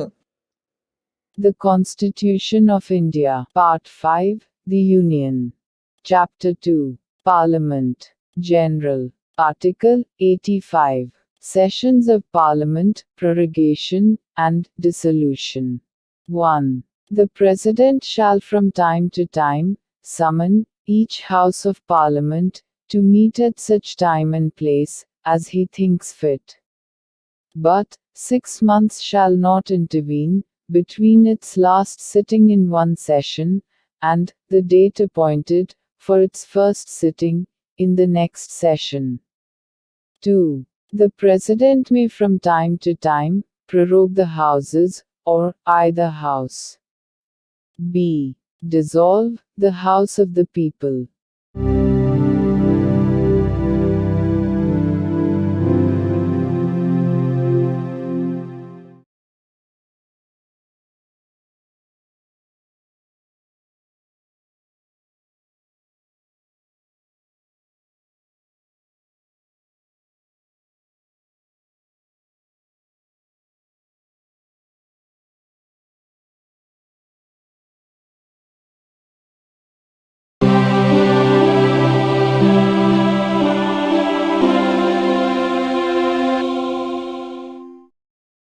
భారత సంవిధానము భాగము 5 సంఘము అధ్యాయం 2 పార్లమెంటు సాధారణ విషయములు ఆర్టికల్ 86 సదనములలో ప్రసంగించుటకు మరియు సందేశములను పంపుటకును రాష్ట్రపతికి గల హక్కు. రాష్ట్రపతి పార్లమెంటు యొక్క ఏ సదనములోనైనను కలిసి సమావేశమైన ఉభయ సదనములలోనైనను ప్రసంగించవచ్చును మరియు అందు నిమిత్తము సభ్యుల హాజరును కోరవచ్చును. రాష్ట్రపతి పార్లమెంటు యొక్క ఏ సదనమునకైనను పార్లమెంటులో అప్పటికి పెండింగులో ఉన్న బిల్లులను గూర్చి లేక అన్యతా సందేశములను పంపవచ్చును మరియు ఏ సదనమునకు అట్టి సందేశము పంపబడునో ఆ సదనము ఏ విషయమును పర్యాలోచించుటకు ఆ సందేశము ద్వారా ఆపేక్షించబడినదో ఆ విషయమును గూర్చి వీలైనంత త్వరితముగా పర్యాలోచించవలెను. The Constitution of India, Part 5, The Union. Chapter 2, Parliament, General. Article 86. Right of President to address and send messages to Houses. 1. The President may address either House of Parliament or both Houses assembled together, and, for that purpose, require the attendance of members. 2. The President may send messages to either House of Parliament, whether with respect to a bill then pending in Parliament or otherwise. And a House to which any message is so sent shall, with all convenient dispatch, consider any matter required by the message to be taken into consideration.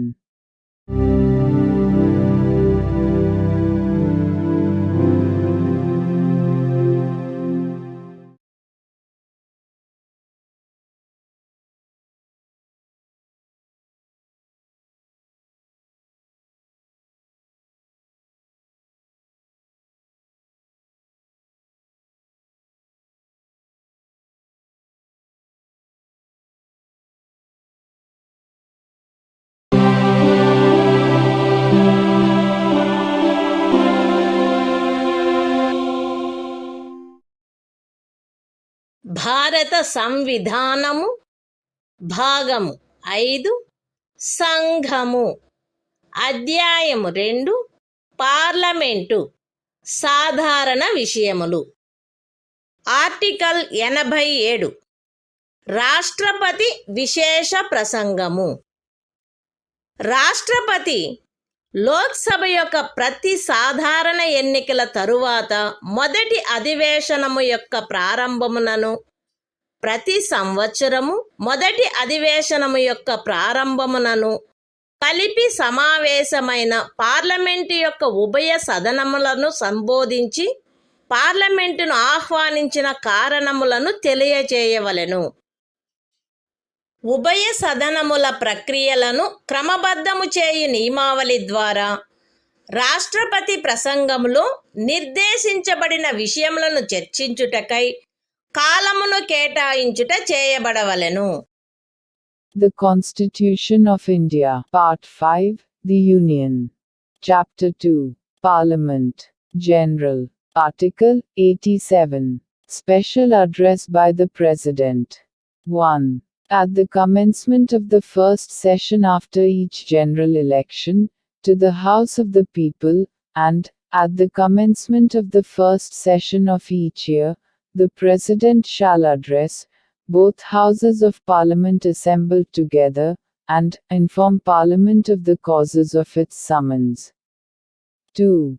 Provision shall be made by the rules regulating the procedure of either House for the allotment of time for discussion of the matters referred to in such address.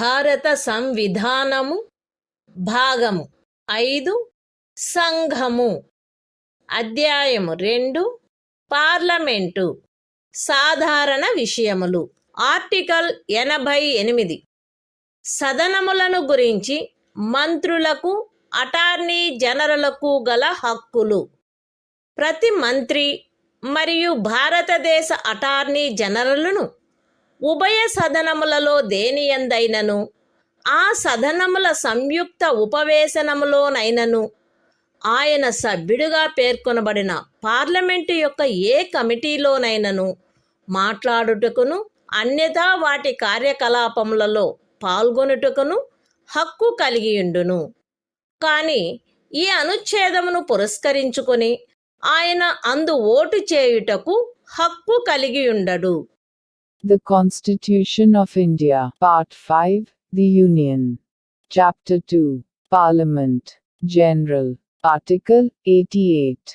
Rights of Ministers and Attorney General.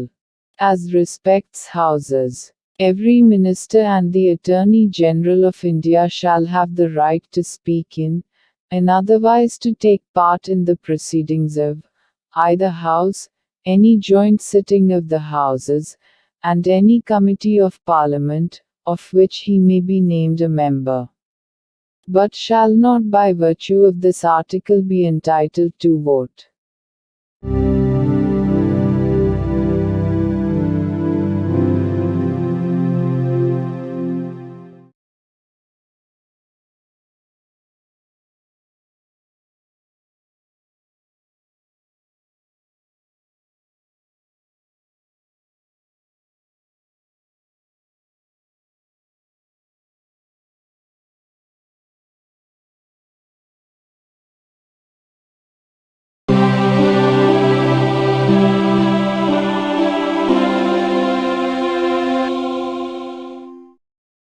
భారత సంవిధానము భాగము 5 సంఘము అధ్యాయము 2 parliament అధికారులు article 89 Rajya Sabha యొక్క సభాపతి మరియు ఉపసభాపతి భారతదేశ ఉపరాష్ట్రపతి పదవీ రీత్యా రాజ్యసభ యొక్క సభాపతి అయి ఉండును. రాజ్యసభ వీలైనంత త్వరగా ఆ సభ యొక్క సభ్యులలో ఒకరిని ఉపసభాపతిగా ఎంపిక చేసుకొనవలెను మరియు ఉపసభాపతి పదవి ఖాళీ అయినప్పుడెల్లను సభ మరొక సభ్యుని ఉపసభాపతిగా ఎంపిక చేసుకొనవలెను. The Constitution of India. Part 5. The Union. Chapter 2. Parliament. Officers of Parliament. Article 89. The Chairman and Deputy Chairman of the Council of States. 1. The Vice President of India shall be ex officio Chairman of the Council of States. 2. The Council of States shall, as soon as may be, choose a member of the Council to be Deputy Chairman thereof, and, so often as the office of Deputy Chairman becomes vacant, the Council shall choose another member to be Deputy Chairman thereof.